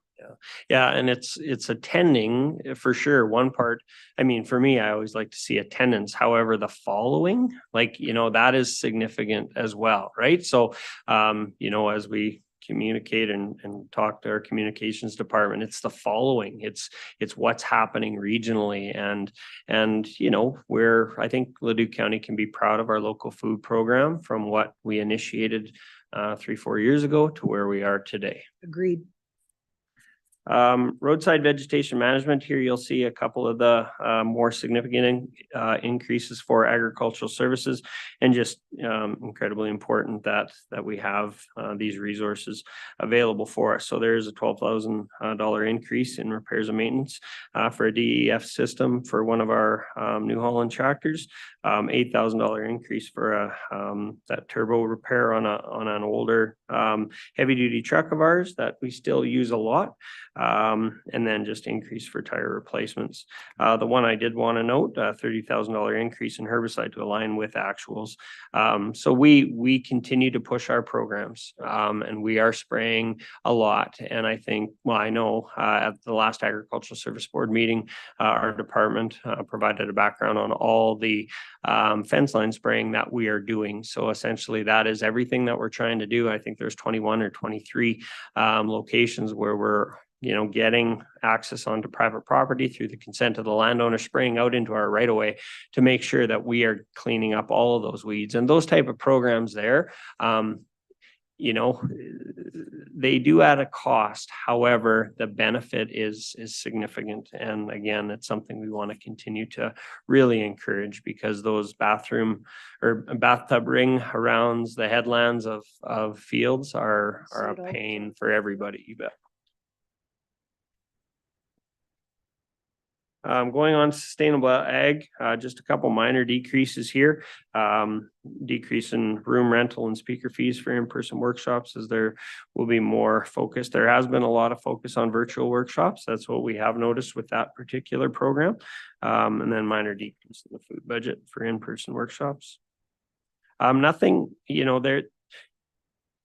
that program, very similarly to the local food program, continues to hit the mark. And so much so that, in the next little bit, we'll have to see where we stand in terms of our agreement with the County of Wetaskiwin. It has been a very beneficial relationship and partnership between the two municipalities for coming on 20 years now. And, the continued success of that program is significant to our residents. And I think there's opportunities to expand that program while also, managing the cost to it as well. Weed control, just some minor changes, increase in vehicle rental to align with seasonal staff employment, and then just some minor decreases to fuels and lubes. We do see a steady decrease in fuels and lubes across the board, and that within road operations as well. However, prior to final budget, we'll see, because with provincial government announcing that fuel costs will be going up that 7 or 9 cents, whatever it is, into the new year. That may adjust things back to where we sit. Wild animal pest control. So pest control, everything around vertebrate pests that we support our residents, producers primarily, just some minor increases there. To align with the actuals, and a lot of work we will have done this upcoming year, just making sure we're hitting the mark with our services standards, because that individual too, and the program that we provide to our residents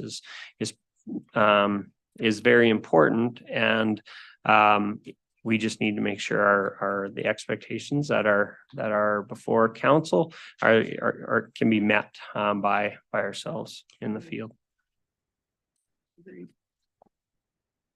Okay, so no changes really significant through any of them, except for the cost of the one I noticed was the cost of herbicides, which you pointed out. Hopefully, we'll be able to continue to access those herbicides and help us to maintain weeds and vegetation.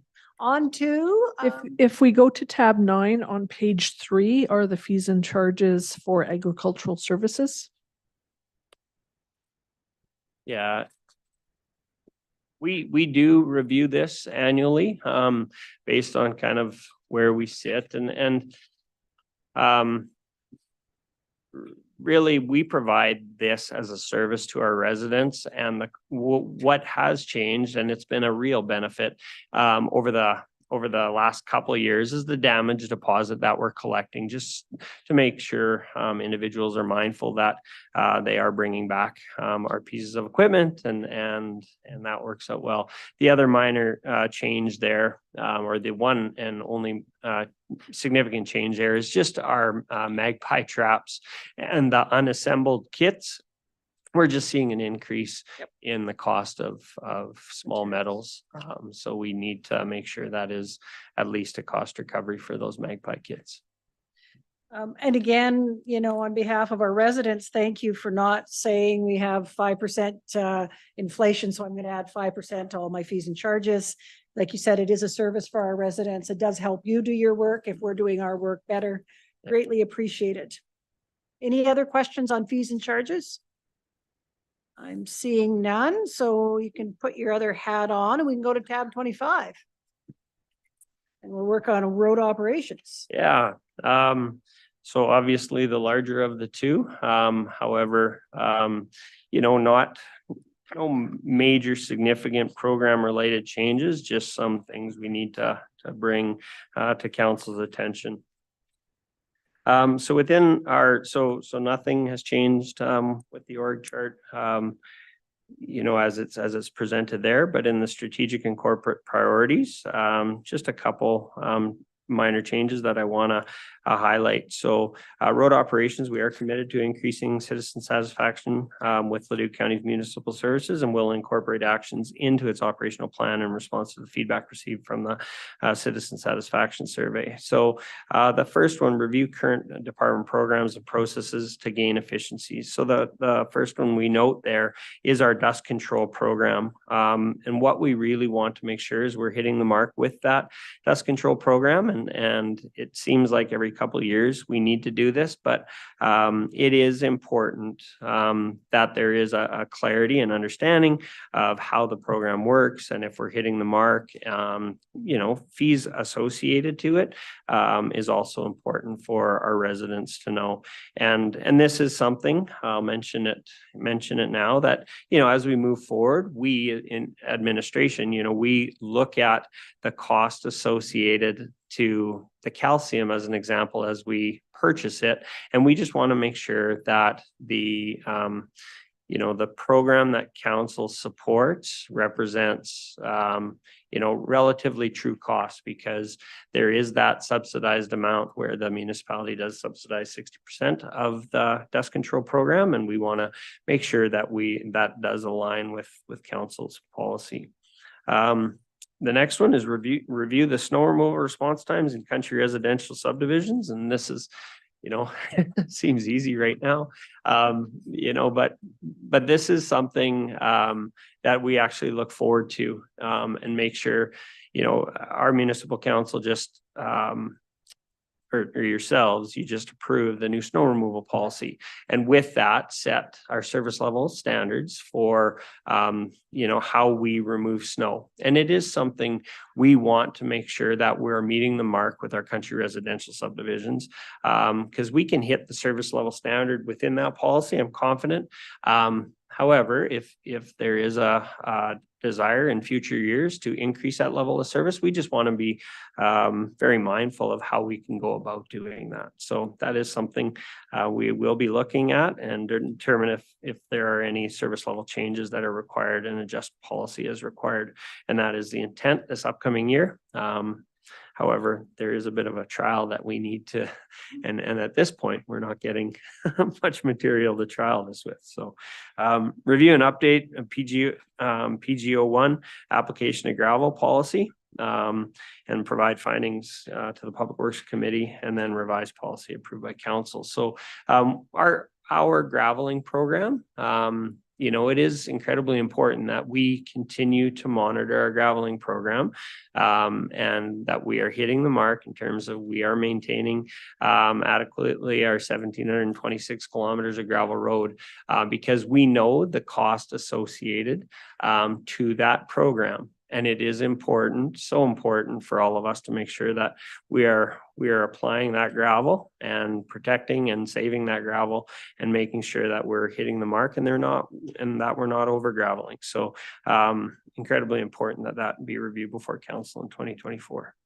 Evaluate, and this one here is a new one. So as council knows, of our 11 grader beats, 10 are county-owned grader beats, whereby we have our own staff, our own motor graders on those 10 beats, while one is a contract beat. And we just want to make sure that our contract service levels are being maintained similar to, if not better than, the services that we provide internally. So we will be doing an assessment of that 100 odd miles as well this upcoming year. To date, everything's been going really well, but it's just mindful and diligent that we are doing that as well. Then into create efficient transportation infrastructure that meets the needs of the community, use the 2020 gravel road strategy 2018 rural road study annual condition assessments and the engineering department's 2020 road surface and evaluation and rating to guide decisions on gravel, asphalt, and cold mix road maintenance programs. So you see how this was all rolled up. This is essentially what the majority of work that we do within the road operations department, what we do annually on behalf of council for the residents. So again, implement the 6th year of the Rural Road Initiative, that incredibly successful program, which focuses on improving gravel roads throughout the county and increase public awareness to the program. And that is something a little bit new. We do intend to really showcase that program and the commitment that council and staff have had on the last 5 years. This will be the 6th year on the rural road program and its improvements. So you see how we've preliminarily laid out the program for this upcoming year. And again, we bring forward a proposed program to Public Works Committee every spring after we see how things shape up after the winter project. So tentatively speaking, that is a project list that we will be laying out for council this upcoming year. And then, as I mentioned, share project status updates with the public throughout the summer and fall of 2024. Complete the major asphalt and cold mix repair program, very similar to as we have in the past. Just make sure that we are completing that program. It is a $400,000 program whereby annually we go out to bid for a contractor to support us on our major asphalt failures. And it is incredibly important that we are hitting the mark and maintaining our asphalt services through that base course work. Complete the last link program. So we laid it out a little bit differently here, and it's important. Public Works Committee has seen this and how we've presented it, and now it's been rolled up into our operating budget. So apply reclamite treated asphalt millings on the following roads. So very similarly to what we did on South Wizard Lake Road 2 summers ago, and then this year followed it up with a chip seal, or this past summer, what we did on Range Road 240A going down to Deer Crossing. The similar will hold true for Range Road 234 into Treasure Island this upcoming year, and then also the completion of Township Road 503 to Wildland Meadows. And making sure that has a reclamite treated surface on it for this year, with the intent of 2025 to chip seal those 2 roads.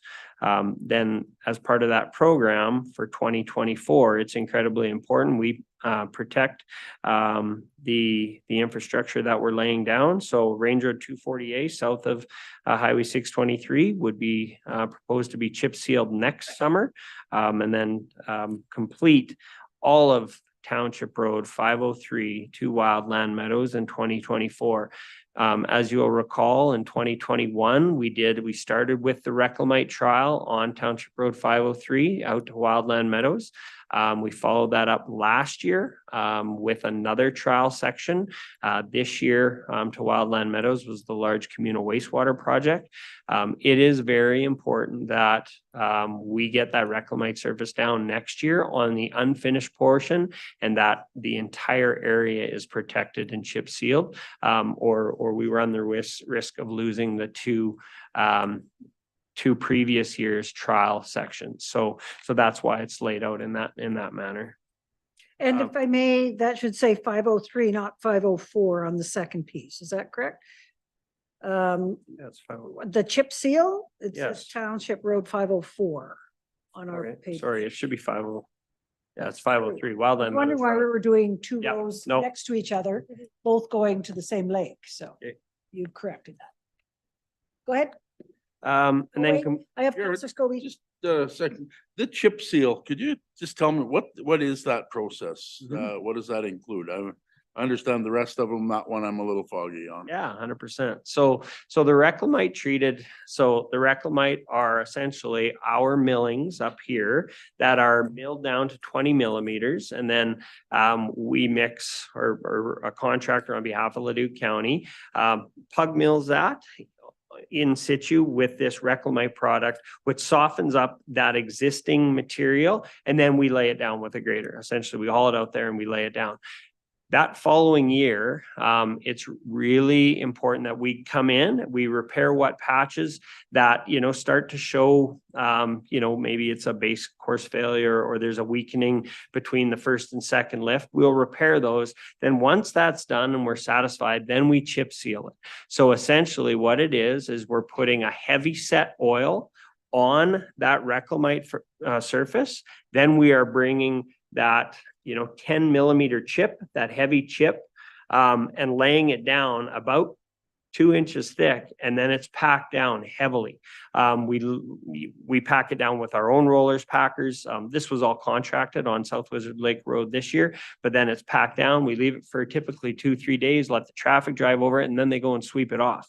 Then after that's done, you essentially had that Reclamite surface, oil. Now there's that rock that's embedded into that oil. Now what happens is then we fog coat it. So essentially we make it black again to seal, to make sure it's not only sealed from the base, from the original oil, but then it's fog coated to make it stick down to the top too. Because really it's preserving that surface, that Reclamite that is there. That Reclamite, what we've learned is that over a 2-year period, it starts to oxidate and it'll start to break down and fall apart on you if we're not careful. So it's, again, it's not a long-term paved 25-year solution. However, for the purposes of this product and the areas in which it serves, it'll be satisfactory. Yeah. Yeah, you betcha. Yeah, for sure. And then, the final one, complete the street sweeping, line painting and crack sealing programs as we have in the past. Okay, on to your budget summary. Sure. So we'll jump right into leadership and administration. And just a few things that we're touching on here: increase in cost share revenue for the maintenance of Airport Road. So this is something that we cost share with the city of Leduc. So we do the maintenance on Airport Road and its surface, and then accordingly we tabulate that and we share the cost of that by invoicing them annually, and we just see a $3,000 increase over the last year. Just a fairly significant earning and benefit switch. Not that anything has been added or taken away. It's just a change to where it has been included as part of our overall operating budget. So you see a significant change there. Just a few things that I really want to touch on.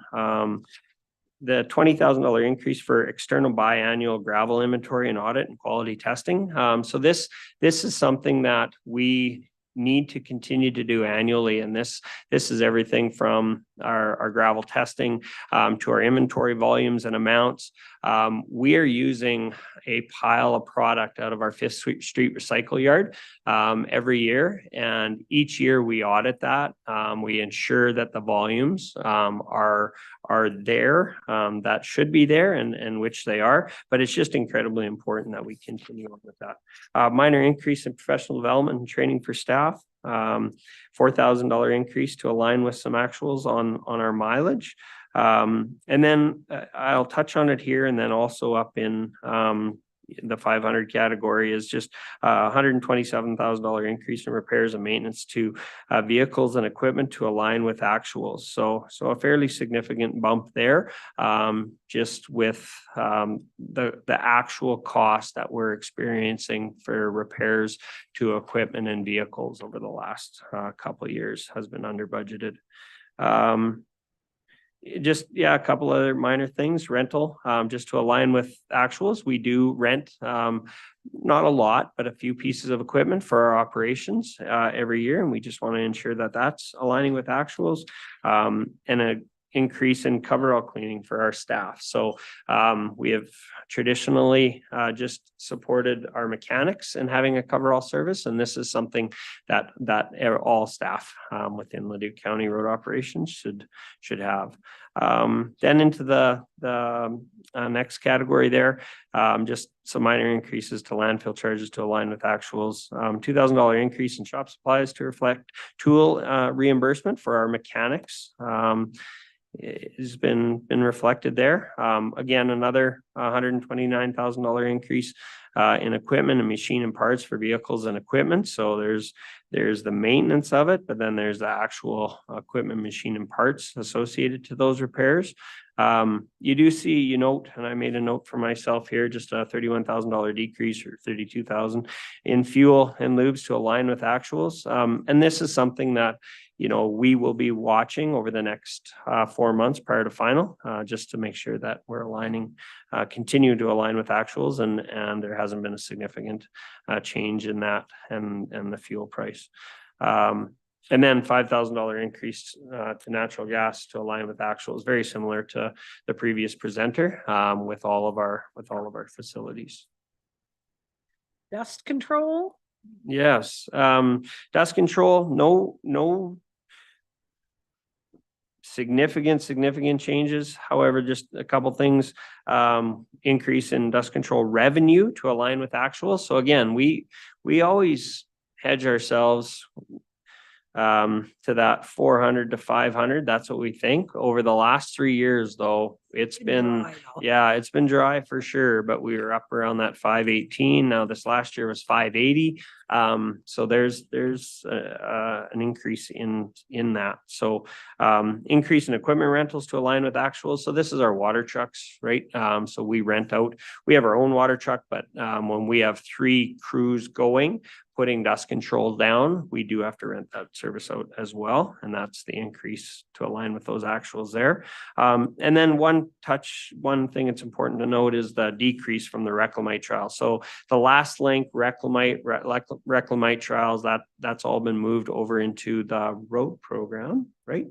Yeah, the road program. So this trial, we're no longer doing trials anymore. We know it works, just need to make sure we are protecting it, but that $78,000 has been removed from that dust control budget.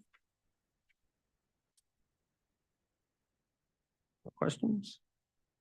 Yep. Okay. Perfect. Graveling.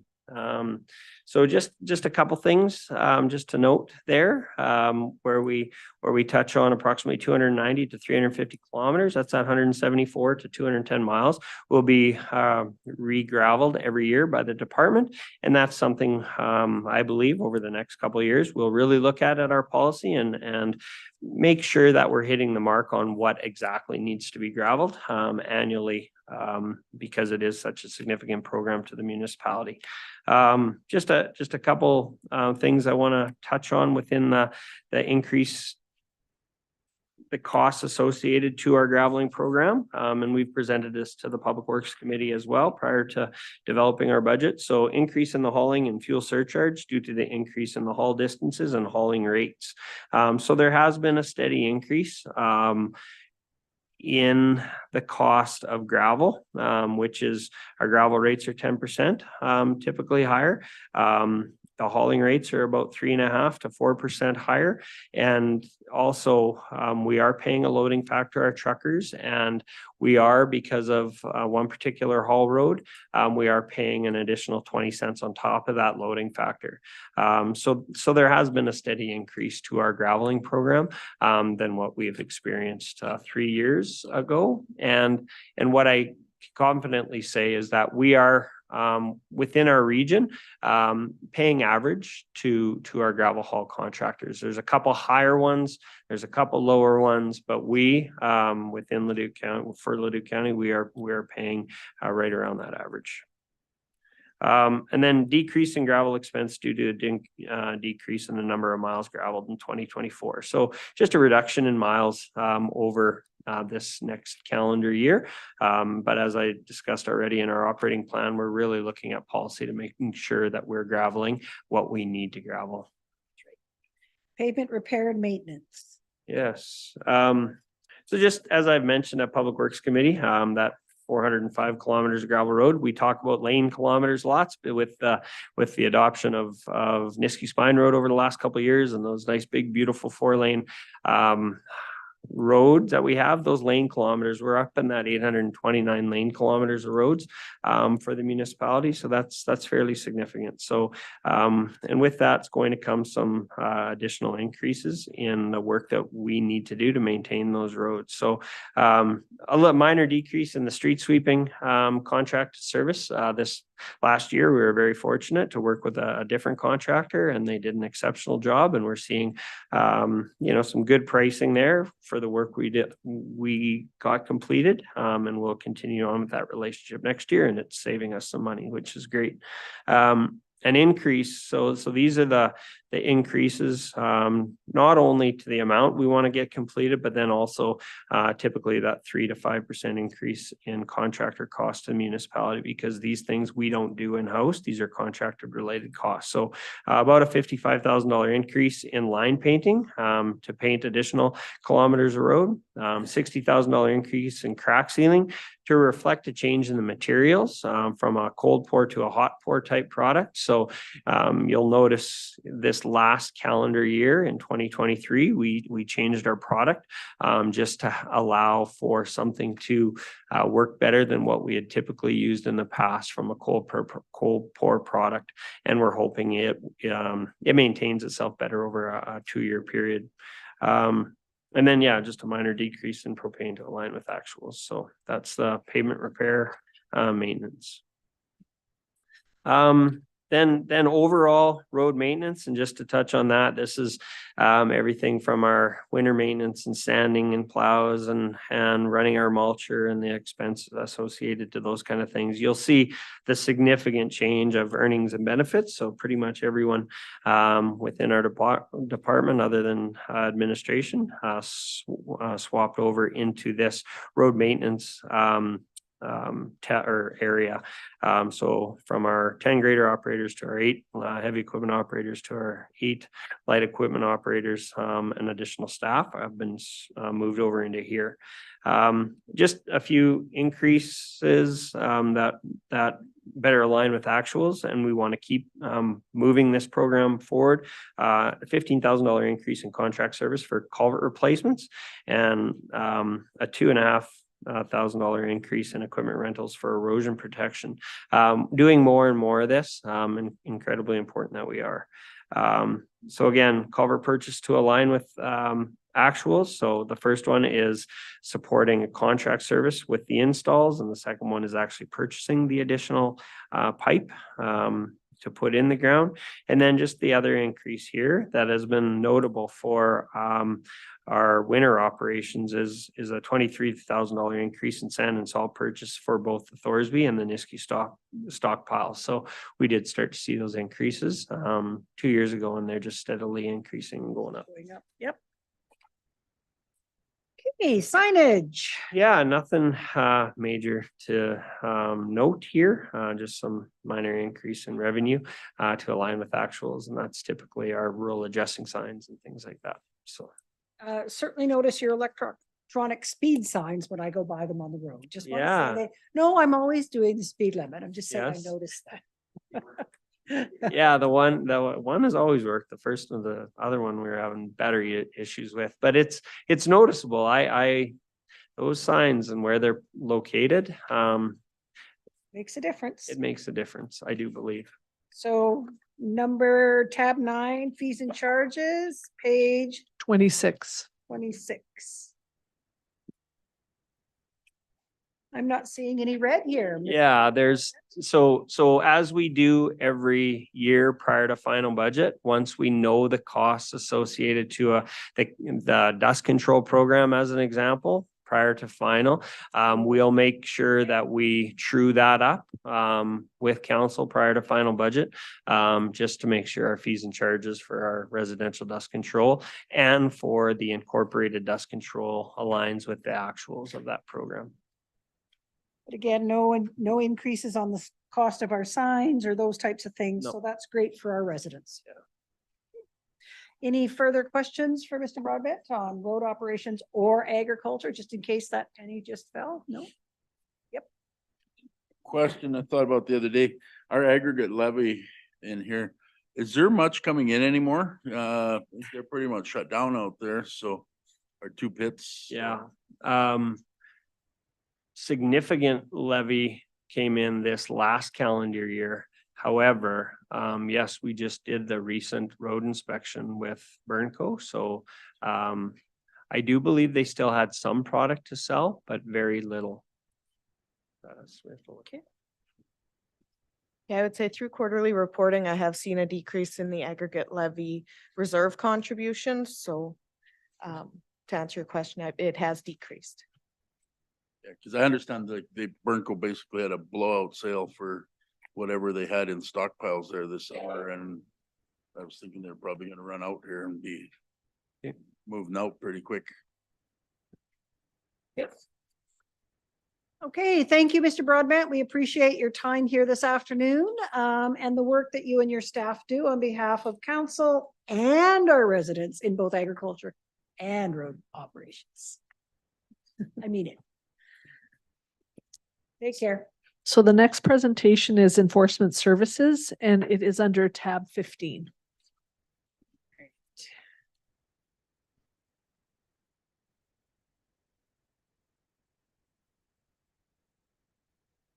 Good afternoon.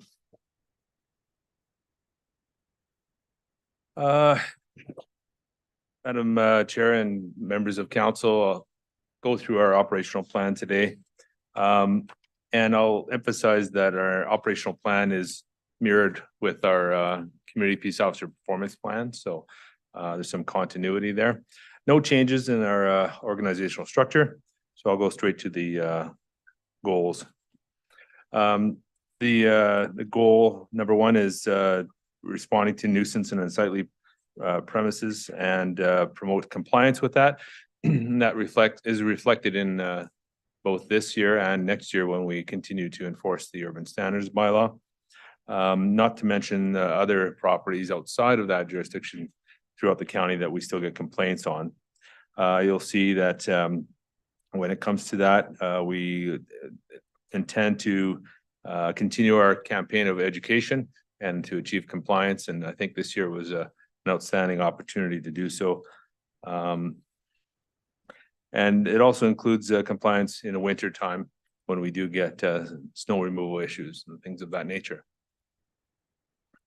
Moving on to strategy 1.2, responding to citizen complaints with regards to what we call dog control, because that's the only species we deal with currently. And so we're going to finish up our project that we started with this council over a number of workshops. That would be the responsible pet ownership bylaw, and embark on that campaign to educate the public regarding those new regulations. And please do feel free to stop me if you have any questions. Strategy 2.1, protecting infrastructure and educate road users through traffic enforcement and interactions. The KPIs that you see associated with the number of dedicated traffic operations and the patrols on banned roads and the cargo securement awareness campaign will continue next year in association with those KPIs as well. 2.2, building on that, the Traffic Advisory Committee and the general public awareness when it comes to hotspots throughout the county. I've spoken to this council and our protective services with regards to how we track that and how we will continue to establish those goals, those locations based on the feedback from both members of the public and the Traffic Advisory Committee that meets 4 times a year. Strategy 2.3, providing traffic control for parades and special events like the one last weekend. So Madam Mayor and a few other people at the Santa Claus Parade. Wonderful events, and happy to take part in promoting Leduc County in those capacities. Goal strategy 3.1 associated with assisting emergency services. So we respond to and assist police, fire, EMS when needed, and we provide support, traffic control. We do that on a regular basis, and we keep track of that information, and we report those statistics to the Protective Services Committee, of which 4 members here are on. Strategy 3.2, we collaborate in providing regional professional development opportunities in the form of the Weights and Dimensions course, which is near completion for its revision and accreditation with the Solicitor General. And we'll be doing that in the first quarter of next year again. We already have a waiting list for that course. And of course, the radar course that I provide at least once a year. It's becoming more popular, so we'll probably do more than one next year. And the enhanced policing service levels. So we monitor those as well when it comes to those needs that pop up here and there throughout the year.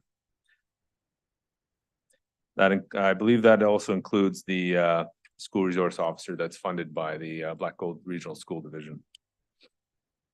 Goal number 4, and specifically 4.1, developing and maintaining public relationships throughout the through awareness programs. So we provide updates with regards to any of those activities to the Protective Services Committee, and we evaluate our annual Community Peace Officer Performance Plan, which is done in the first quarter at the first meeting of Protective Services Committee each year.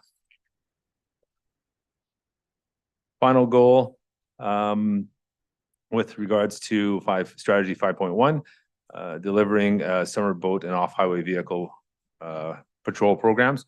Very important for us to engage in both those activities, and those are well received by the public, both on the water and on the shorelines. We stepped up our shoreline patrols, and we find them very fruitful because it doesn't take a lot of time to prepare and just be there, right? And of course, off-highway vehicles is something that's important for this county, especially in the rural parts. Any questions about those goals and objectives and strategy? Councillor Lewis? No questions, just a comment that you probably are aware of, that there's many residents younger than 18 riding off-highway vehicles, quads and such in subdivisions, and it's a growing concern for many of the people in there due to fire concerns and them not being operated safely. They're free to call you with those concerns and to do patrol if necessary. Absolutely, and they do. And in fact, our road operations folks mentioned some stuff last week. So it doesn't just happen where you're talking about it, but it happens on our freshly graveled road often. And so, yes, thank you. Very good. On to your budget, just enforcement services, the summary page. Looks like you've moved some money around. Yes, and that's particularly where we focused this year. So not a lot of change per se, but just where it's allocated is where our focus was this year. All right. Going into the service package, that would be leadership and administration. Just some increases with regards to earnings and benefits, which is reflected in the entire budget across the organization as well. But we decreased some insurance for some of the vehicles to align with those actuals, and we decreased some of the repairs that we hope to save if we move forward with some of our recommended capital issues. And then professional development training, we're just trying to bring it back to where it was pre-COVID. We're slowly trying to bring that back. I think it's important to make sure that our officers are receive that training. And I will also say that we've invested in our own people. We have a lot of in-house training as well, so we don't need to farm that out. Hence the courses that we offer to other agencies. We decreased our fuel and decreased our replacement of our in-car video system to align with what we predict for 2024, and a minor increase in some shop supplies, but nothing urgent. Moving on to bylaw and animal control service package. So we shuffled some dollars and revenue and expenses towards certain parts of that bylaw component of our bylaw service package. So we counted for, now that we've had 1 year with the urban standards bylaw enforcement, we can sort of better predict those changes. So both $10,000 in the revenue and 10 plus a little bit of change into our animal control bylaw for expenses. So those are the primary changes to that. And we, of course, moved the earnings and benefits from the leadership and administration to this portion of our bylaw, animal control. Okay. Enhanced policing is the next service package area.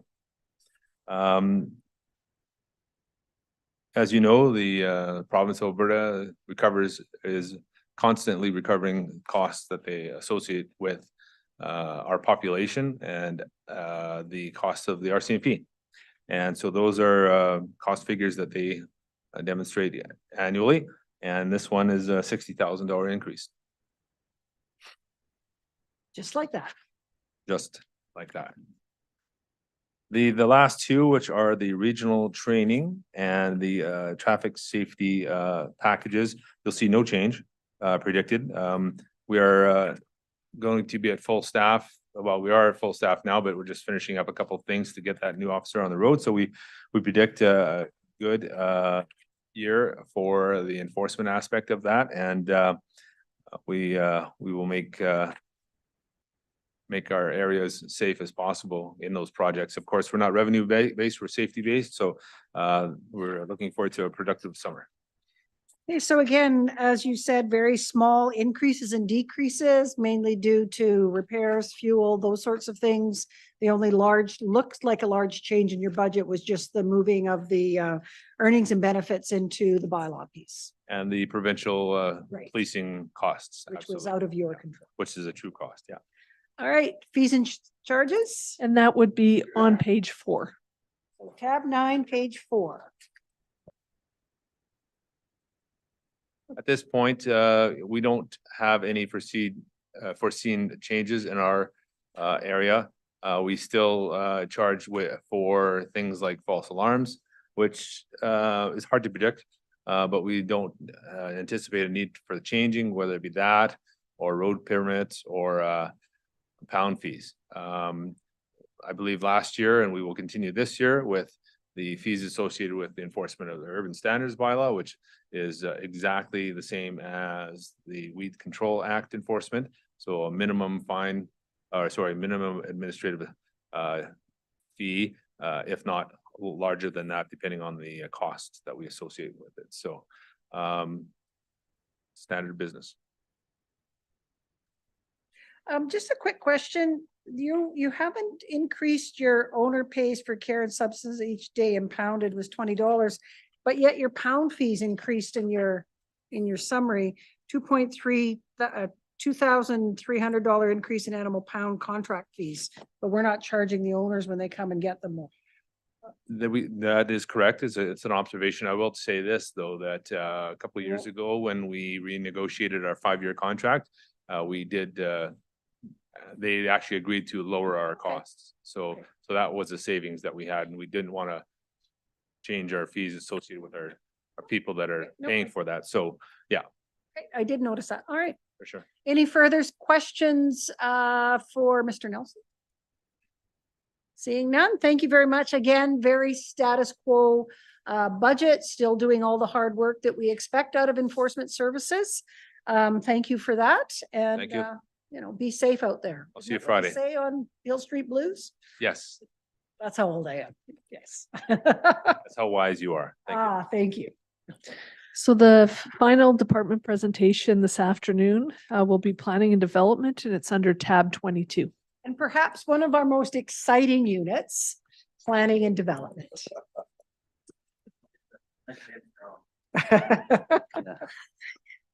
Welcome, Mr. Bain. Thank you very much, Madam Chair. I'll go right into the Planning and Development 2024 operating plan, and looking at the organizational chart. You'll see a change here from previous years where economic development has been moved into report up through the county manager's office. So I believe council's already aware of that. No other structural changes that are being proposed here, Madam Chair. So same 3 work groups that we have in planning and development. And looking at our action plan for the upcoming year, I'll just go through our planned actions for 2024 and looking at strategy 1.1. This relates to the work that we're doing to implement a new electronic permitting system. So this is the web portal component of this, and this is the outward facing part of this product that would be available for the public and the development community to access, and from remote locations, online, file applications, track their applications as they move through the approval process.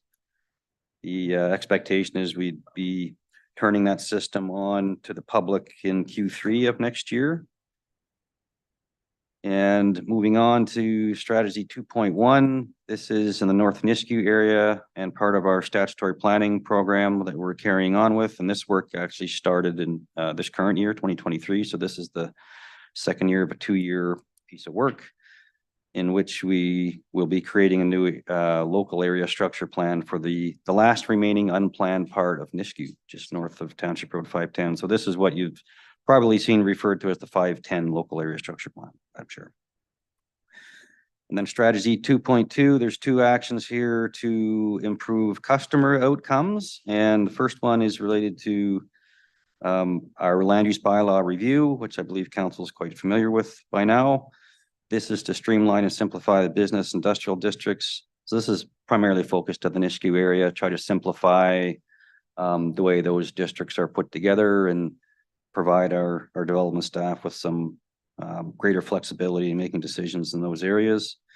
And then the second one there is to streamline and improve the public and investor access to the county's development approval process. So that's also connected to the electronic permitting system. So the idea, the reason you see two different timelines there is that the intention is for that new system to become activated in Q2. And then the public component would be in Q3. So we want to have some time with the system to work out any bugs or to make sure that we have our internal processes straightened out before it becomes available to the rest of the world. And then moving on to goal 3, strategy 3.1 is to integrate the ramp product into our municipal development plan. Again, council's seen this on many different occasions in different forms recently through the course of 2023. This is being done through our MDP interim review project. And 4.1 is a reference to our EMRB work to support mayor and councilors in participating in board activities, committees, and task forces, and preparing for those conversations at the regional tables. And strategy 5.1, this is another multi-year project, intended to be a multi-year project. So this is the Leduc County growth strategy work that we want to undertake starting in 2024.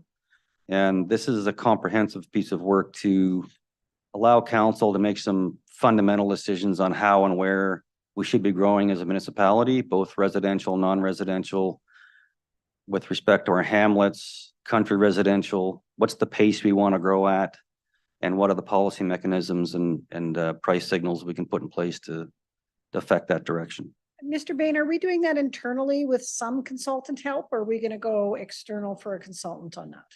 There would be some consulting expertise needed, Madam Chair. As likely we'd want to do some modeling, which is pretty specialized. Or somebody like that would help. Yep. Okay. Exactly. Yeah. Gotcha. And then 5.2 is to update our offsite levy bylaw for the Nisku area, the greater Nisku area. This really is overdue work. We need to update our rates. We need to update our infrastructure requirements for the remaining development areas in the basin. And also to recognize the infrastructure components that have already been constructed and just simply update those costs.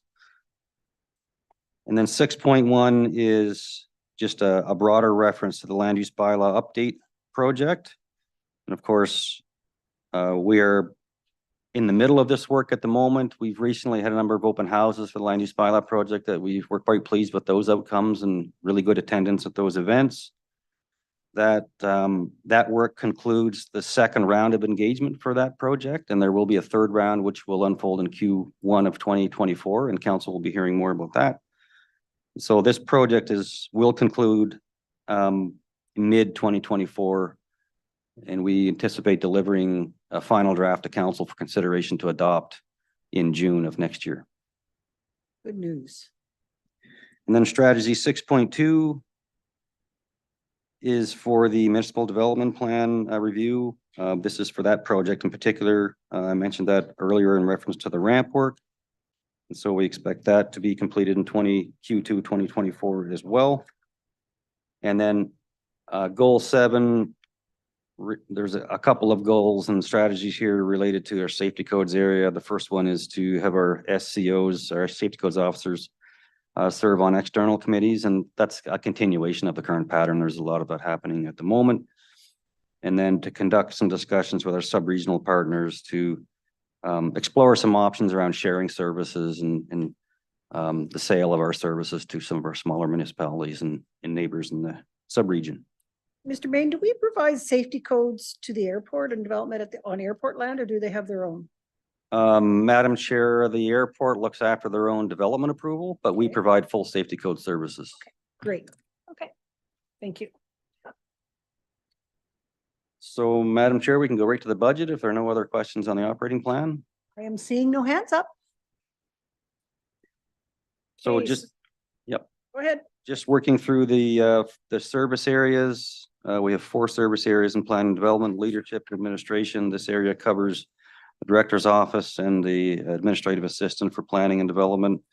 Mostly status quo here. You'll see some increase in related to earnings and benefits. And there's some minor adjustments to align with actuals. We try to adjust these numbers based on what our spending patterns have been and try to find efficiencies and reductions where possible.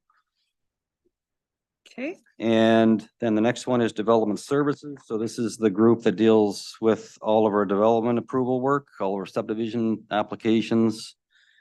Everything related to our land use bylaw and our land use bylaw review project is being driven through this group as well.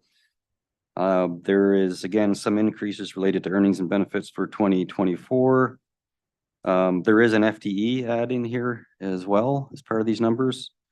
The idea here is to try to increase some capacity in this group. It's been a challenging year, I would say, from a workload perspective for our development group. It's been very busy. You absolutely have been bringing lots of reports and engagement opportunities to council, and I'm sure every hour you spend here is 20 hours worth of work to get it here.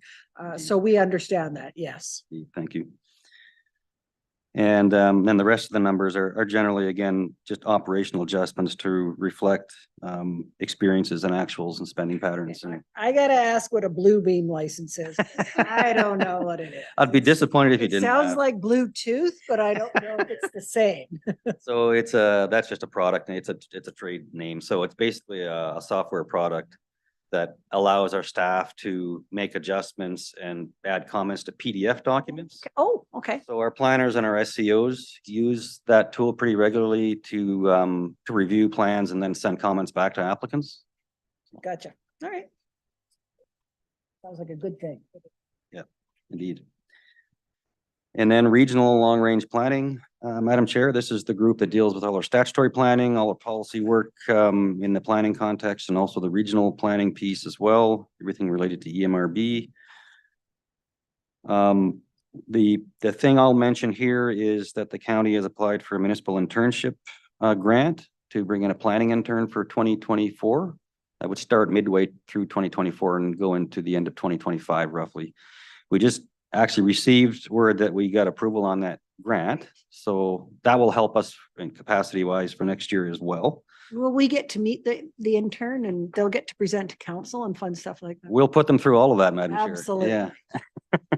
Mr. Coleman? There actually is a requirement that we expose the individual to all aspects of government. So I will be happy to have them sit with me at EMRB then. it's a great learning opportunity for some. Absolutely is. If it's like student teaching, you get immersed in your work, you understand it. Yeah. Indeed, indeed. And so again, some other operational adjustments, Madam Chair, to kind of align with our experiences in some of the smaller operational areas. And then the final service area is safety codes. There is an adjustment here to budgeted building permit revenues. So we are budgeting for $1 million in building permit revenues for 2024. That's roughly where we're at right now for 2023. Wow. Typically it's been 800,000-ish is what we've typically budgeted for and seen in that budget category year over year. Last year was pretty strong. We ended up around 1.4, I think, 1.4 million. So we think this could be the new norm going forward. So But it does represent a decrease from what we budgeted for in 2023. And so I think that's all I wanted to comment on there, unless there's just specific questions, Madam Chair. I think you're the only department that has a decrease in professional development. Well, what we find, Madam Chair, is They're too we busy have to grand go. design, but it's hard to find time to go on some of Exactly. these opportunities. Okay, so we need, you guys are very busy, and so moving forward, it'd be great to see that they have the same opportunities. I'm sure that, I mean, much like other departments, there is a very specific skills and learnings that happen and things change. And so as much exposure we can get to those sorts of things is great. All right, where to now? Ms. So now we Masco? go to tab 9 once more, and it's page 18. Gonna get carpal tunnel from sleep. It's active learning. Yes, it is. Okay, page 18, fees and charges for planning and development, building and development fees. So what you're seeing here, Madam Chair, is a recommended 3% increase across the board for planning development fees.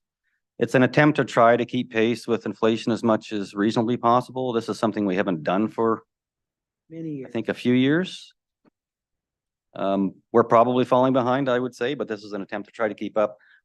What I would expect to happen here is we actually need a comprehensive review of our fees and charges that needs to happen in 2024 so that we can compare ourselves with the market and understand a little bit better how much of our expenses we're actually recovering through how we charge our fees and where our fees are at in that respect. So we are recommending a 3% increase across all of our fees, and where it makes sense, we've rounded that up to the nearest dollar for our fees as well. And we've actually added one fee to our fee schedule, and that's for file searches. So we have charged for file searches in the past. So file searches we often receive requests from property owners or sometimes law offices when a property is being sold. We get fairly standard letters requesting specific information about a parcel or a structure or building.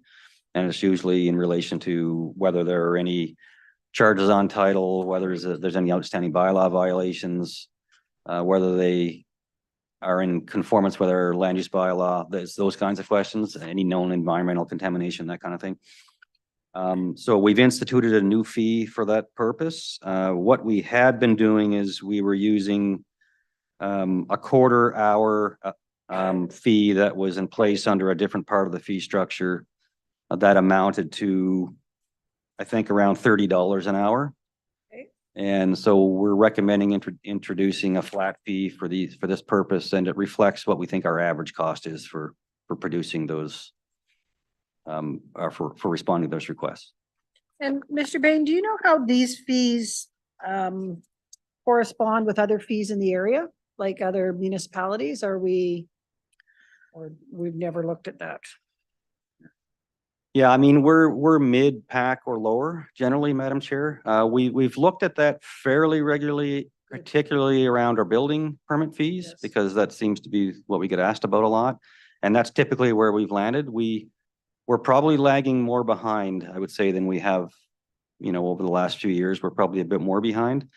It's difficult to compare apples and apples in relation to Absolutely. I building think we permit learned fees. that through an experience last year. Exactly, before, yeah. that They bundle different things in a inspection means different things. Correct. Yeah. The bundle of services that somebody might get from Leduc County compared to another municipality can be quite different. Some municipalities charge on top of their permit fees, they charge for inspections, they charge for re-inspections, they charge for mileage, depending on where the location is and so on. So we also like to think that the level of service that our safety cause officers deliver to our public is significantly higher than most of our competitors.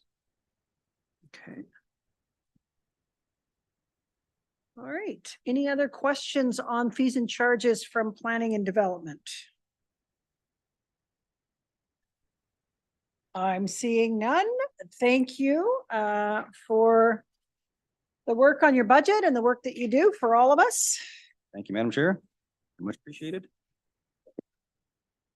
Where to now, Mr. Moscow? So I think just some closing comments. I would say we've gone through a lot of information today.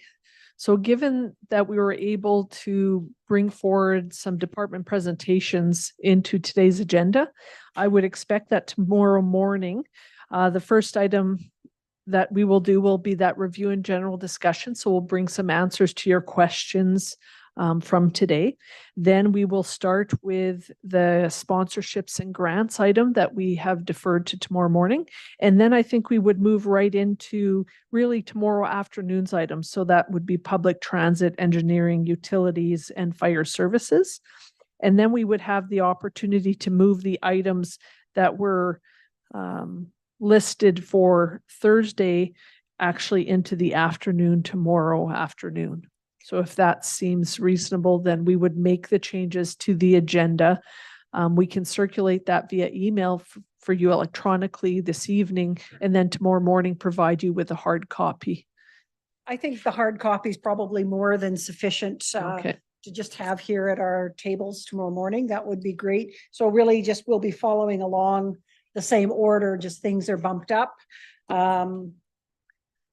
And then just one final item that we will circulate to you, and we can do this in with you after we recess the meeting, is we have prepared some recommendations for motions for the budget. So an approval for the interim budget. And then when we have multi-year projects that we need council approval to commit to, if we're going to hire a consultant and we have to approve an agreement that bridges 2 fiscal years, this gives us that budget authority to proceed with, the hiring of a third-party contractor and whatnot. So there's a list of multi-year projects where we would look for a motion of council to approve that project.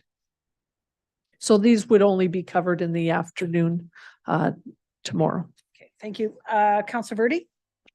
I just want to apologize in advance. I will not be able to make it to the meeting tomorrow due to a prior engagement. I did let council and administration know as well. Thank you. Thank you for that. And just before we close off today, thank you to all of those who joined us on the live stream.